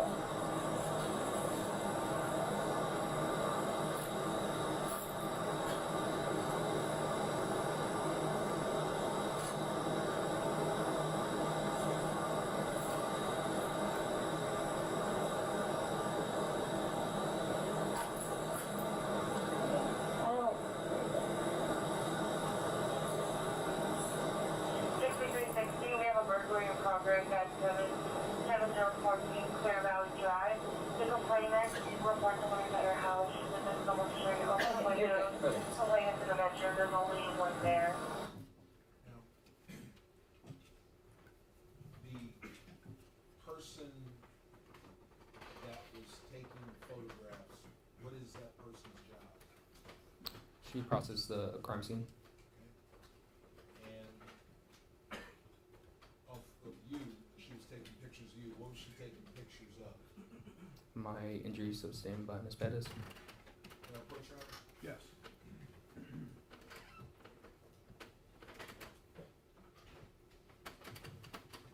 Sir, I'm showing you what has been marked as State's Exhibits number 15 and 16 for identification. What are States 15 and 16 for identification? 16 is going to be my left forearm with the ruler. 15 is just going to be my left forearm with my arm next to my badge. Okay. And do States 15 and 16 for identification fairly and accurately reflect the injuries you sustained earlier in the evening of June 23rd, 2023? Yes, when Ms. Pettis threw the candle at me. Yes, sir. We have no objection. All right. You move to admit it? Yes, Your Honor. It's admitted.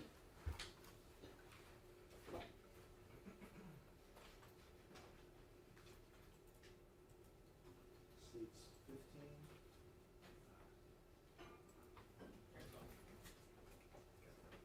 Cool.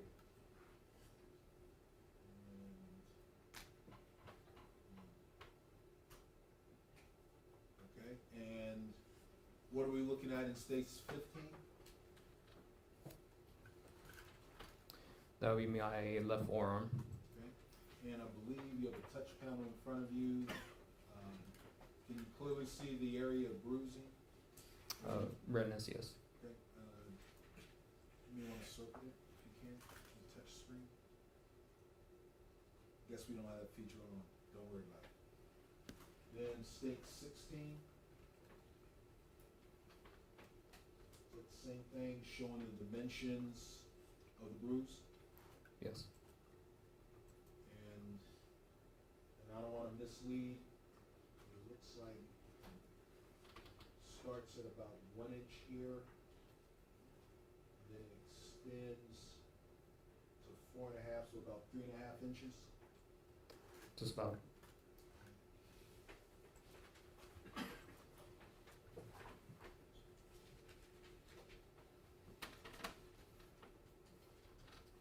I know that you were a witness to the officer-involved shooting that took place. Partial witness. And so you had. Partial. Apologize. But because of that status, you had some duties with your department after you left this scene. Correct. Okay?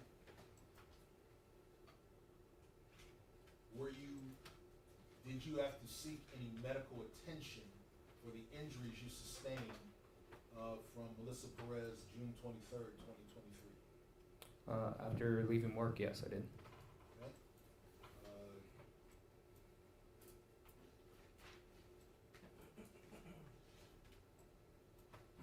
You have a diagnosis? What was your injury? They just prescribed me some pain meds and just told me to keep ice on it. They wanted to do x-rays to make sure nothing was fractured, but I denied it. Did you miss any work, take any sick leave? No, I did not. Any workers' comp funds? No. Did you go back to duty the next day, 24th? I was supposed to, but I did not.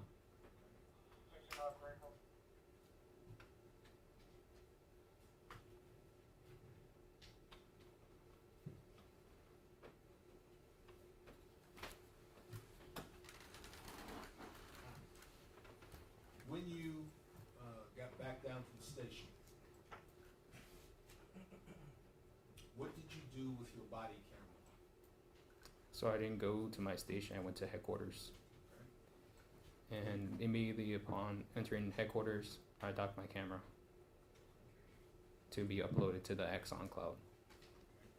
And this would have included footage from before you saw Kenji Uno as well as afterwards of the clip we just got through looking at? Yes, after roll call from docking it off at my substation. Both of them are on there? It should be. Okay.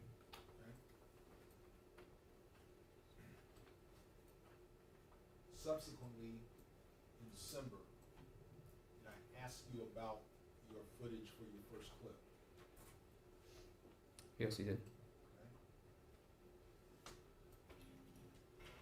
Do you know why anything would have happened to have made the first leg of your involvement in this crime unabated? Yeah, object if he has personal knowledge, false or speculation, or the knowledge of someone else, or hearsay, I would object to it. My question was if he knows, Your Honor. Yes, so let me answer that if you have personal knowledge. Personal knowledge. Did you do anything to cause your body worn footage from the first segment to be unavailable? No.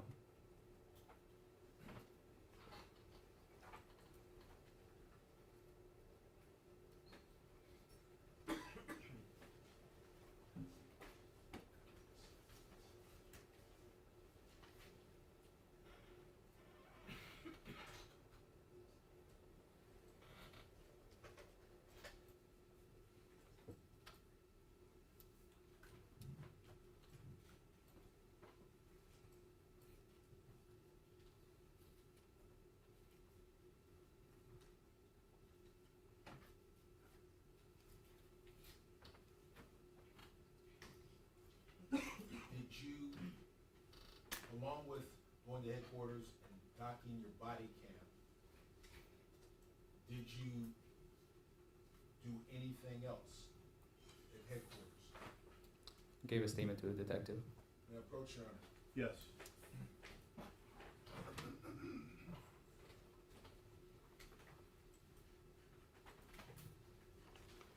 Showing you exhibit, could you take a moment to look at it and tell me what it is?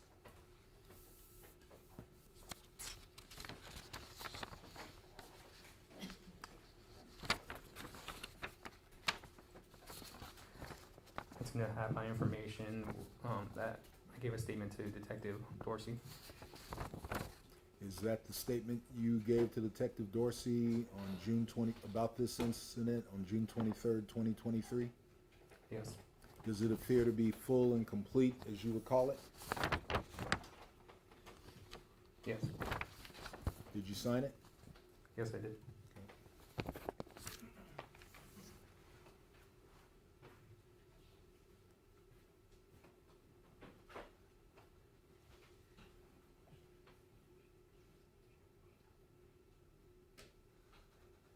If there are no further questions, I will pass the witness and apologize for moving the well, Judge. I just want to get these last two exhibits back with the evidence.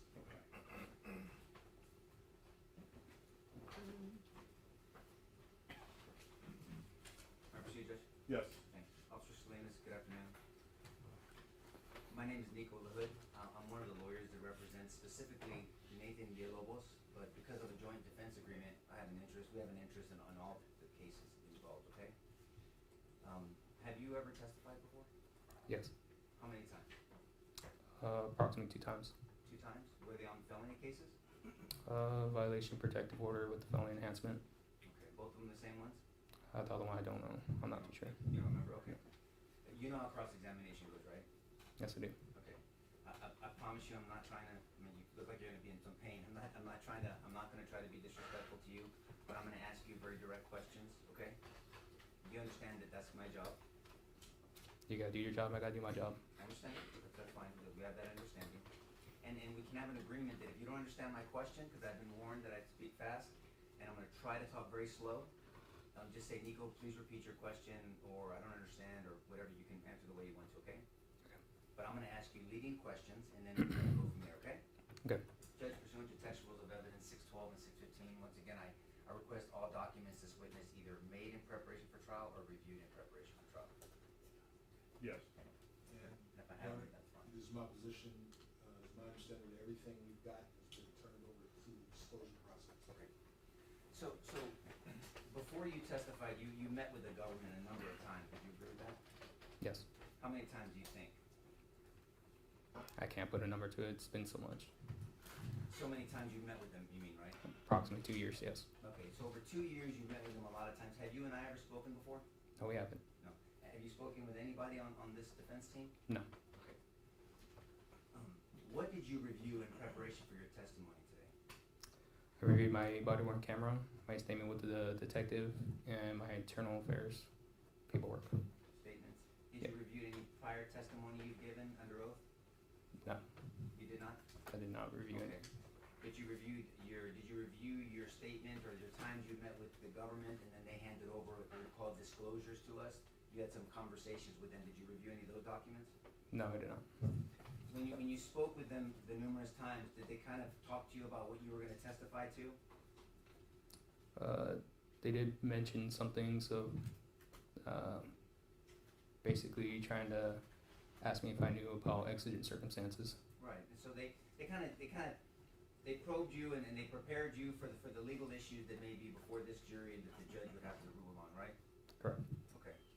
And did they kind of prepare you for how defense attorneys are and how cross-examination goes and maybe specifically some of the lawyers on this team? They didn't really specifically. Okay, fair enough. And so, what, did they share with you their theory of the case? Yes, they did. Do you want me to explain?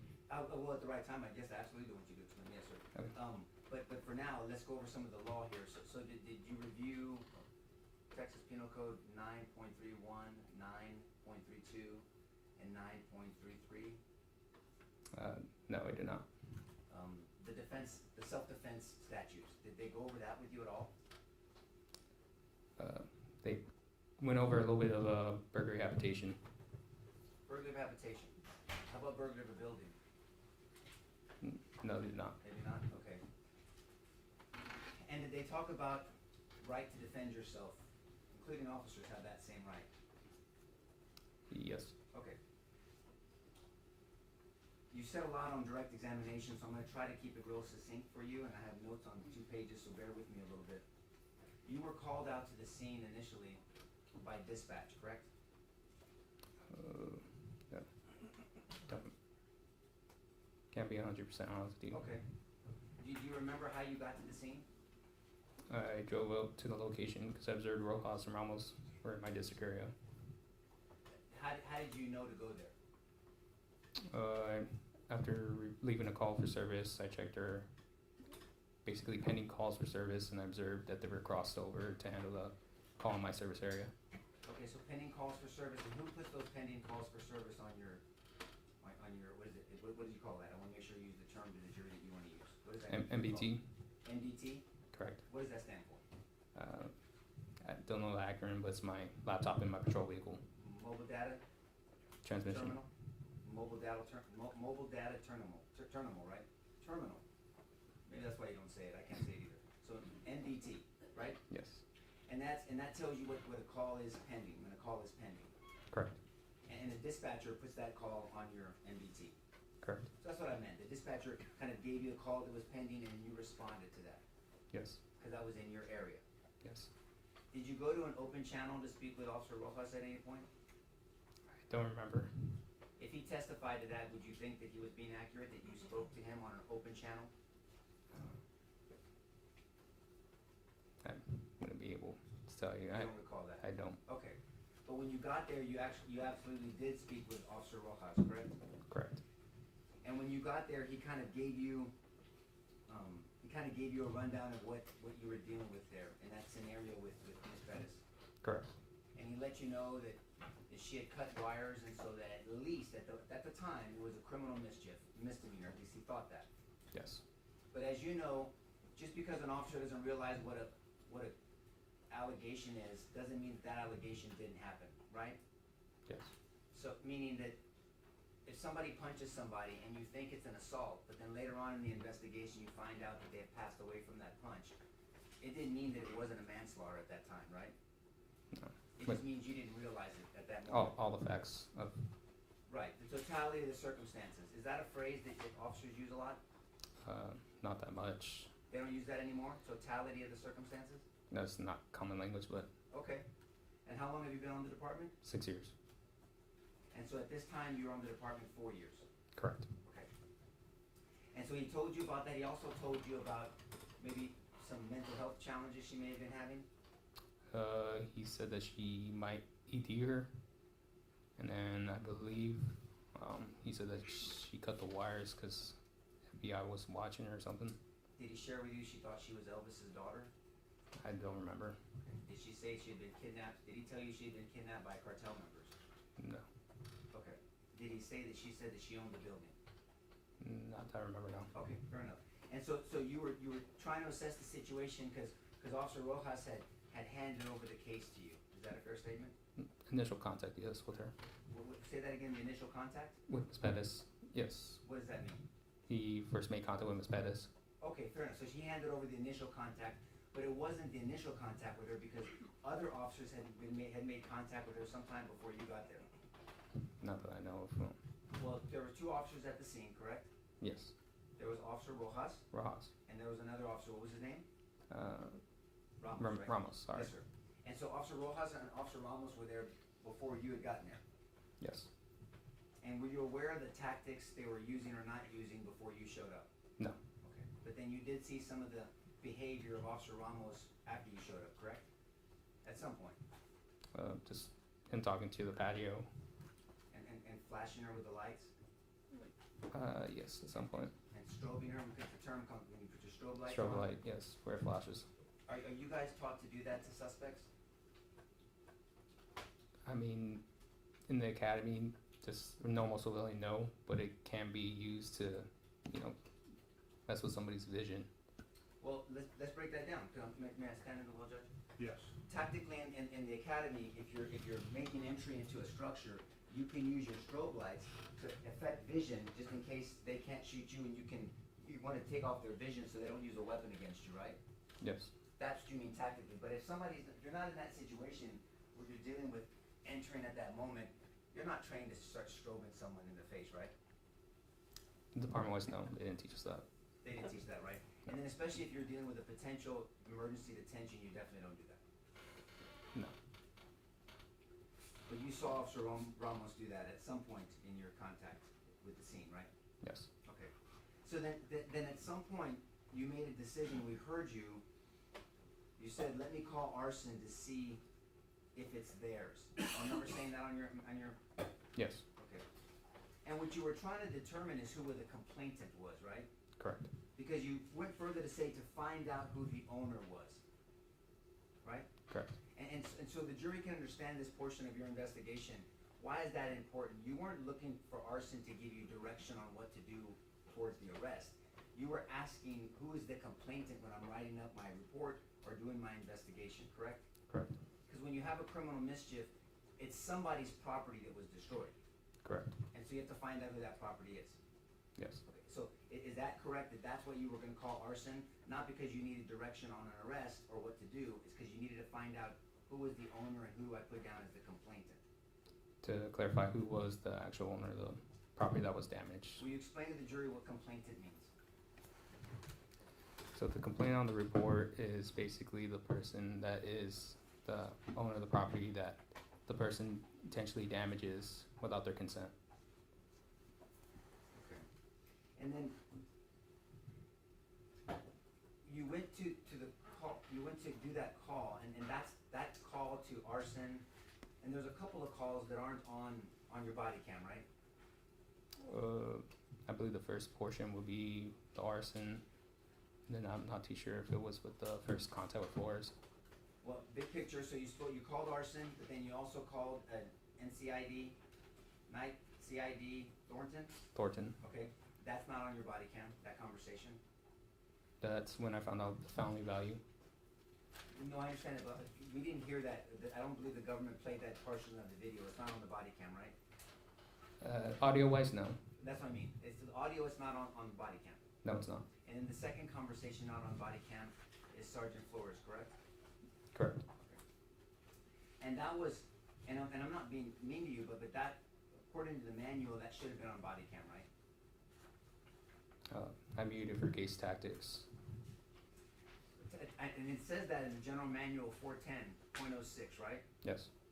What tactics were you worried about in that sense that you couldn't put on body cam, getting direction on what to do next from supervisors? Just officer safety awareness, not open to the public. Who was listening in that you were worried about? Just if right now, since my body cam's being played, confidential information in the department will be released. But you weren't thinking that at that time, obviously, right? I mean, you were dealing with a criminal mischief. Is that agree? You understand that? I understand. I was following my general manual, which is case tactics or personal reasons or advised by a supervisor to view my body cam. Okay. If there were other experts that testified that disagree with that assessment, that'd be fine with you, okay? Is that true? I would be fine with that. Okay. So, but that portion we can't hear. We can't hear your conversation with NCID Thornton. And then also with Sergeant Flores, right? Right. Because I wanna talk to you about those conversations with them. Did you, when you spoke to NCID Thornton, and make sure I don't wanna assume this, we explain to the jury what an NCID is? That's our night investigation. What do they do and how do they assist you?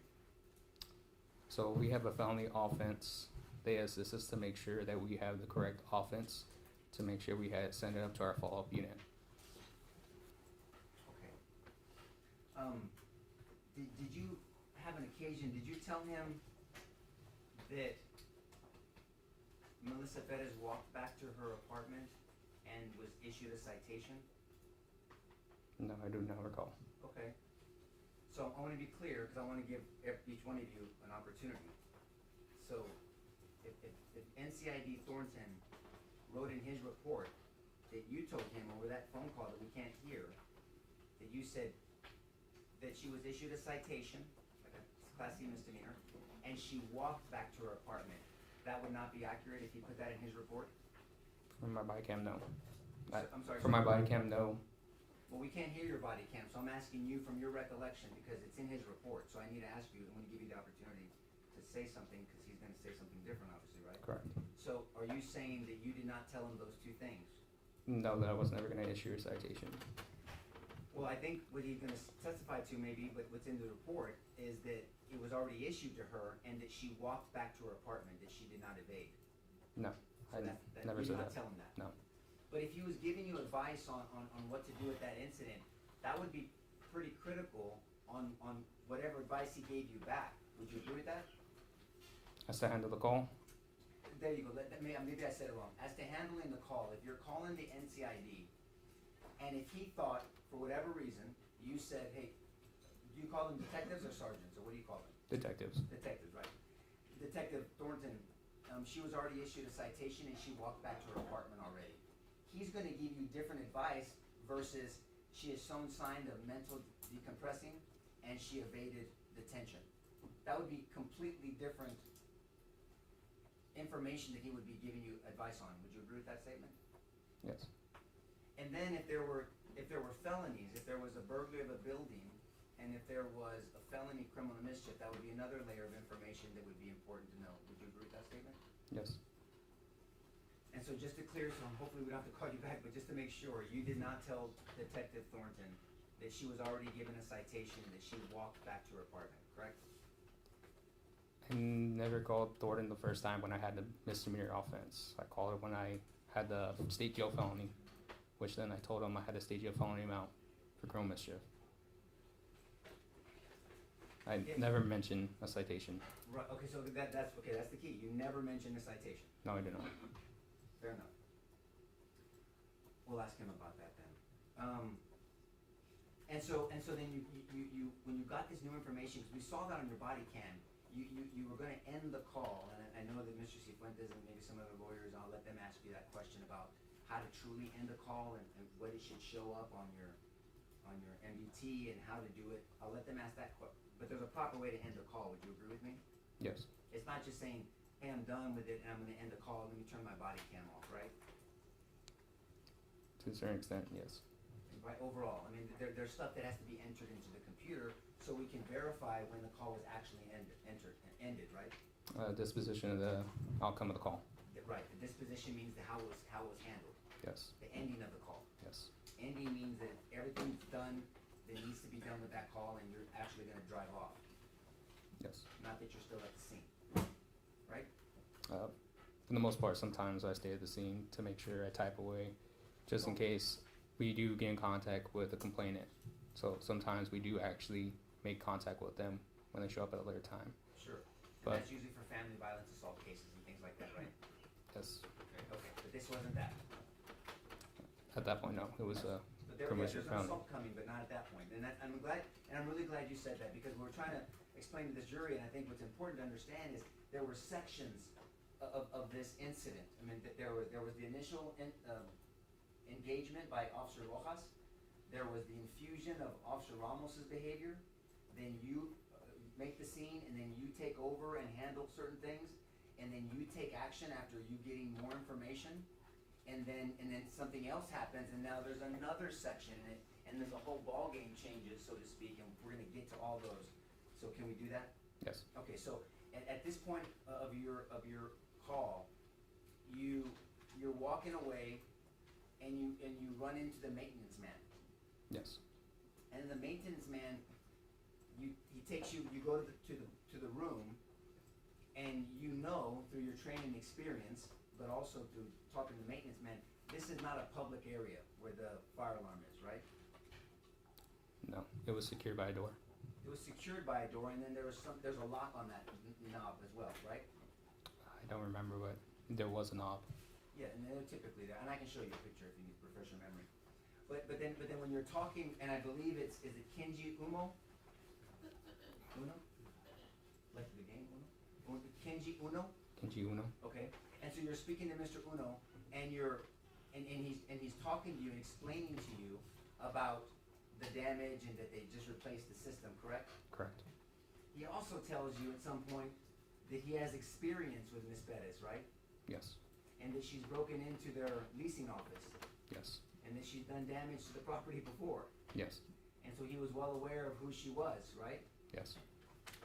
And that she had been arrested for 45 days and she came back.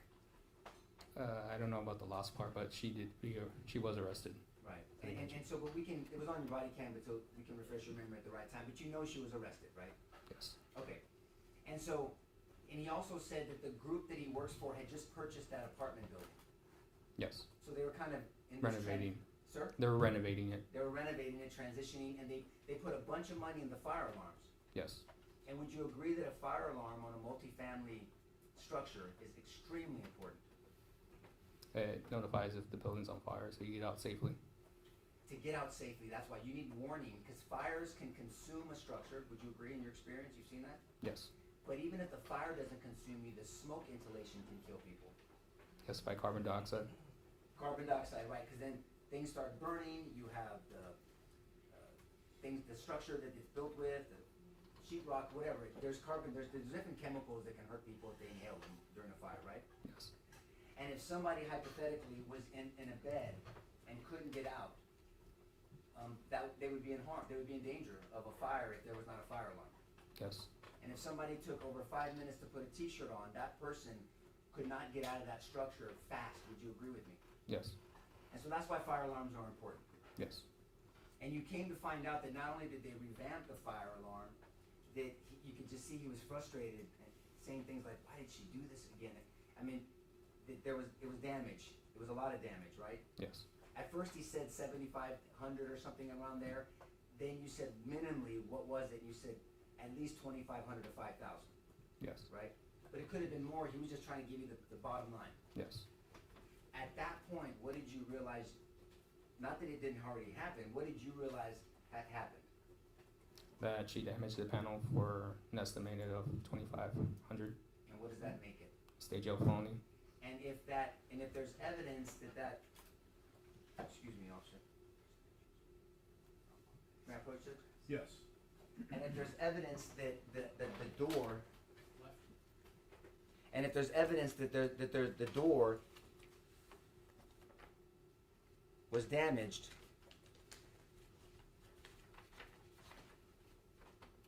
that could be another offense, right? Yes. And it's burglary of a building. Correct. But in all reality, you don't even have to damage a door to have burglary of a building, right?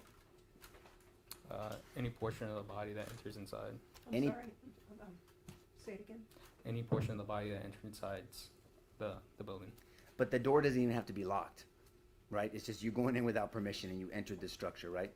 Without the owner's consent. Without the owner's consent, that's the actual legal term. But just for this, can you look at Defense Exhibit 13? It's been entered into evidence. Defendants 14 and Defendants 15. And you can see there was a lock on there, right? Yes. And does it look like in your training experience that this lock has been wedgied open or jimmied open somehow? Yes, there's paint marks right near the, I guess, the mechanism of the lock.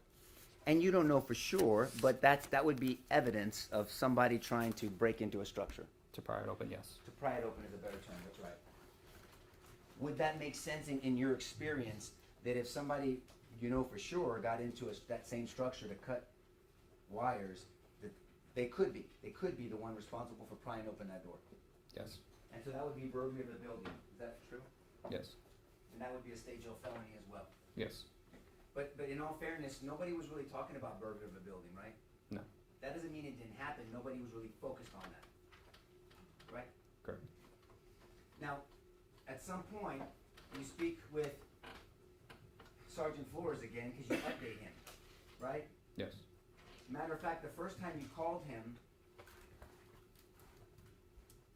you said he was okay with you just writing it up as an incident because it was just a misdemeanor at that time, and he says, okay. He was really taking your lead on what you were experiencing at the scene, right? Yes, to write up as a misdemeanor, unless there's a suspect.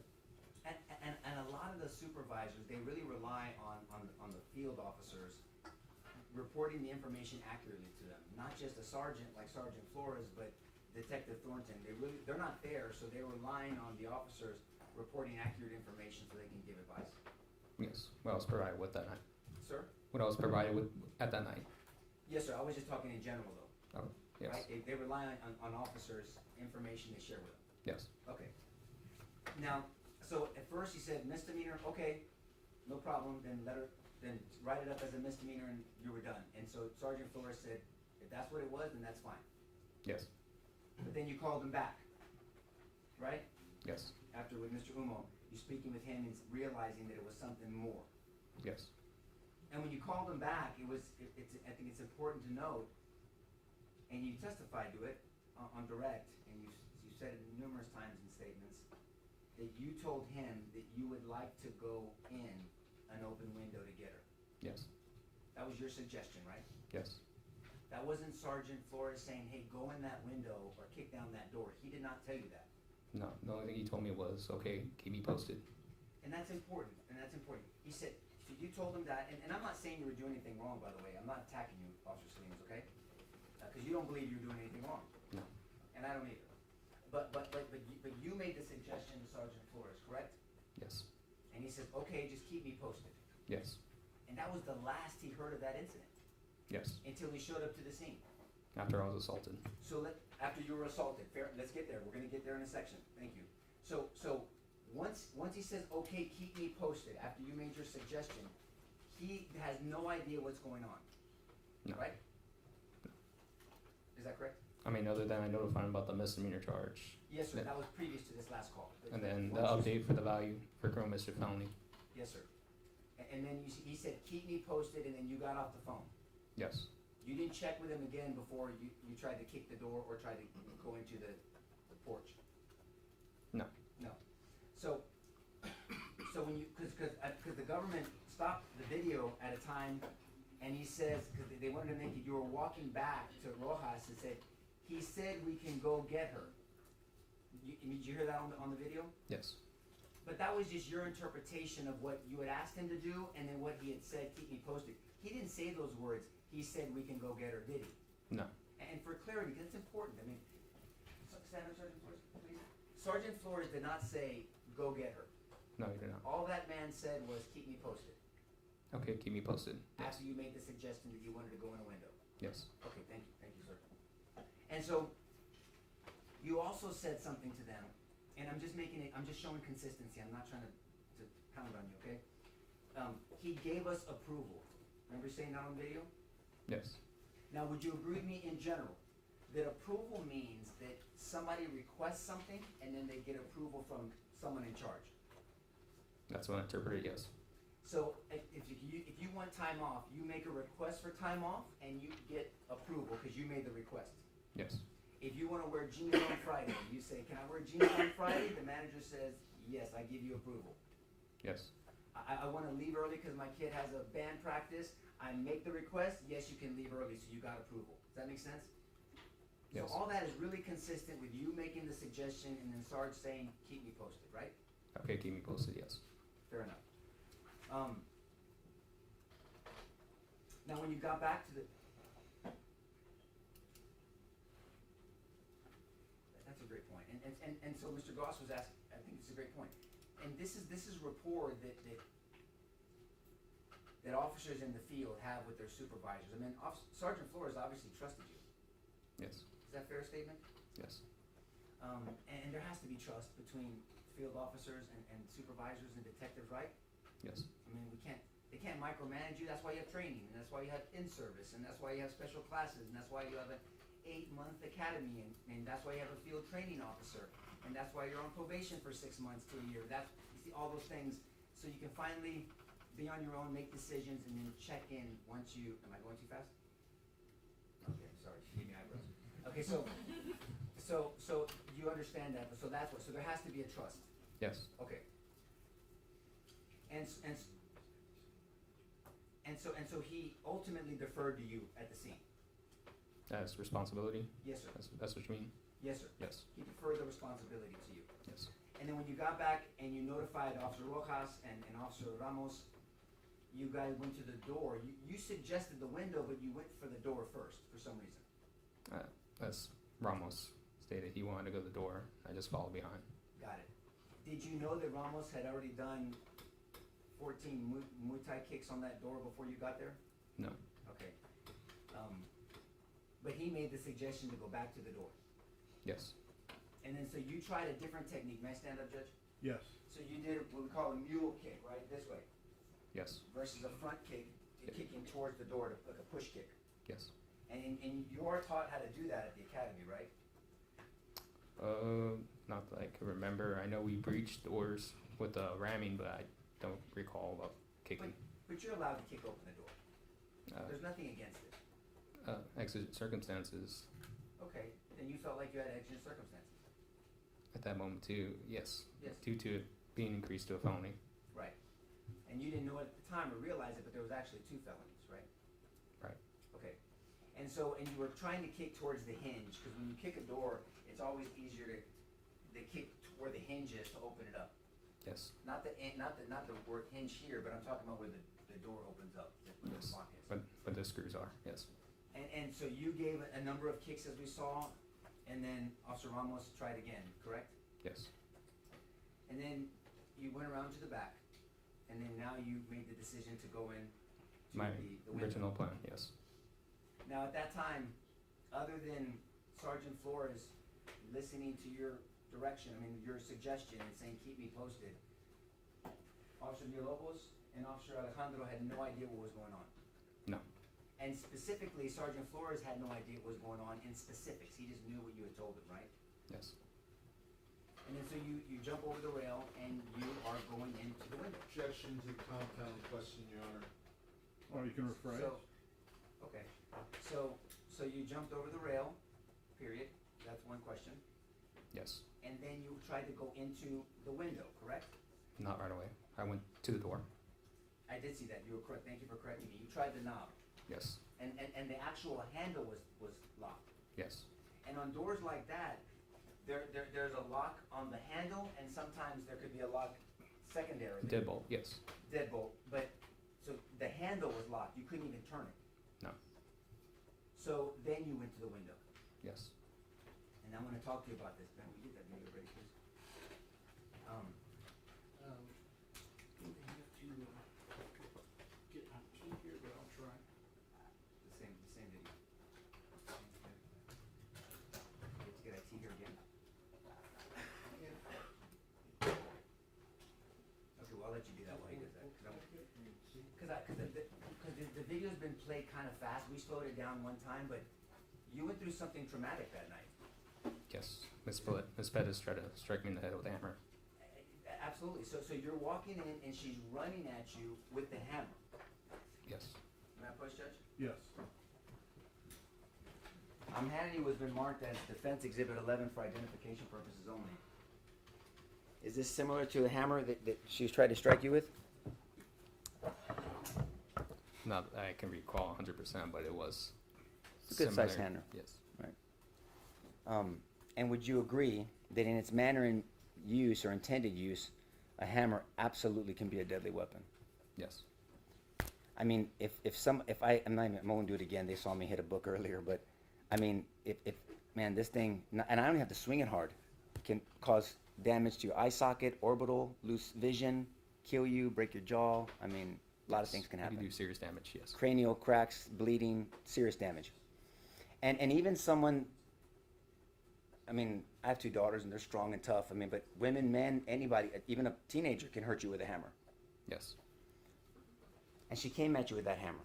Yes. And if you recall, if we can get this video shown, we will in a second, but you were going in and they warned you, whether it was Ramos or Rojas, and you backed up and she came in, and do you recall, I mean, you were there, but you saw in your video how that hammer was swung right where your head was? Yes. So if you didn't back up, if Officer Rojas and Ramos didn't tell you and you didn't see her coming, I mean, we saw the video and they're going to see it again. That hammer, and she swung it hard, would you agree? Yes. And she swung it twice at you. I don't remember it was twice, but I know she swung it the first time, knocking the screen off. She knocked the screen off the first time, and the second time we're going to see in the video, her arm actually comes out of the window, correct? If you replay it back. Yes, sir, we'll play it back to you. Can you watch the video, please, sir? This is Defense Exhibit 21 for the record, Judge.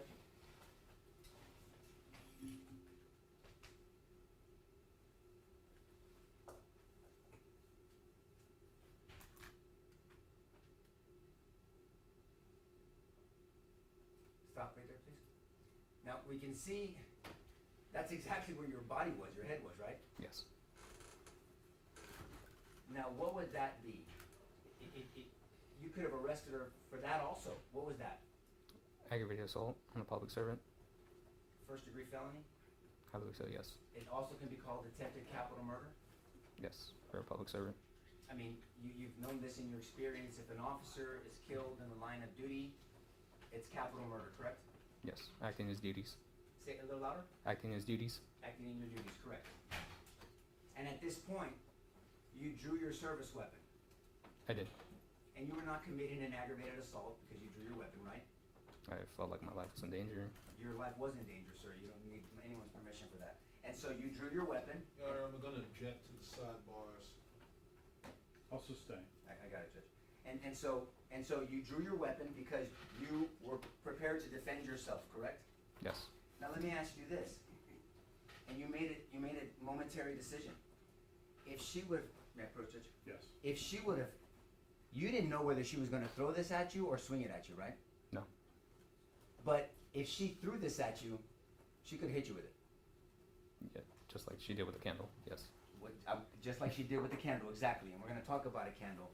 I'm handing you what is marked Defense Exhibit 41 for identification purposes. Is this something similar to what she threw at you, or was it actually, I don't know if that looks smaller to me, but what do you think about it? No, it appears to be the right size. It does? Yes. Okay. Now a candle's an interesting weapon. Can this be a deadly weapon in its manner and means of being used? It strikes me in my head, possibly in my eye. Correct. So it matters. I mean, in prisons, in your experience, they don't have knives and guns, right? They have bed springs and they have toothbrushes, but they can make shanks. Anything in the way it's used can be a deadly weapon, including a rock. Yes. And a candle's an interesting item because it's glass and it's also an object, like a blunt force object, like a rock. Yes. And you've seen cases where people have been beat with blunt force objects to death. Have Yes. you not?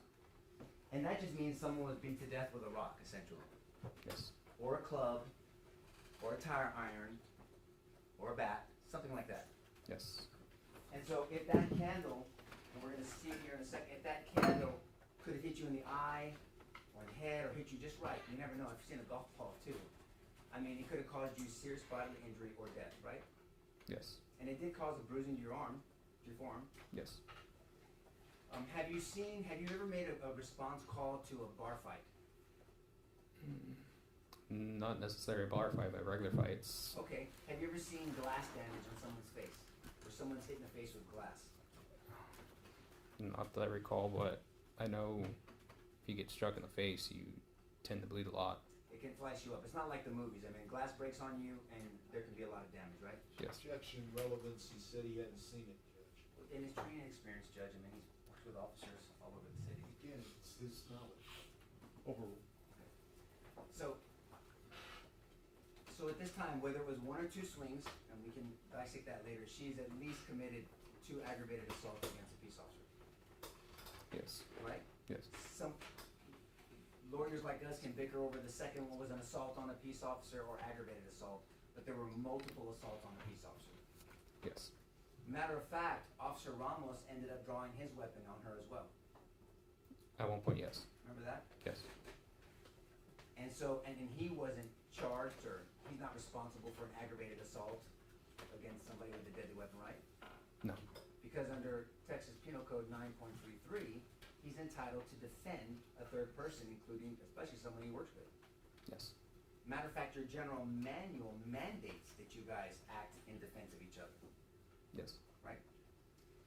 And then there was some discussion on whether taser was switched. 1 second, sir. We're gonna do the candle next, okay? But when it comes to taser, because there's been a lot of discussion about tasers, would you agree that you're taught that a taser is a compliance technique, not a self-defense technique? Yes. It locks the body up for 5 seconds, Right. and it has approximately 21 feet that can expand to or can make contact with the body. But sometimes it requires 2 prongs to make connections. Okay, now you got to where I was gonna take. I mean, there's prongs, so it meaning that it's not a projectile, it's not direct. No. Matter of fact, a punch is more direct than a taser, because it kind of goes out. Yes. And also, it has to make contact. So if my tie gets in the way, or somebody's anything, the wind blows and the taser doesn't land perfectly on the person, it will not connect with that portion of the body. Would you agree with that? Yes. And so you're taught that it's compliance. Can I give you an example? Judge, may I stand? Yes. So if you're saying, get down, I said get down. If they don't get down, at some point you can tase them to comply with your order to get down so you can handcuff them. That can be one way to use it. How would you use a taser, sir? I would use a taser if someone was actively resisting and the That's force right. force continuum does not work, which is pain compliance, which is open hand techniques, and then I would go up to taser. When you mean resisting, meaning resisting arrest? Yes. So what that means is, may I push, Judge? Yes. Can you stand up for 1 second, sir? Permission for him to get up? Yes. Sure. If you're arresting me, you can try. I won't resist you. I'm just going to show him something. Yes, sir. Like you've already. And I do. Hey, wait a minute. Now that can be resisting. Yes. Now the statute says I have to use force against you, but it's you're holding me tight. I like that. And so you're doing all of this. This could be resisting, right? Yes. Okay. And then if I continue to resist, you may deploy your taser. Yes. And so that's what I meant when I meant that. It's a compliance technique. It's not a self-defense technique. Right? Sorry, I didn't catch that. It's a compliance technique, not a self-defense technique. Yes, In our compliance. same example, if I got away from you and I drew a gun or I took out a knife, you would not continue with that taser, right? No. You would do what? Draw out my weapon. You would draw your weapon, right? Because you would meet deadly force with deadly force, Yes. and you're there to defend yourself. Yes. We're gonna watch the candle for now. This is Defense Exhibit 7 for the record.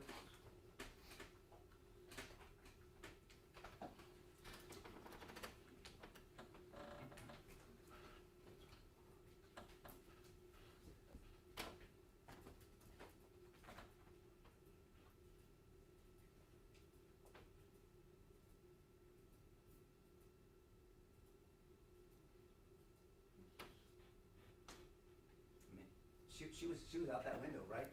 Yes. Throwing the candle. Similar to how she was with that hammer. Yes.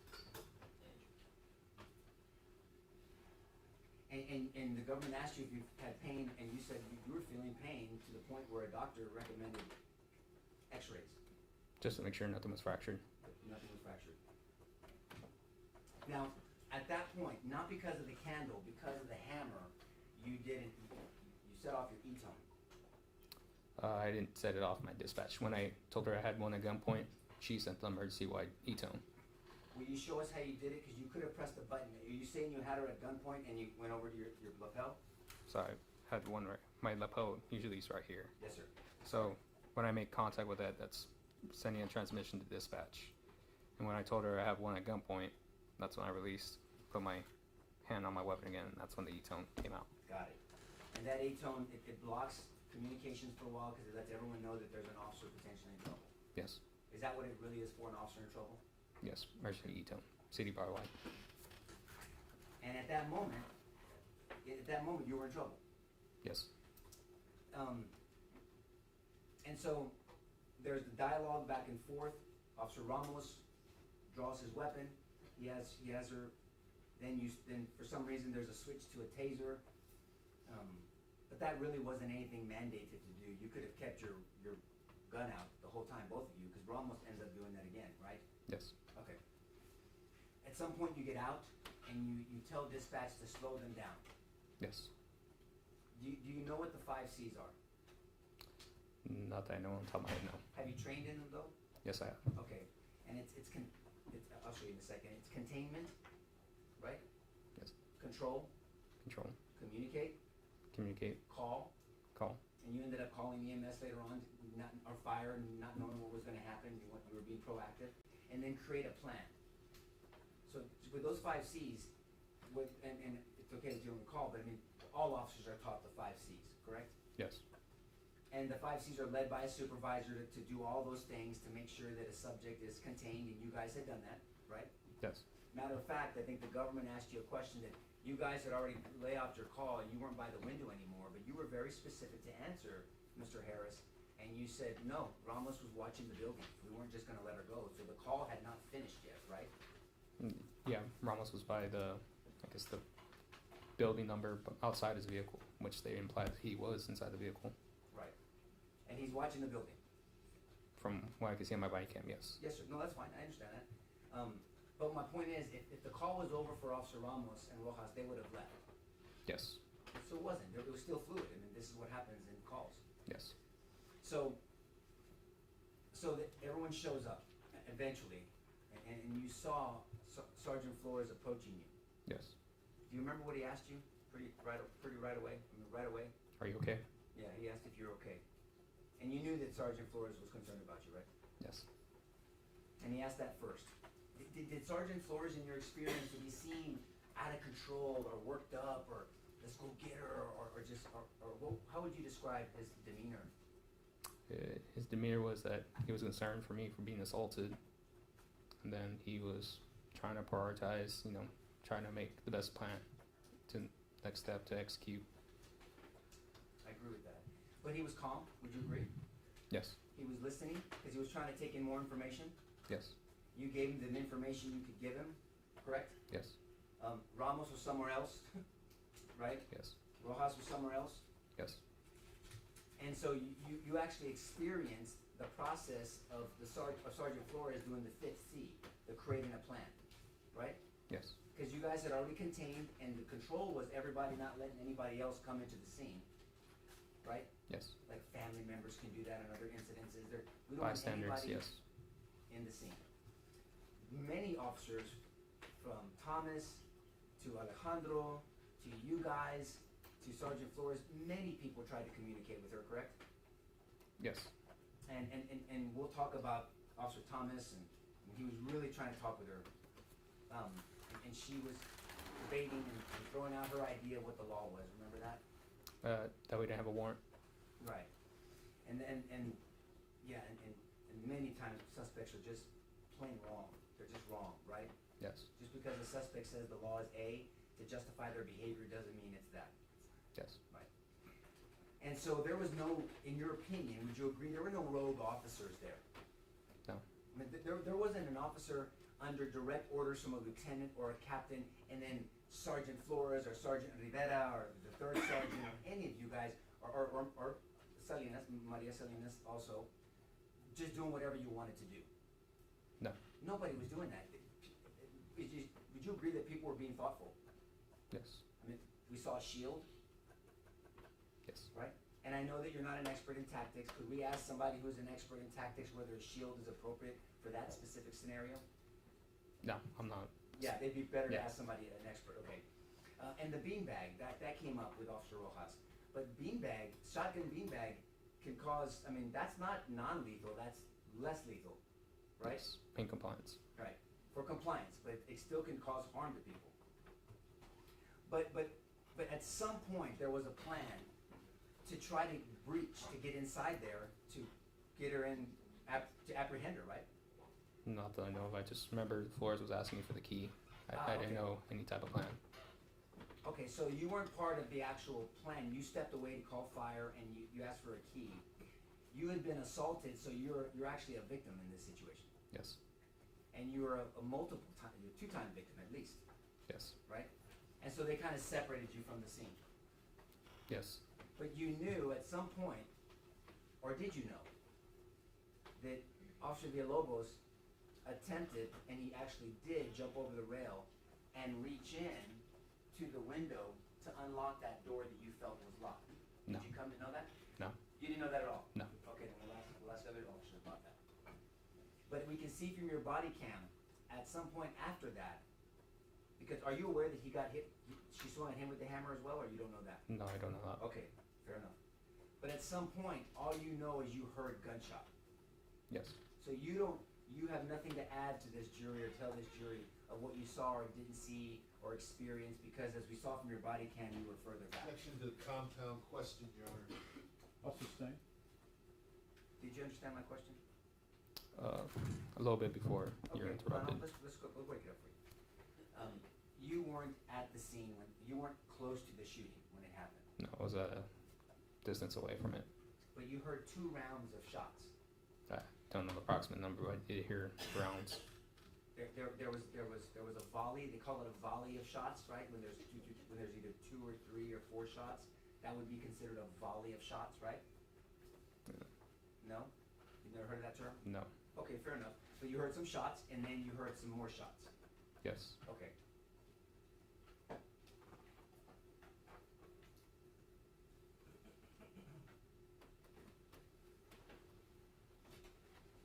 One second, Judge.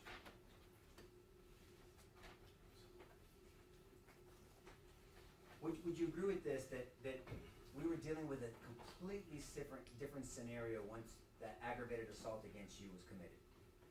Yes. And everything before that, because we have to break this up, because there's different sections to this incident, to this night. The first section, none of these 3 men were there.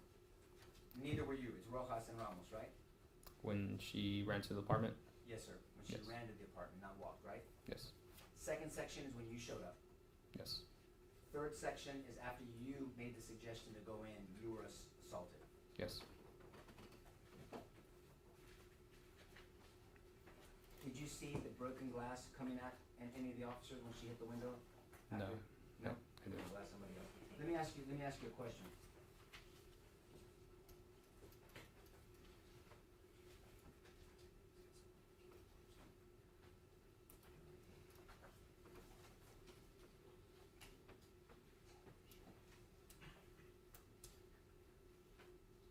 Do you? Yeah.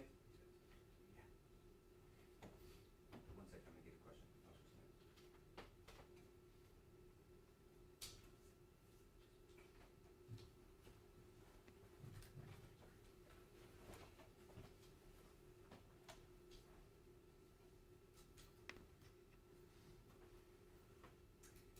As to the key, I mean, it would have been irrelevant because the front door was wedged with a chair, right?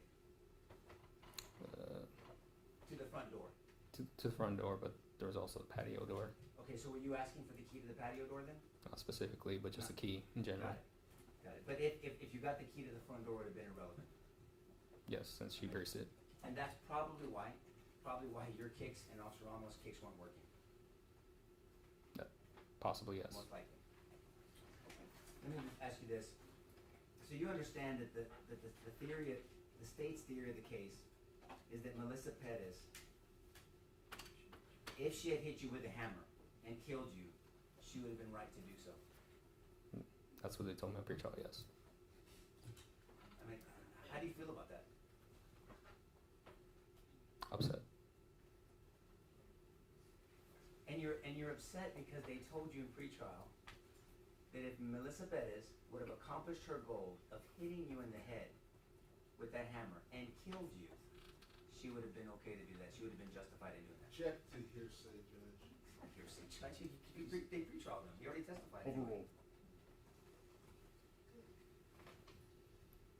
But that's what they told you. Yes.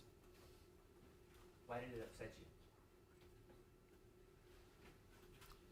That they're giving a right that somebody was willing to take my life away. And when Saying that she had the right to protect her property when I was attempting to arrest her for a felony that she committed. And you disagree with that, right? Yes. That's the witness, Judge. I'm wondering if we may take a short break. Members of the jury, let's take a short break. All right for the jury?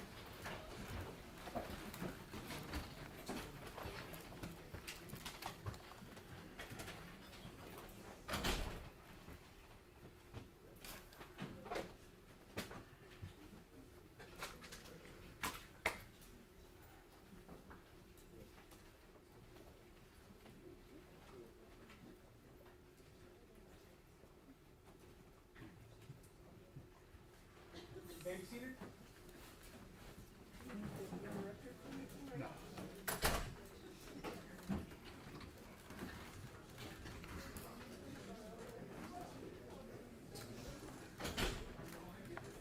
I'm sorry I told you that. It sucks. It's tough.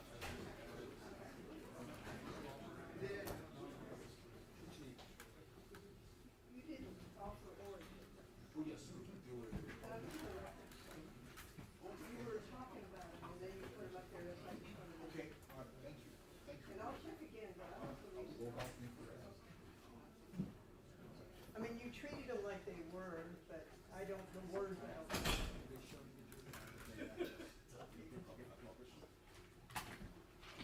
You can take a break, sir. Might wanna walk around a little. Do you know when we might end by chance? Oh, gosh. Could be longer. I think you're gonna be shorter than the other guy, but they might have you on for a while. Okay. You mean today? Yes. He's been going to about 6 o'clock. Okay. Yeah. I don't think he goes past that.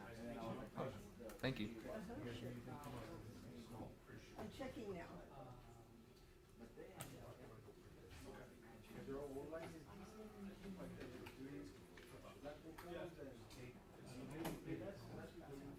Ah, you're right.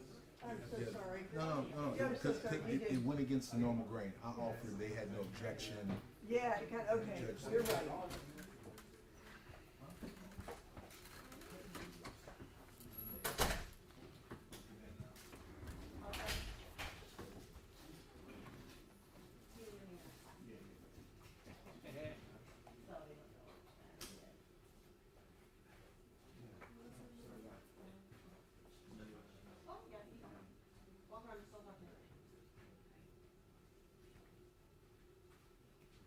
Good, Aurora? Yes.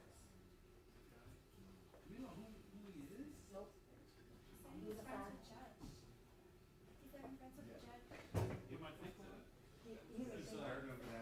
Roddy Spectator that's making ladies feel more comfortable. The jury? No, no, no. Our family. The family, your family. Oh.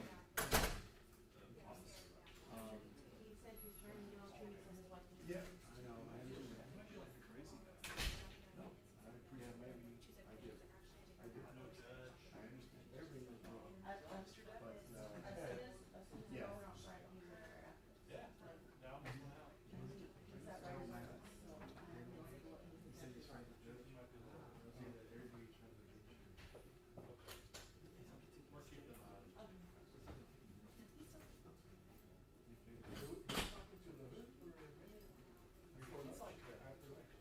Just a social guy. social, like, Wants to talk to everybody. which is fine if you're nice. Yeah. Right. Yeah, yeah. All right. I want to use your board to. I'm like, well. For you, it's okay. We did do this. Yeah. But,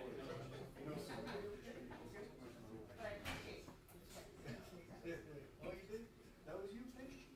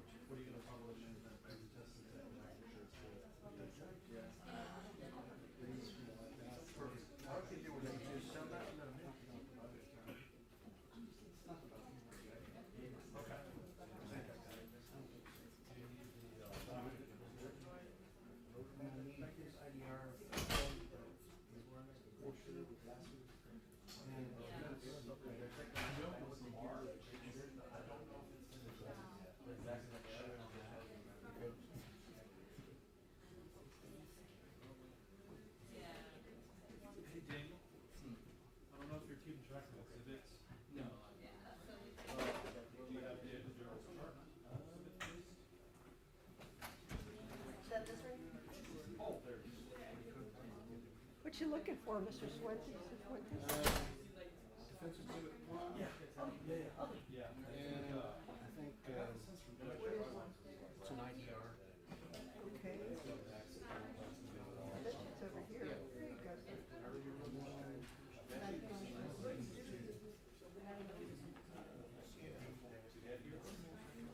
Here you go. That's the defense ones you want? Are there any other ones? This is June 23rd. What she said? This is just fire.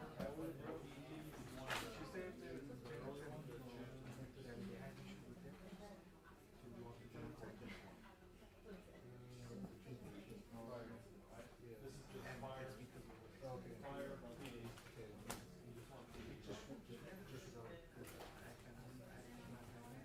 And then, I'll check on that. Fire date.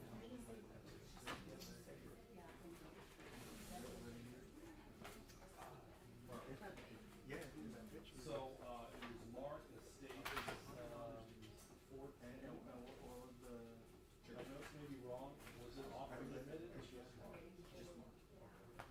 Which one is that? Stage 14, the IDR from June 14th that Daryl brought up.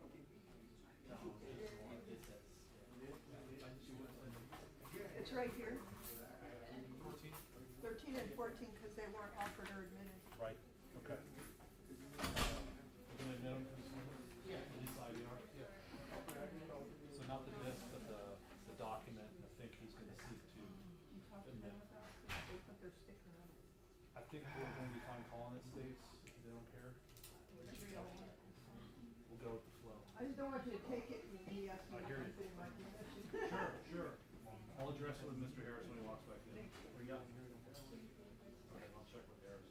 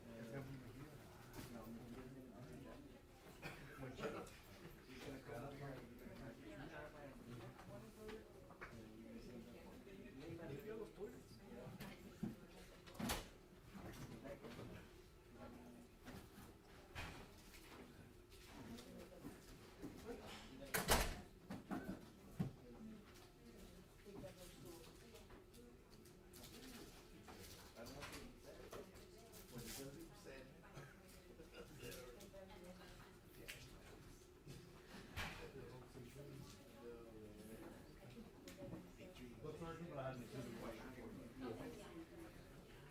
This was marked, but not admitted. You guys, I think, wanted to get into it with sign this. Complete authenticated, or you will give me your sticker on it, or you want defense sticker on it? Okay.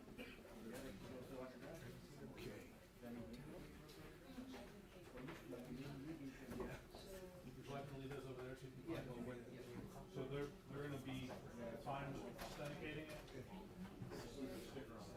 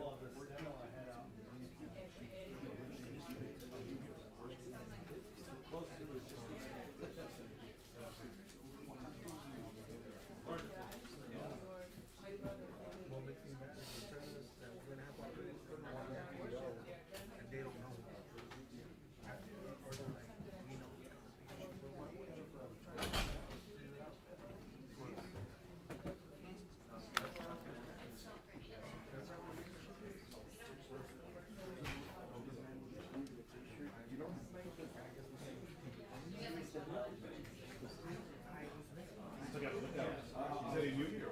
Yeah, he's kind of new to it.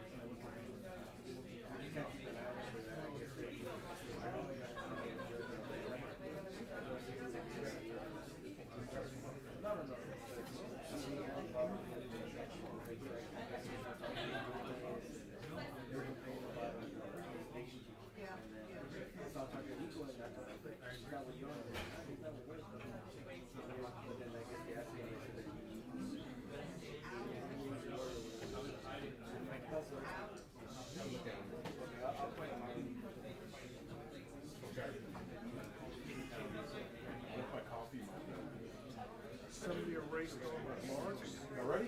Y'all ready to rock? Y'all ready to go? One moment, Judge. Okay.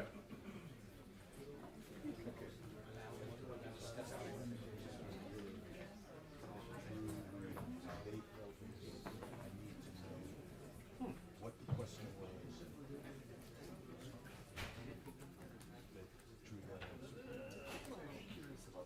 All the driving records check mark from our demonstrators that all the Oh, I was about to claim saboteur. I was preparing it for you. At the very end? This morning, the question was, what you responded to. Yeah.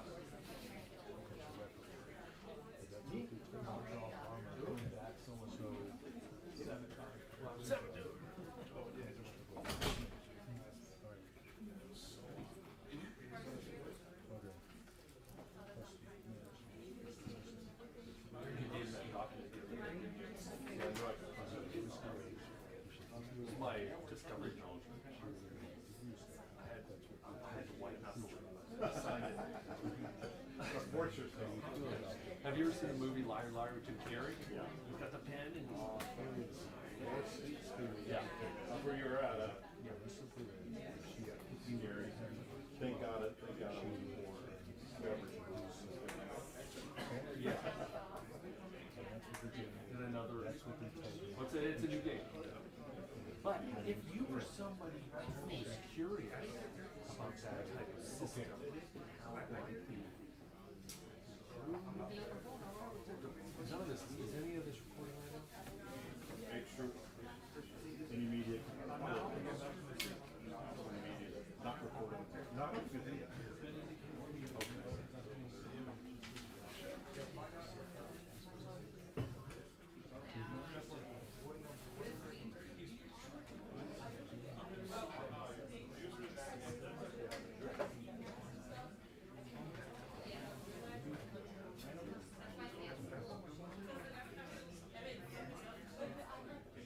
That would be a person I would say knows from the CTV trenches, from Reed all the way to President, knows both sides, knows it all.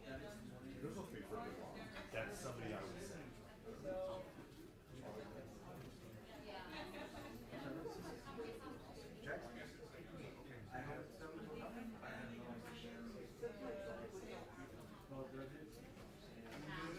No, I said just whenever you go down there, please choose. I hate to look up here. I can get, I try to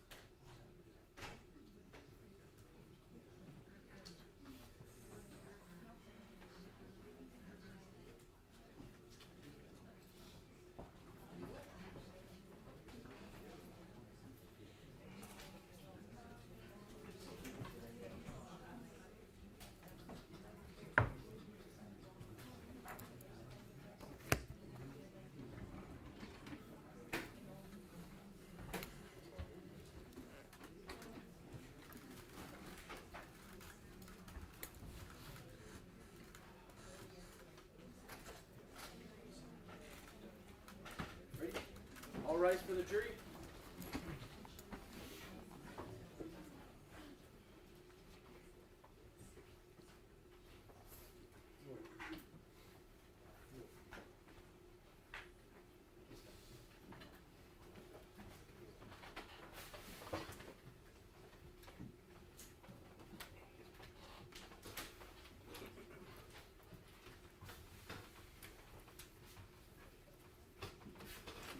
May be seated.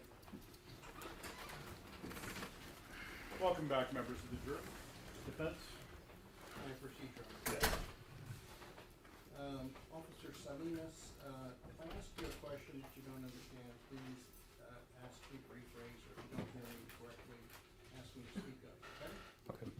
All right, so one of the things that I noticed in your testimony that kind of impressed me was that you indicated that you were a district officer, correct? Yes. And you have to earn a district, don't you? Yes. And a hardworking, hard-charging, by-the-book officer earns a district. Would you agree? Yes. And he's trusted by his sergeant. Would you agree? Yes.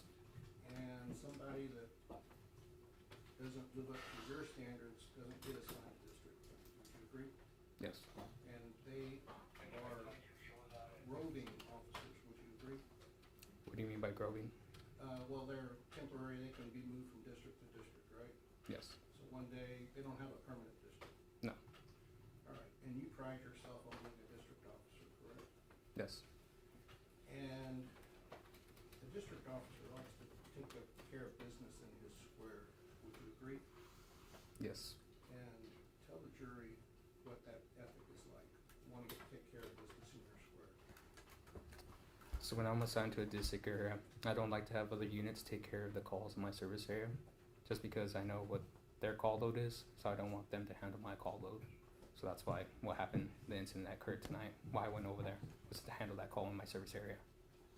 All right, but sometimes the press of business, calls can be holding, right? Yes. And that happened on June 23rd, 2023, correct? Our call load was a lot, yes. And that's not your fault, that's just what happens sometimes, right? Yes. And as soon as you could get to 6200 Old Pearsall Road, you got there pretty quick, right? Not that I know of. I drove over there, but I don't know how long it took me. Well, would you agree that you arrived right as the fire engine was exiting the complex? You had a chance to review your Coban, I take it. Do you remember the fire guys being there when I pulled up? Yeah, they were exiting the complex, right? Yes. All right. And the other thing that I found interesting about you, when you take a look at your T-code, tell the jury what T-code is. TICO is our licensing for the state. All right, and they set state standards for licensing?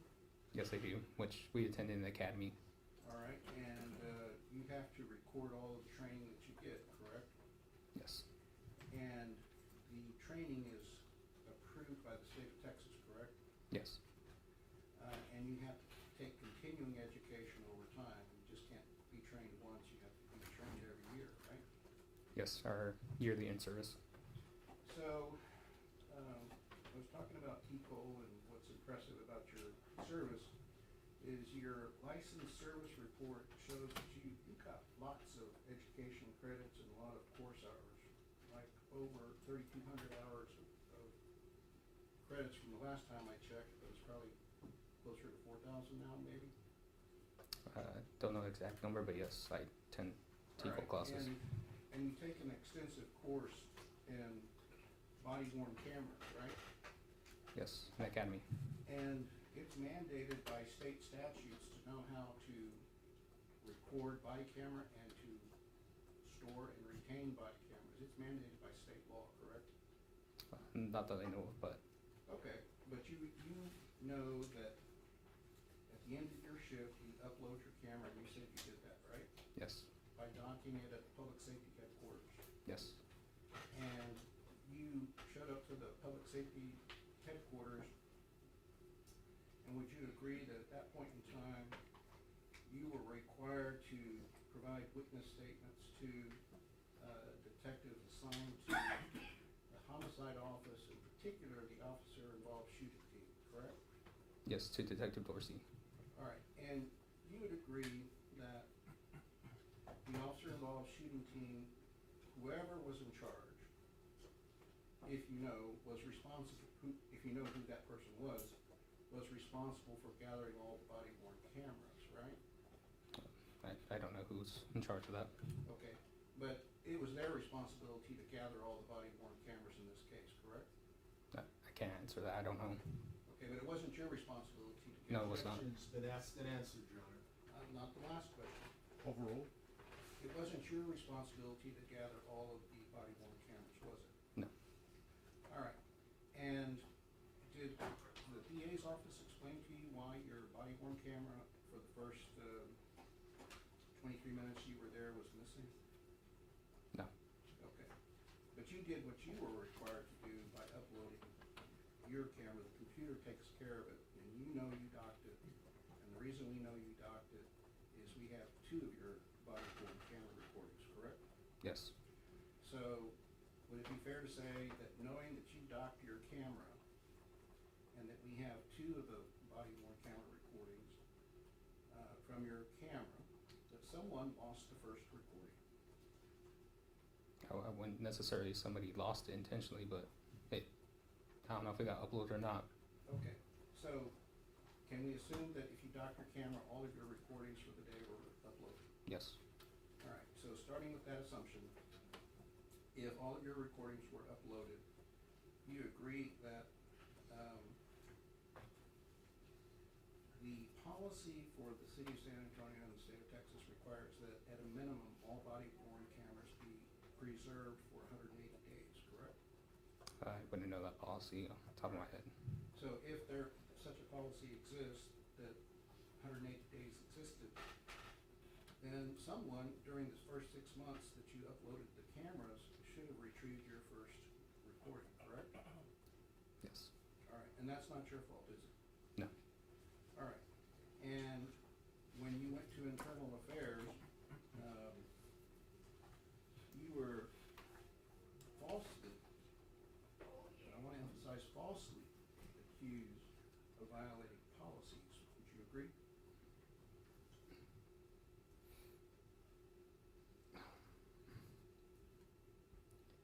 For sound judgment, Okay.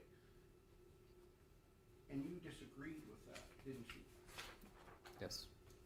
And you told IA that you didn't believe that you violated the policy, correct? Yes. Because you didn't. Right? That's what I felt, yes. All right, and the things that they claimed is that you should not have kicked the front door. They claim that, right? Yes. And they claim that you should not have jumped over the back patio railing, right? Yes. And they claimed you should not have pushed through a window screen. They claim that, right? Yes. And then they claimed that because you were struck by a candle, that you should not have drawn your weapon, right? That part I don't recall. I'm sorry? That part I don't recall. Okay. But if that's what was alleged, and then you agree that you didn't violate policy by drawing your weapon, right? No. And because what happened was, it wasn't just a candle throw, you were attacked twice with the hammer, right? Yes. And you heard the body worn camera where Officer Rojas yelled out, "Watch out, watch out, watch out, watch out, hey." You heard that on the camera, right? Yes. And but for Officer Rojas yelling that, you would not have backed out quickly, right? Probably not, no. And you did back out quickly, and I don't know, it kind of looks like you kind of ejected yourself backwards, almost like an ejection seat. Would you say it was pretty quick? Yes. All right. And she swung the hammer twice, right? Yes. And when she swung the hammer twice, what we hear on everybody's body worn camera is, I have one at gunpoint, she has a hammer. That's what we hear on everybody's body worn camera when you hit the echo. Would you agree? Yes. And you were telling the truth when you said that, right? Yes. And then you hit the echo, and then we saw her throw the candle, and we understand that you felt a lot of pain, right? Yes. Now, would you agree that your body worn camera doesn't start, the ones that we have, not the first one that was lost by whomever in homicide, but the second one started around 1:23. Do you agree? If I had the body cam. I'm sorry? If I had the body cam, because I don't know exactly the time it started. If I on were top of my to head. say roughly around 1:23, plus or minus a couple of minutes, you wouldn't, I'm not gonna hold you to a precise time, but you would agree that's. Roughly, yes. Okay. All right. And so when it starts up again, would you agree with me that when we take a look at the IDR on your case, that you never check back into service, right?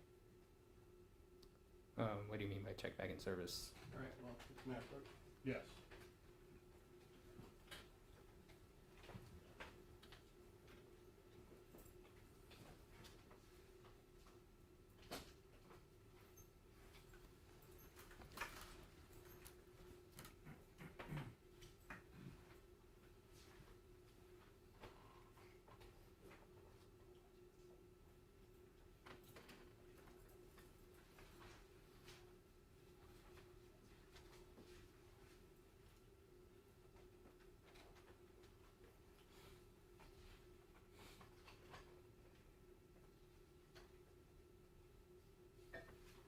what was your call sign again? 6340 Charlie.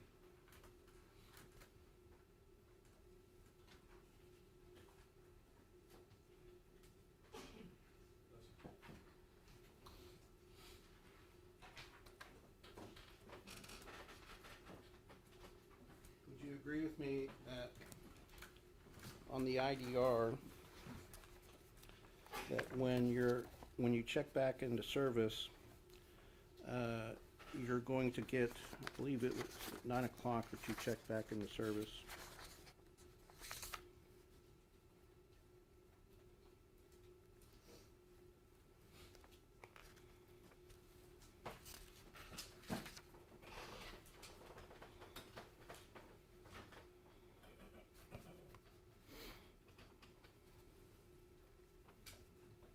That when you check back into service, I realize we have 6111 Tango, it says available, right? Yes. And that's the way that you check back into service, right? Yes.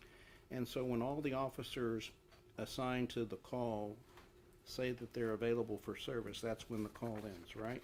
Yes. And, okay, you said it was 6340 Charlie? Yes. It was my mistake. It was actually 1023 that you checked back into service, correct? Yes. So it was more than 8 hours and 20 minutes after what these men are charged for happened, you checked back into service, right? Yes. And even though you checked back into service, there are still a lot of other people that were assigned to that call that finally checked back into service, correct?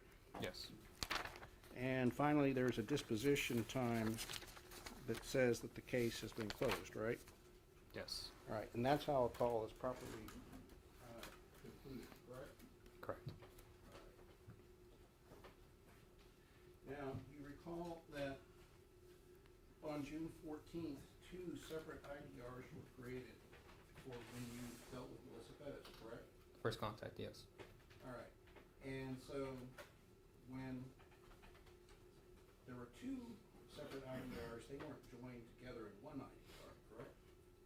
No. And when you turned off your camera the first time on the body-worn camera that homicide lost, a new IDR wasn't created when you started your camera a second time, correct? Are you talking about the night, the first contact with it, or the night of June 23rd? June 23rd. And what were you asking again? Okay, fair enough. Let me try to ask that better, and I'm glad you pointed that out. On June 23rd, 2023, when you first arrived, you arrived at around 101 something or another, right? Just about, yes. And I'm assuming you did what you're supposed to do by hitting your body worn camera and it started recording, right? Yes. And then for some reason, it was cut off before 123 or whatever that was, right? Yes. And then you turned it on again when you started talking to Kenji Unu, correct? Correct. And from the time that you turned it off the first time until the time you turned it on again a couple minutes later, a new IDR was not generated for your response to 6200 Old Pierce Salt Road on June 23rd, 2023, correct? No, it was not generated. All right. And you would agree that anytime you hit an E-tone, it automatically generates a code 3 response, correct? Correct. And tell me if you agree with this definition of a code 3 emergency. It means, a call means a request for police service that presents a threat or immediate danger of death or serious bodily injury to the individual. Both the threat and the need for assistance must be immediate. You would agree that's the definition of code 3? Yes. And if you were to hit your E-tone frivolously or negligently or recklessly, you'd be in trouble, right? Not so to speak, but they would just, officers would be concerned. The administration would come down on you, right? Not that I know if they would, because there's been times where people accidentally press it. Okay, but if you do it frivolously, then you're gonna be retrained and disciplined, right? Yes. Because they're gonna say, oh, this guy's got bad judgment, you can't trust him for knowing when to turn on the E-tone and when not to, right? Yes. So nobody said in IA or ever that when you hit your E-tone that you didn't understand the definition of code 3, did they? Oh. Because you did the right thing in hitting your E-tone, didn't you? Yes. I felt like my life was. And when Officer Eleazar Alejandro showed up, actually I should say, read correctly, Nate Villalobos showed up first, Sergeant Flores showed up second, and then Eleazar showed up third. When they showed up, they showed up in response to your E-tone, correct? Correct. And their response was proper, correct? Yes. And would you agree with me that, and I don't want you to think I'm trying to trick you, it could be as little as 12 or as many as 20 times. If we took a look at everybody's, Sorry. if we took at everybody's body camera, the 15 officers that were there, and counted the number of times hammer was mentioned, each body camera would probably indicate that the word hammer was mentioned 12 to 20 times from the time of 1:55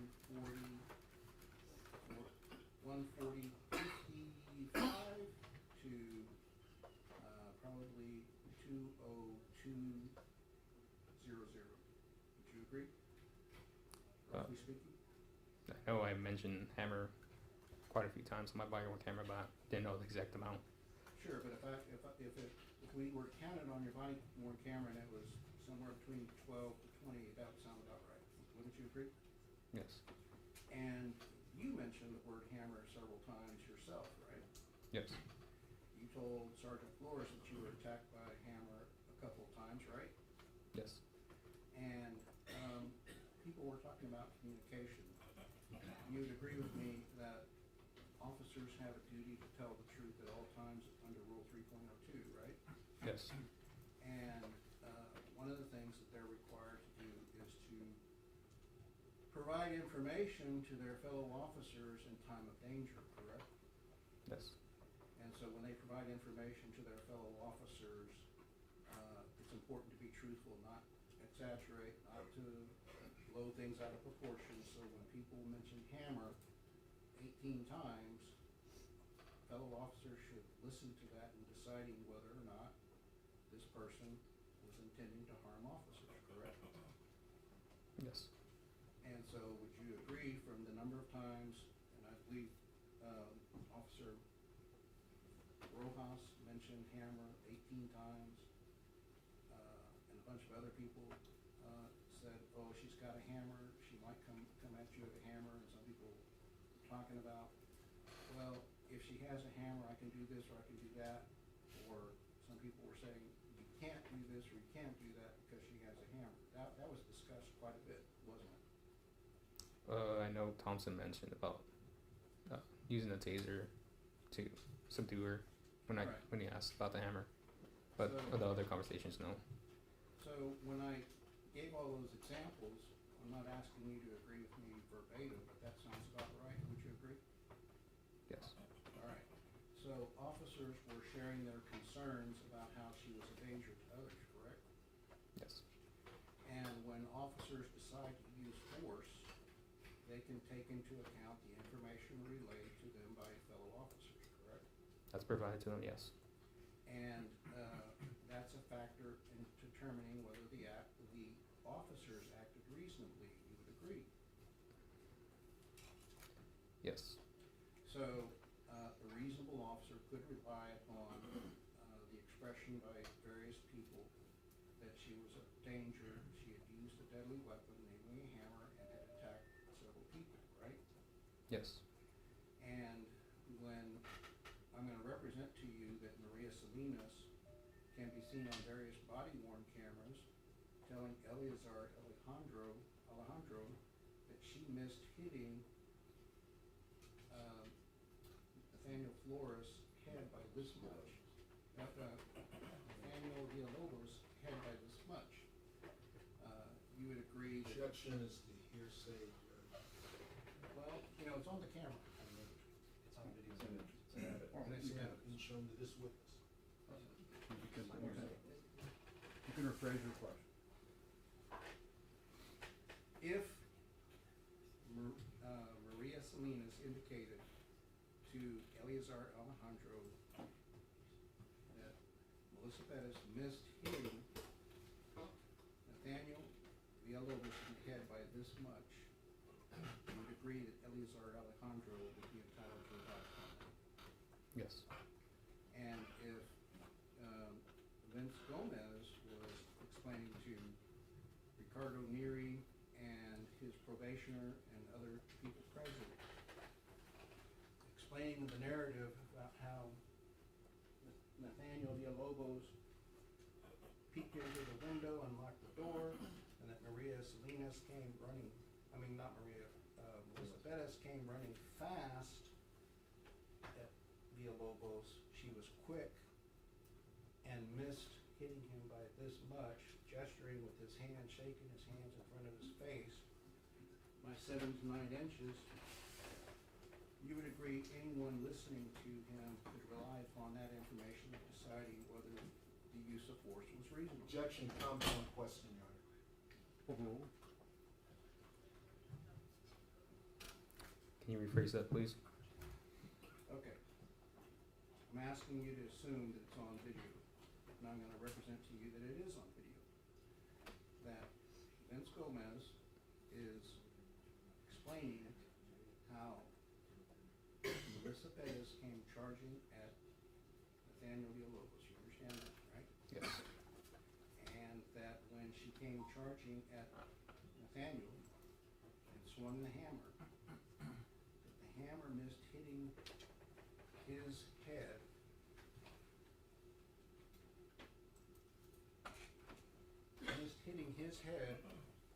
by this much. You would agree that when Vince Gomez stated that and gestured that fellow officers could rely upon that information in deciding whether force was reasonable when she came charging at Alfred Flores with a hammer. Yes. Now, you mentioned that you told the state information that they didn't like. Is there other information you told them that they didn't like? When I mentioned fresh pursuit, When you They mention didn't what? like that? I'm sorry, when you mention what? fresh pursuit, First person? fresh Fresh. pursuit, And why didn't they like that? because it technically throws their whole argument for exigent circumstances. So it destroys their argument about exigent circumstances? Correct. All right. And they didn't like that at all, did they? No. So they didn't like that one little bit, did they? No. You didn't think that was fair, did you? No. Pass it.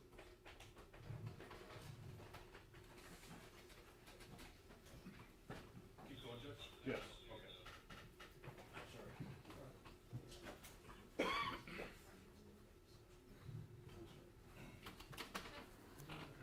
That's all right, I'll make do. I'm gonna be conscientious of everyone's time. Good afternoon.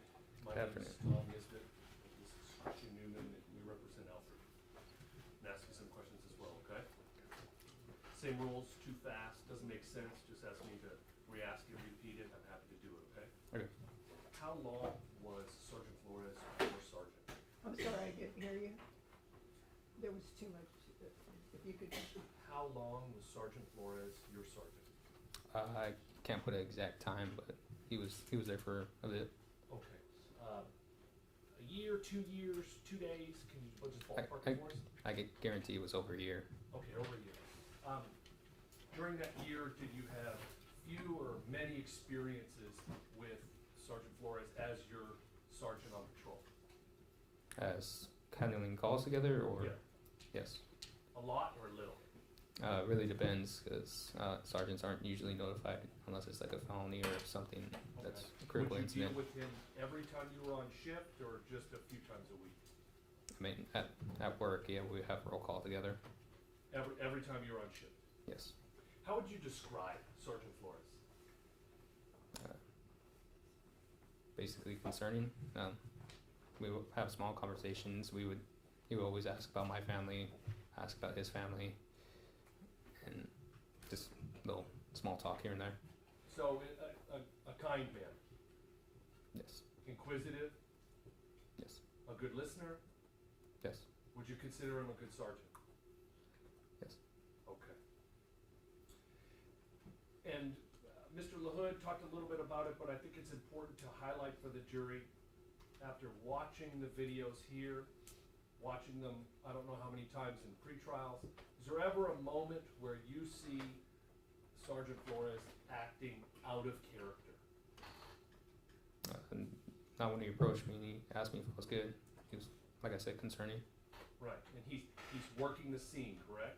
Yes. He's checking in with you? Yes. Thank you. I didn't hear an answer. Yes. Thank you. And because we represent Alfred, we have to go back through it. Apologize to everybody, but you made it clear, and I want it to be crystal clear to the members of the jury, okay? So on the first phone call, you talked to Sergeant Flores and Arson? Correct. All right.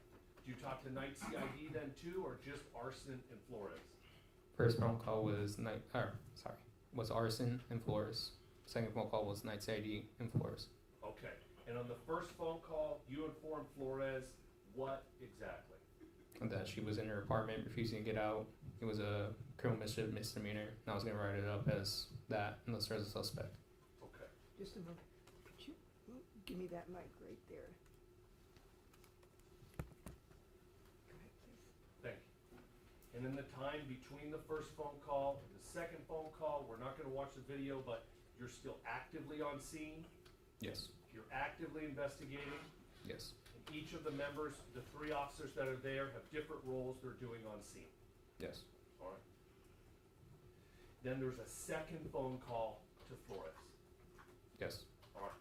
And you called night CID and then you called Flores. Yes. And I'm gonna read it one more time, so it's crystal clear. You're saying to Flores, my misdemeanor is now a felony. I spoke with night CID. I would like to try to make an apprehension by going through the window. That was your words to Sergeant Flores. Yes. And his words were, okay, keep me posted. Yes. And it's your testimony here today to these members of the jury, right, that it was your idea. Yes. And that's been your testimony all along. Yes. Okay. And these gentlemen at this table do not like hearing that, do they? No. Is it fair to say that the reaction Mr. Harris had with you when you testified to this jury here today is a similar reaction he's had to you in the past? Since this incident happened, yes, 2 years.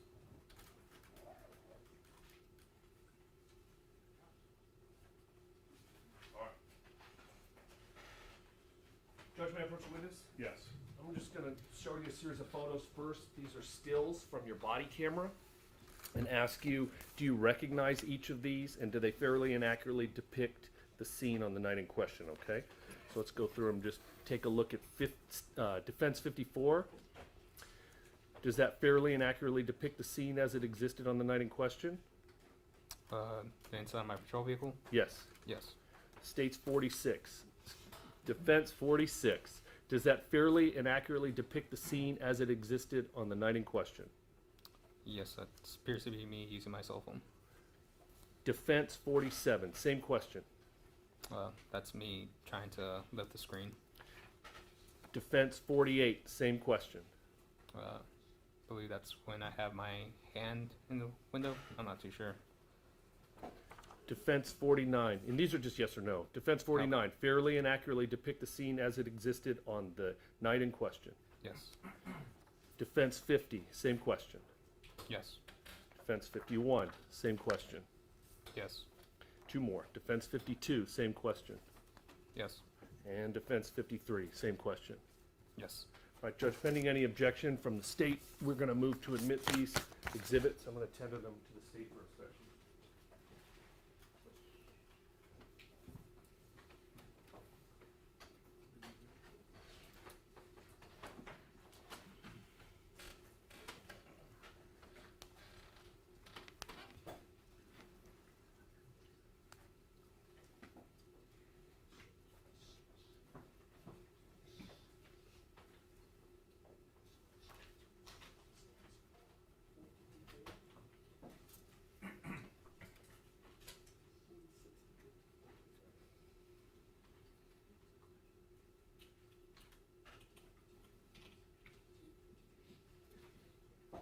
No objection, Your Honor. All right, defendants 46 through 53 are admitted.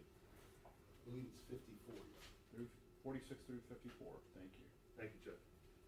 May I publish to the jury now? Yes. Thank you, Judge. All right.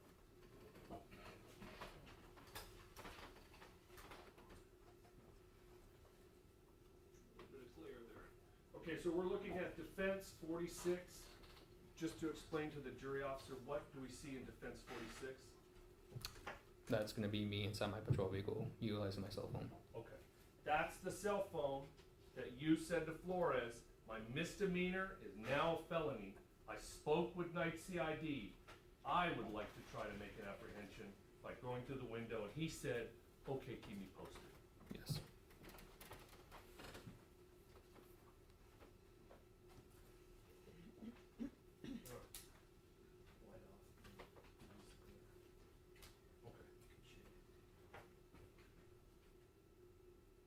Where's the light grip? Yeah, move.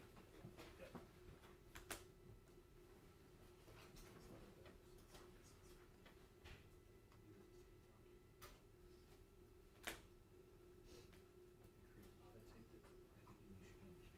Well, we'll just power through. Okay, here we go. Defense 54, what are we looking at here? Appears to be my patrol vehicle inside. Okay, that object we see on the right side of the photo is a what? That's my computer that's located in my patrol vehicle. That's the MDT, right? The mobile data terminal. Yes. Okay. And when the IDR pops up, so the members of the jury know, when the IDR pops up, you guys are driving to a scene or you're at a scene, you can look at that mobile data terminal and it will show you the call and the details for the call. Yes? Yes, current updates. Okay, so when these three gentlemen are responding to that E-tone and they're driving to the scene, they can look on their MDT terminals and see those IDR notes. Yes. And so if Rojas doesn't put critical information in there, it's not going to show up on that MDT, is it? No. And if Ramos doesn't put his bad behavior in there, it's not going to show up on that MDT, is it? No. Thank you. All right, let's talk next about when you went to the window, okay?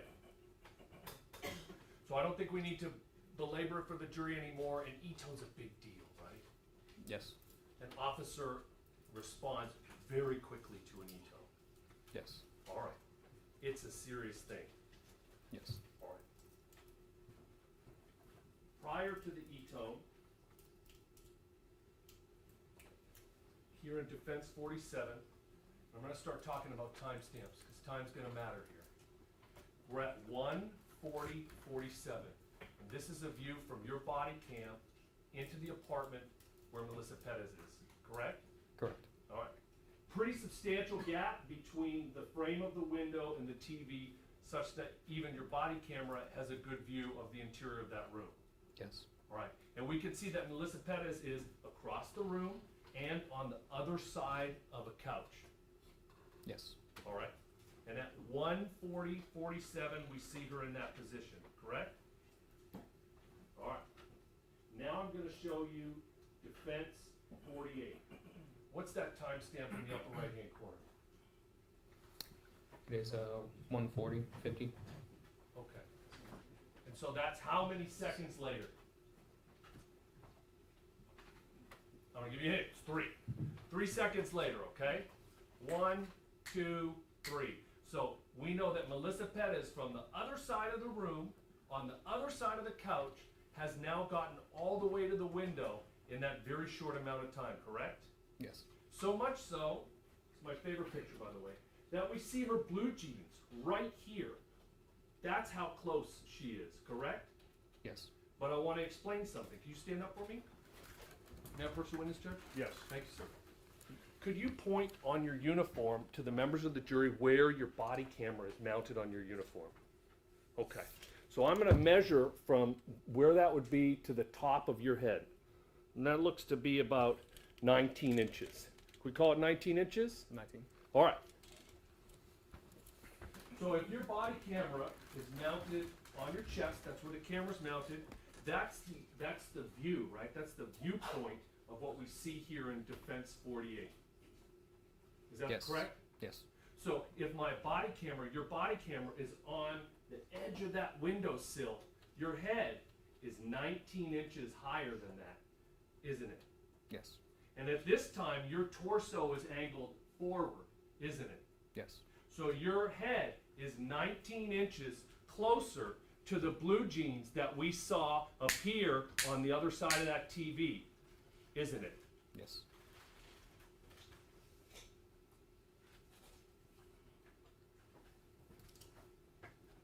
And 1 second later, we see that hammer come through the window the first time, don't we? Yes.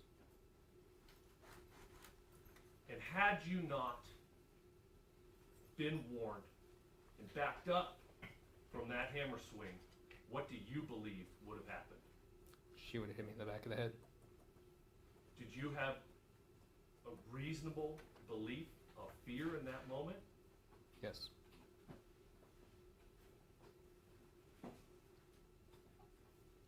And then I'm going to show you Defense Exhibit number 50. Okay? Well, that's not very good. Well, that's really crummy, so I'm not going to do it like that. I'm going to hold it up Vanna White style. And if you want, you can try to turn the light off. Sometimes that helps. It's that it did an auto zoom, Judge. I'm just going to do it. In Defense 50, what do we see come all the way out of the window here? Hammer. Okay. But the timestamp on the exhibit we have on the Elmo right now is 1:40:51, correct? Correct. That's the first strike that blasts that screen off the window. Correct. Can you read me the timestamp here on this second exhibit? 1:40:51. So in the same second, she came through the window twice with rapid hammer strikes in the same 51 second, according to this body camera? Yes.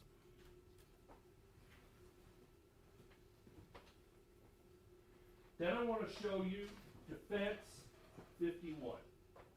Okay? At this point, now 1 second later, at 1:40:52, we see in the upper central of the picture you have your weapon drawn, correct? Correct. What is Melissa Perez's reaction to you drawing a police-issued firearm and pointing it at her? I believe her reply was, "Shoot me." Okay. Well, I'll do you one better. 1 second after that, at 1:40:53, she changes her body language, doesn't she? There we go. Yes. She actually raises the hammer up again and squares off to you through that clear gap between the TV and the window jamb, doesn't she? Yes. All right. And then she does something really interesting after that. 2 seconds later, this works with crummy too. 2 seconds later, she moves her body behind the wall. She tactically seeks cover while still holding the hammer up in a threatening position.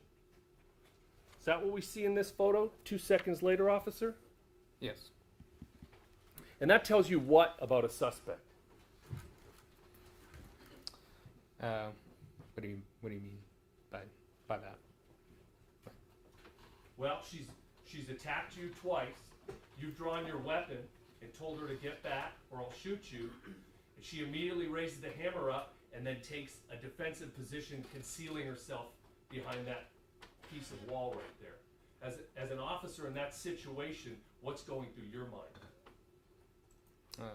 That she's willing to use deadly force against me, and she's tactical, right? trying to conceal herself. Yes. It's not wrestling with my 5-year-old. She's tactical. Trying to conceal herself. Yes. Trying.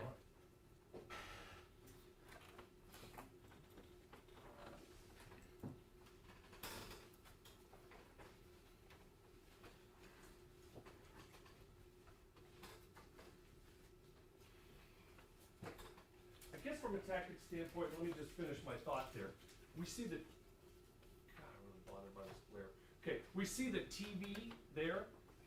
As an officer, is it part of your training and experience that if you can't see a suspect's hands, that's problematic?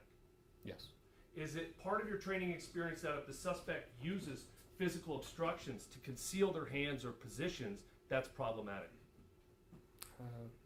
Yeah, because we don't know if they have a firearm behind there or not. Okay. And then if you were evaluating your potential use of a taser in this instance, why is that TV problematic? It wouldn't be effective because it has a wide spread, so one will connect to the body and the other one probably will connect to either the wall or the TV. And so if members of the jury, when they watch these videos 500 times like we have, they're going to see these little green and red laser dots on the back of that TV from different officers. And those come out of a taser or a firearm, correct? The green dots are specifically for tasers. Okay, so a green dot for a taser and a red dot for a... Both taser. So it has where the prongs are going to be. So it has one that's I would say, so to speak, if you're up close, it has those prongs spread wide. If you're kind of a distance, they have it closer to have a longer distance connection. Perfect. So every time the members of the jury see either of those colors appearing on the back of that TV, they would know that you've been trained that deploying that taser from that range with that obstruction is ineffective. It's a possibility. It won't connect correctly. Possibility. Okay, thank you. All right, I want to pivot now and talk a little bit about some of your training as a reasonable officer with the San Antonio Police Department, okay? So my training began. Well, hold on. I'm gonna hone into what we need to know. Okay. Thank you, though. Ben would be very interested in the whole training. I'm just gonna get to the point. Okay, as an SAPD officer, you go through a battery of use of force training, right? In the academy, yes. And you have in-service trainings, subsequent in-service trainings each year on different topics, which can also include use of force continuum. Yes, with legislation updates on the law. And one of the cornerstones of all those trainings is the reasonable officer standard under Graham v. Connor, isn't it? They didn't specifically mention that case law term. Okay, well, let me tell you what the training module is. The training module is the objectively reasonable standard of an officer at the time that they use force. Is that something that you've been trained on? Yes. Okay. And that the objectively reasonable officer at the time they use force considers the totality of the circumstances. That's why that phrase came up earlier. The totality of the circumstances before they choose to use deadly force, correct? Yes. All right, but there's a few other factors in that training module that they have to consider as well. So the first one they have to consider is the severity of the crimes the suspect has committed, correct? Correct. All right. The second factor they consider is the suspect attempting to flee or actively resisting arrest? That's the second one, right? Yes. Okay. The third one is, does the suspect pose a threat to the officers or the public, correct? Correct. And then the fourth prong is considering the totality of the circumstances. Yes. All right. So, can I go over the easel stretch? Yes. Thank you. Oh, put it in my pocket. I got a new pen. All right, officer. So yesterday we went through defendants 36, 37, 38, and 40. And these charts depict the, or some of the criminal offenses. Can you see? Not really. Can you step down right here for me? Just hold that microphone from my mic. This one. Just right here for me. Yeah, it's a bit of a log jam. All right, these defense demonstrative exhibits depict the criminal offenses we've been discussing in front of this jury, okay?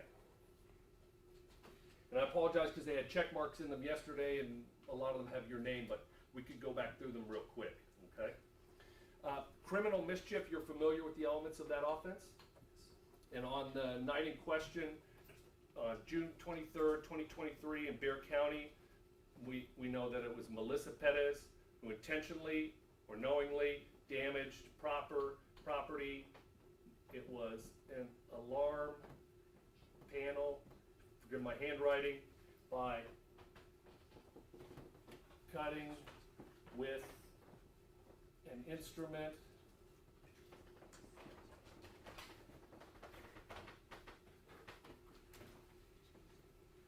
without the effective consent of, what was the guy you talked to? I believe his last name was Uno. Uno. Put Kenji, Uno, and the amount was of a state jail felony amount, correct? Correct. All right. On or about June 23rd, 2023 in Bexar County, Melissa Perez intentionally prevented or obstructed an arrest of? That would be the state jail criminal mischief.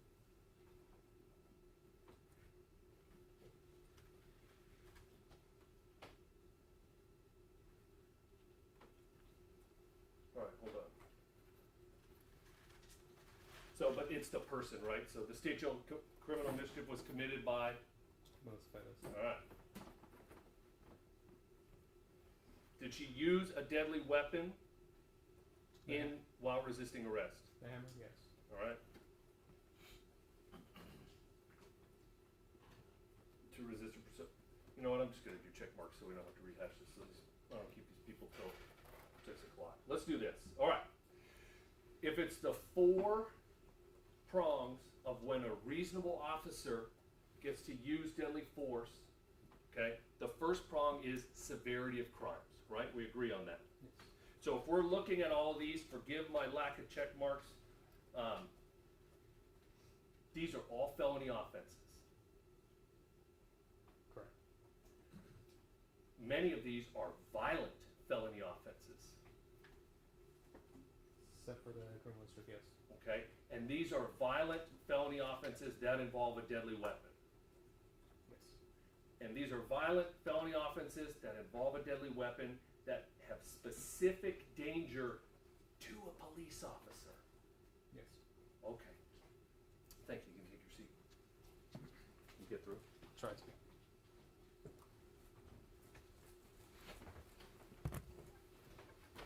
We move to the second prong, now that we know that the severity of the crimes is high. And the second prong is the suspect attempting to flee or actively resisting arrest? Do we have either of those factors in this case? I would say actively resisting when she was swinging the hammer. Right. And did she flee earlier in the evening? Yes, when Rojas and Ramos made contact with her. Okay. And then, based on violent offenses, based on all the behavior and things that you knew, did the suspect pose a danger to police officers or the public? Yes. All right. So then we move to the final factor, the totality of the circumstances, right? Yes. All right. So when you're in the academy, when you're an SAPD officer, you're trained that risk factors are cumulative, not exclusive. Do you understand that question? No, can you rephrase that? Risk factors are like Legos. As you get another one, it builds on top of the one before it. They're not all separate and scattered out on the floor. Is that a yes? Yes. All right. And you're also taught that time is a critical asset once a situation becomes violent, correct? Yes. All right. So I'm going to ask you these questions as a reasonable SAPD officer, okay? In the totality of the circumstances, would you consider if a suspect had intentionally cut the wires to a fire suppression system? Yes. Okay. In the totality of the circumstances, would you consider numerous occupied multifamily dwellings in an apartment building? Yes. In the totality of the circumstances, would you consider the time of night where residents would be asleep and defenseless? Yes. In the totality of the circumstances, would you consider the risk to residents of an intentionally set structure fire? Yes. In the totality of the circumstances, would you consider the safety of a bedridden individual if an intentional fire was set? Yes. Same question if an accidental fire was set. Yes. In the totality of the circumstances, would you consider if the suspect had fled from officers?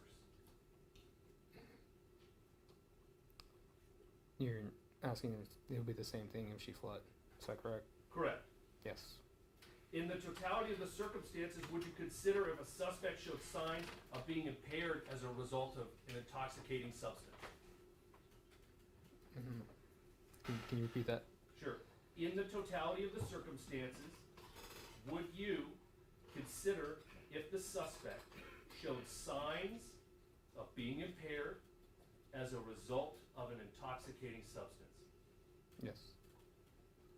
In the totality of the circumstances, would you consider, we're going to do a lot of these by the way, can you consider the suspect showing signs of being aggressive? Yes. In the totality of the circumstances, would you consider the suspect showing signs of being violent? Yes. In the totality of the circumstances, would you consider the suspect using their environment to conceal their position? Yes. In the totality of the circumstances, would you consider the suspect using their environment to conceal their hands? Yes. In the totality of the circumstances, would you consider an emergency tone coming out for an officer in trouble? Yes. In the totality of the circumstances, would you consider the suspect arming themselves with a hammer during the incident? Yes. In the totality of the circumstances, would you consider that a hammer can be adapted or used to cause serious bodily injury or death? Yes. In the totality of the circumstances, would you consider that the suspect was using that hammer as an improvised weapon? Yes. In the totality of the circumstances, would you consider that the suspect slashed at an officer at close range with that hammer? Yes. In the totality of the circumstances, would you consider the suspect having committed a felony assault on a peace officer by throwing a heavy weighted object, a candle? Yes. In the totality of the circumstances, would you consider the suspect's demonstrated success at throwing heavy weighted objects out an open window? Yes. In the totality of the circumstances, would you consider the suspect having committed all those aggravated felonies? Yes. In the totality of the circumstances, would you consider the suspect's potential for causing serious bodily injury or death by hitting another officer on scene with either the hammer or the candle? Yes, but I didn't know about the second officer almost getting hit. Okay. In the totality of the circumstances, would you consider the suspect's potential for serious bodily injury or death by striking a bedridden individual in the apartment? Possibly yes. Okay. In the totality of the circumstances, would you consider the safety of that individual if left alone with an armed, aggressive, possibly intoxicated subject?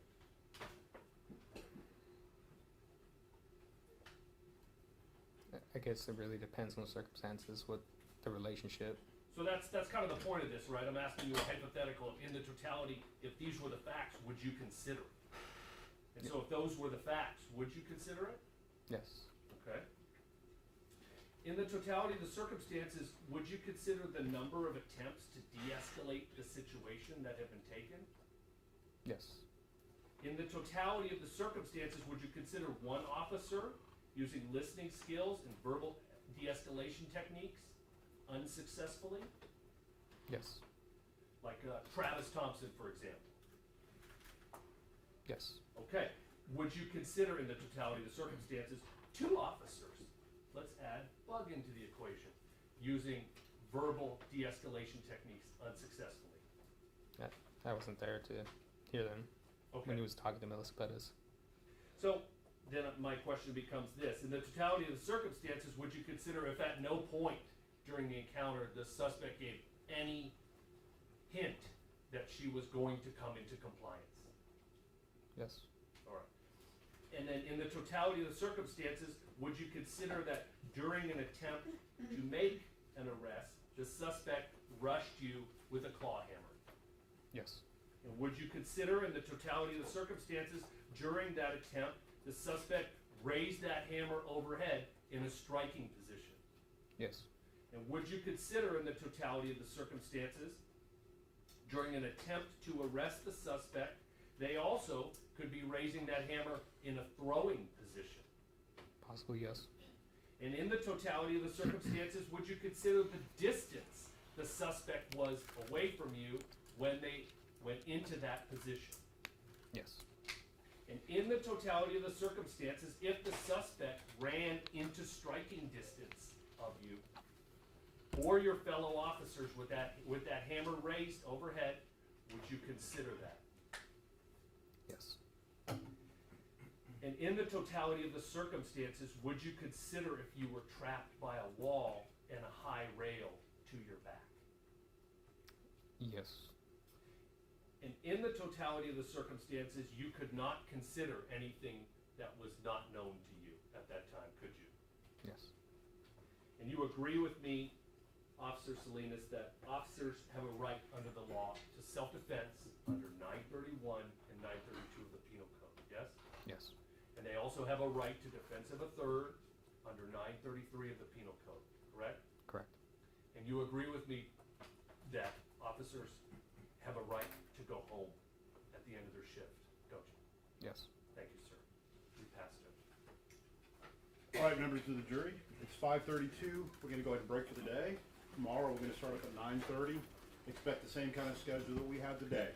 Remember the instructions I gave you, they'll be in effect until the conclusion of the trial. Have a good evening, and we'll see you in the morning at 9:30. All right for the jury?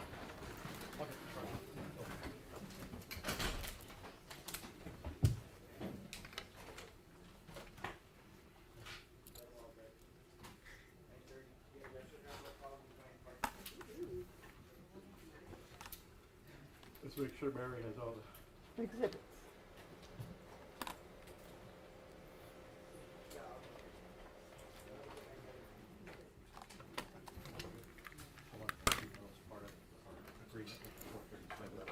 Yeah, I think we're good to go for this. I'll go with everybody clear out. Discuss with him the motion, finalize the jury questionnaire, if possible. I'm surprised to know you're the shortest witness of this whole trial so far. We'll have some I was waiting. I was here Been on standby since Monday? Friday. Friday. That's right, they had like 6 people on Friday. Good. Well, it's over. Almost. Oh, yeah. As an excuse made it.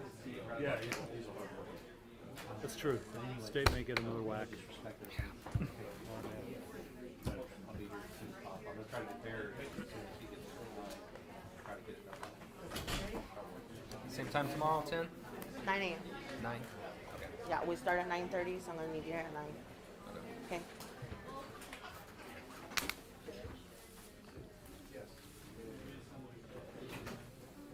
Chris, those were the same demonstrative as yesterday, the same deal? No, 9:30.